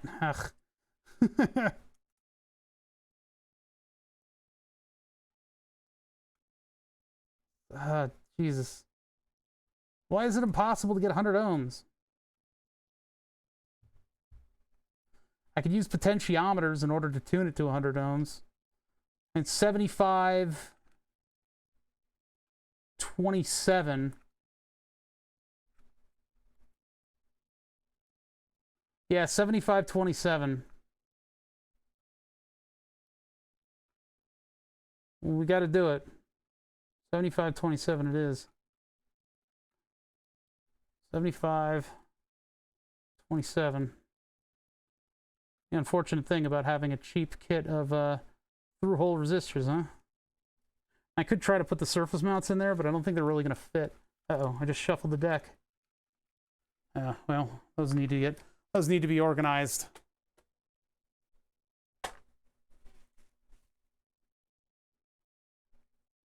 All right, so it's this one and this one that I need to replace with 2 resistors each. So first of all, let's make these do a 1-hole jump to the side. So this will go one to the side of where the capacitor's outputting.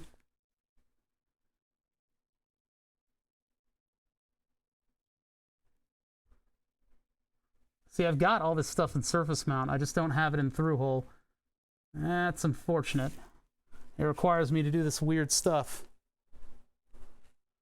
We'll try my the amplifier first again, and we'll make sure that our gain is proper, that I sound like I should.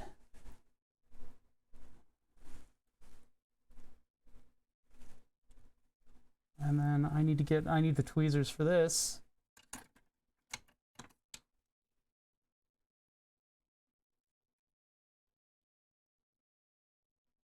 Okay, these like so.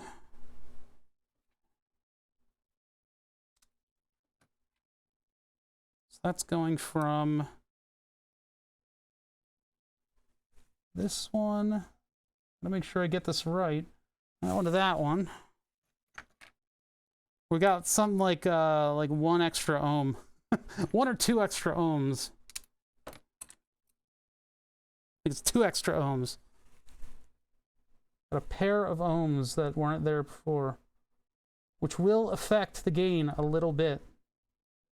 Every little bit in this kind of stuff, right? I'm gonna lose my voice before I actually get to showing this. Yeah, come on. There we go. Jeez. All right, so now we've got the appropriate gain. Looks like he robbed the Radio Shack. Yeah, that'll happen. That'll happen eventually. All right. Oh yeah. Audio cut like that, and then I'm gonna put the jumper back if I can find it. Where's my jumper? Little green jumper. Where you at? What I did with it? Okay. Oh, there it is. There it is. Little green jumper goes on this right here. I hope. I hope that's the right one. Yeah, that's the other side of the cap. Yep. So that right there, that's where our audio is coming out, and I'm bridging it from the input side to the output side. Right in that little spot right there. Very hard to see. Let's plug in my mic and see how I sound. I'm gonna mute.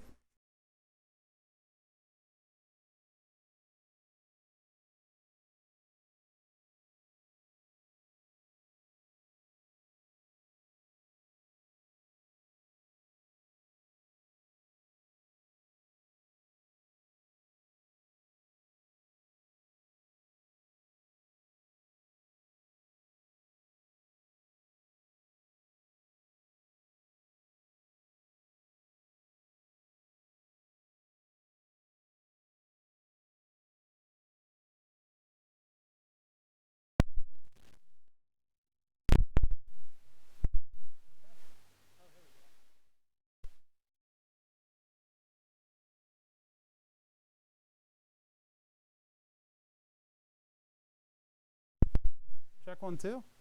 Oh. Well, there's an interaction. The virtual ground was unfortunately influencing this a little too much. So how do I sound through this? It seems like I'm having more trouble getting volume from this thing. Let me take a look at these. See what happens. Where are the compressors coming in? Yeah, I seem a lot quieter on this. And it might just be because of some of the extra stuff in the way. That's unfortunate. It seems like I've lost a bunch of gain.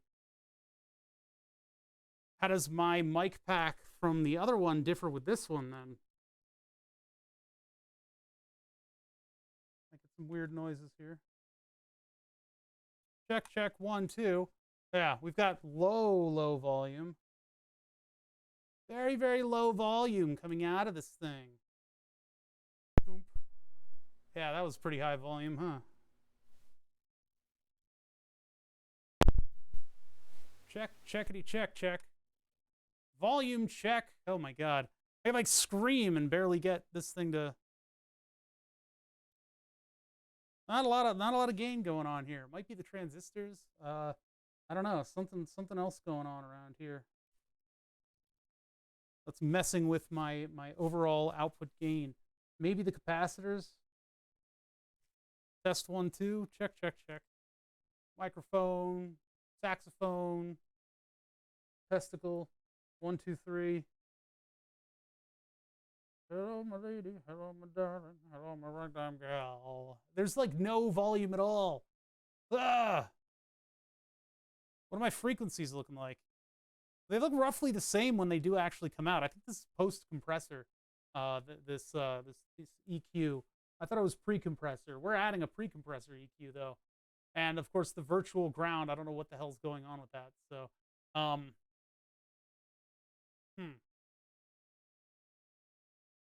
right. Well, next thing is to add in the EQ. So I'm going to mute myself. I'm going to leave the virtual ground floating as virtual ground. Everybody's connected to the same virtual ground. I mean, that might just be what they meant. Because when we connect it to our device, it blocks out audio. It kills audio. So maybe the op amps and the transistor circuit get a different virtual ground. I'm not totally certain about that. This is very quiet, and I apologize about that. But that's just however this circuit is performing. It would need to have some kind of an adjustment made to the gain, and that could be achieved through putting potentiometers on these outputs so that I could raise it a little bit. But anyway, let's see what happens here. I'm gonna mute.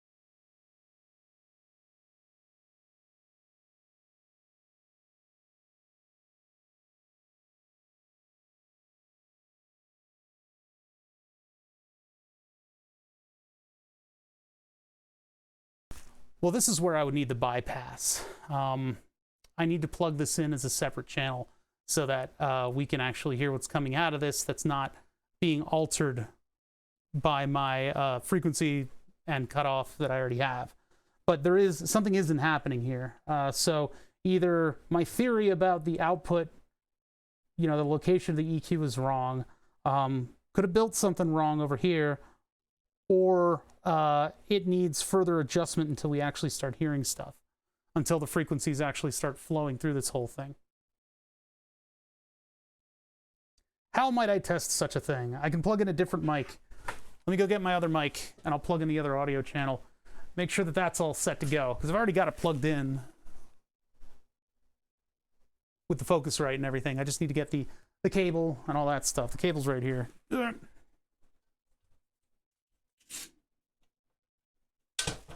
This is mic cable number 2. Always have spares.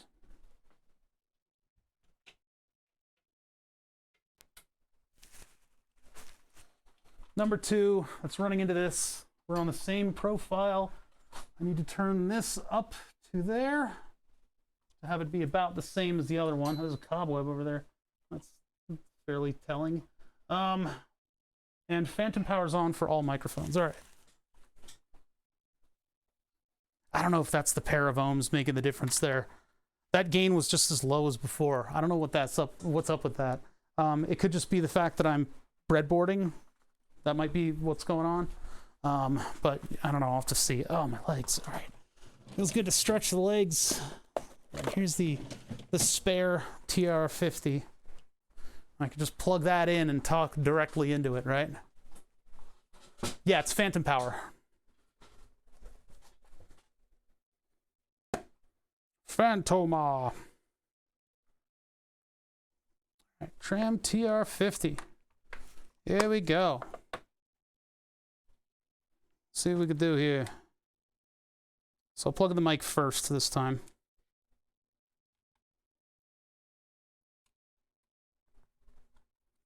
And let me check my OBS scenes. That didn't...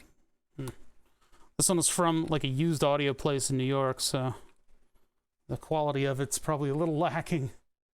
All right, let's see. What audio scenes do I have? 2i2 has one channel, and that's being filtered. Let me see if I can add an audio device. Audio input capture 2i2 2. Device. Focusrite USB, microphone, blah blah blah, microphone, Logitech Brio, game capture, C922, Focusrite, microphone default. I don't have a separate audio device. It all comes in through the 2i2. That's interesting.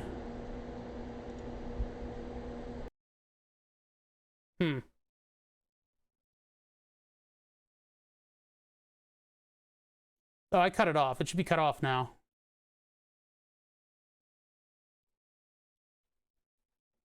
Yeah, the 2i2 comes in as one device.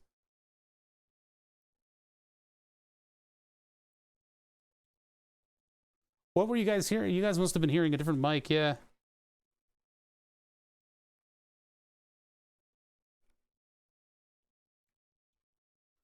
All right. Interesting. So how am I going to do this? Well, first off, we're not getting any audio. Nothing's happening. Something should probably be happening. I don't know if that means that that virtual ground needs to be figured out. When I plugged into the virtual ground, we got nothing. It did something to the op amps that it really didn't like.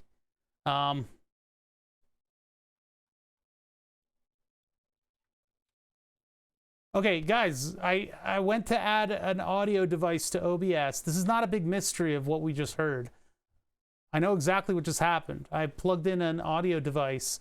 Or no, I didn't plug in anything. I went to add an audio device to OBS, and it added one of my webcams. And the webcams aren't tuned. They're picking up everything. So you guys got to just hear everything. The fart box is off right now. Daddy is busy trying to get something together, trying to actually make stuff work. Oh, this is why we don't jump into circuits, you know, like building the circuit immediately, because we can build it on this, and then, you know, I've still got the ability to tune it and mess with it. So all right, if I plug this in and I unplug my other one, I'm gonna mute me. Actually, wait, before I do that, let's just do a check. I'm gonna move this back over here, put my bypass back in.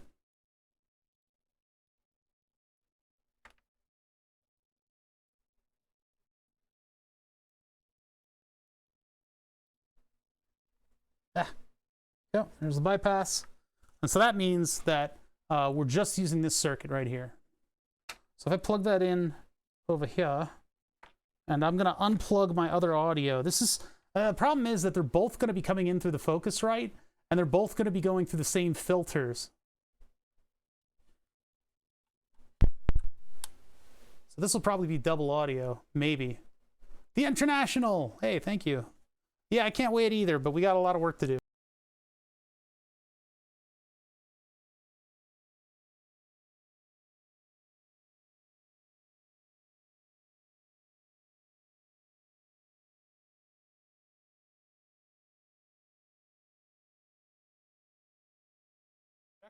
Check 1 2. Check. Oh boy, an unfiltered mic. No, this is going through the same filters. All right, this is going through the same filters, and it's got the same low gain. Yeah, it's got the same low gain, row gain. It might have to do with the transistors that I use. Maybe I need to use better transistors. But yeah. All right, so there's that. Maybe the Zener diode isn't powerful enough. More powerful Zener diode. But the problem is, if I try to put the EQ through there, I'm not getting anything. It might have to do with the gain output. Get ready for some thuds.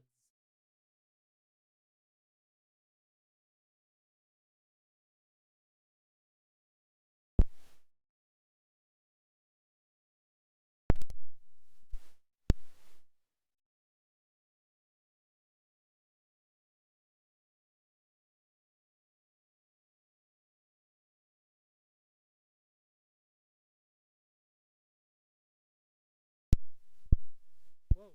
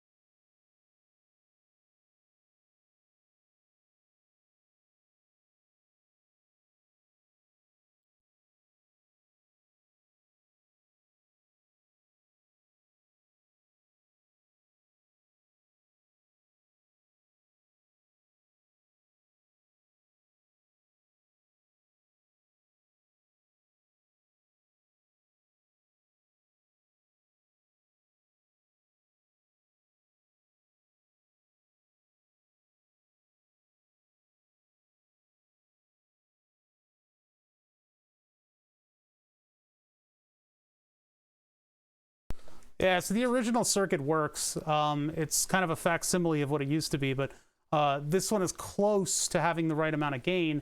Something weird's going on over here that we just don't know. I just don't know what's going on over here. Unfortunately, I thought my mixer had a bypass for channel 2, but it seems like channel 2 has to go through all the same filtration that my voice goes through, which is actually kind of a problem.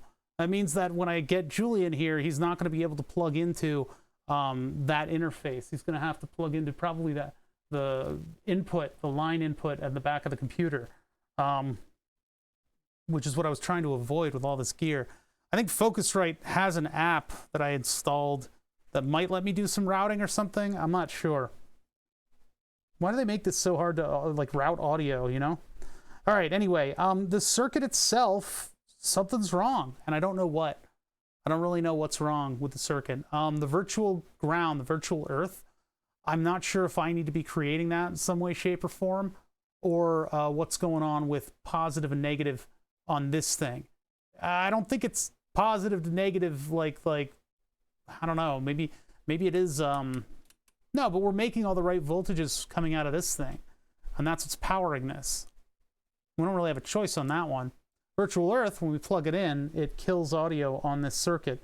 No matter what, it doesn't make audio. We get a big weird noise out of the thing. So I'm probably going to have to spend some time sussy-bussying my way around this thing. I'm going to have to get the scope probes out and start plugging into this stuff.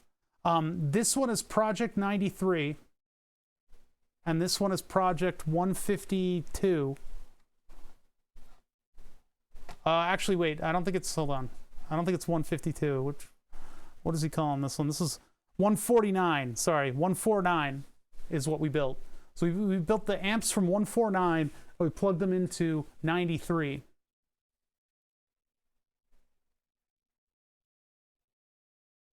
What that should do is allow me to get a combined response of the different filtrations there. Oh, wait. Yeah, maybe our capacitor values were wrong.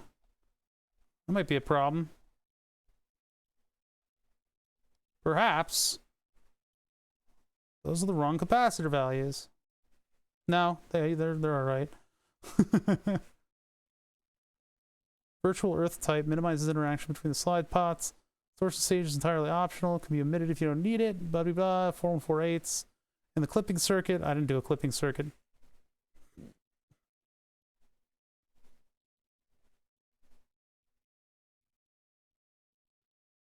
LEDs, clipping diodes. Final op amp is buffer, contributes no gain. So yeah, I don't know what the deal is here. I'll have to investigate it a little bit. I think probing it out would probably be good. I mean, we got a nice rounded stream time from start to finish. It's unfortunate though, you know, you put a lot of work into this stuff and sometimes things just don't work out. And the last time I told you guys that, it actually did work out in the end because I had the diode flipped around. But this is much more complicated than that. We've got more circuit structure to the whole thing. I am tempted to build those on little PCBs, but next time we're not going to work on this. Next time we're going to work on burn the subs. I need to make some progress with burn the subs. So stay tuned for that, right? That's weird. Positive VE was our power source. Negative VE, I mean, maybe positive VE isn't what's called for here. Maybe it's different, but the positive VE is what's powering all the op amps. So I just did the same thing, you know, positive VE going in there.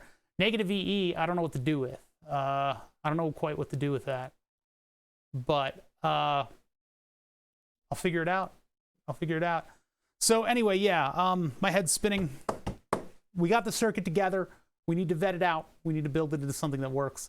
It might be a value thing. It might be a tuning thing. It might just be me playing with it more without audio filters getting in the way.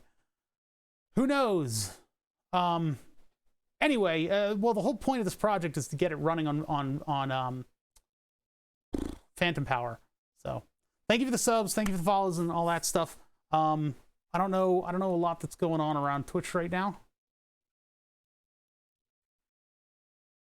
What's Ross doing? Rubber Rios. Gartic phone. Oh man.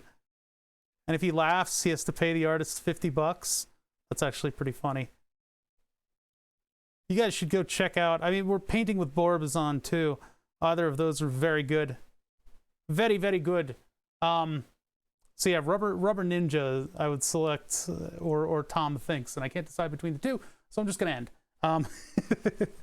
We're just gonna end. Thank you guys for watching. I'm gonna be back on Thursday. Wednesday is my day for ordering parts. I thought I'd be ordering a lot of capacitors, but apparently not.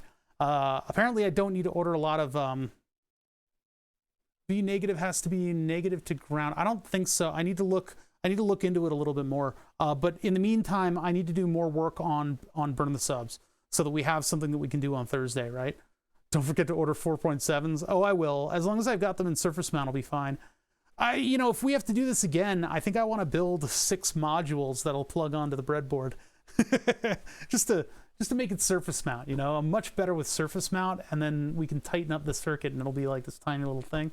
I think that'll be a lot cooler, but we'll figure it out.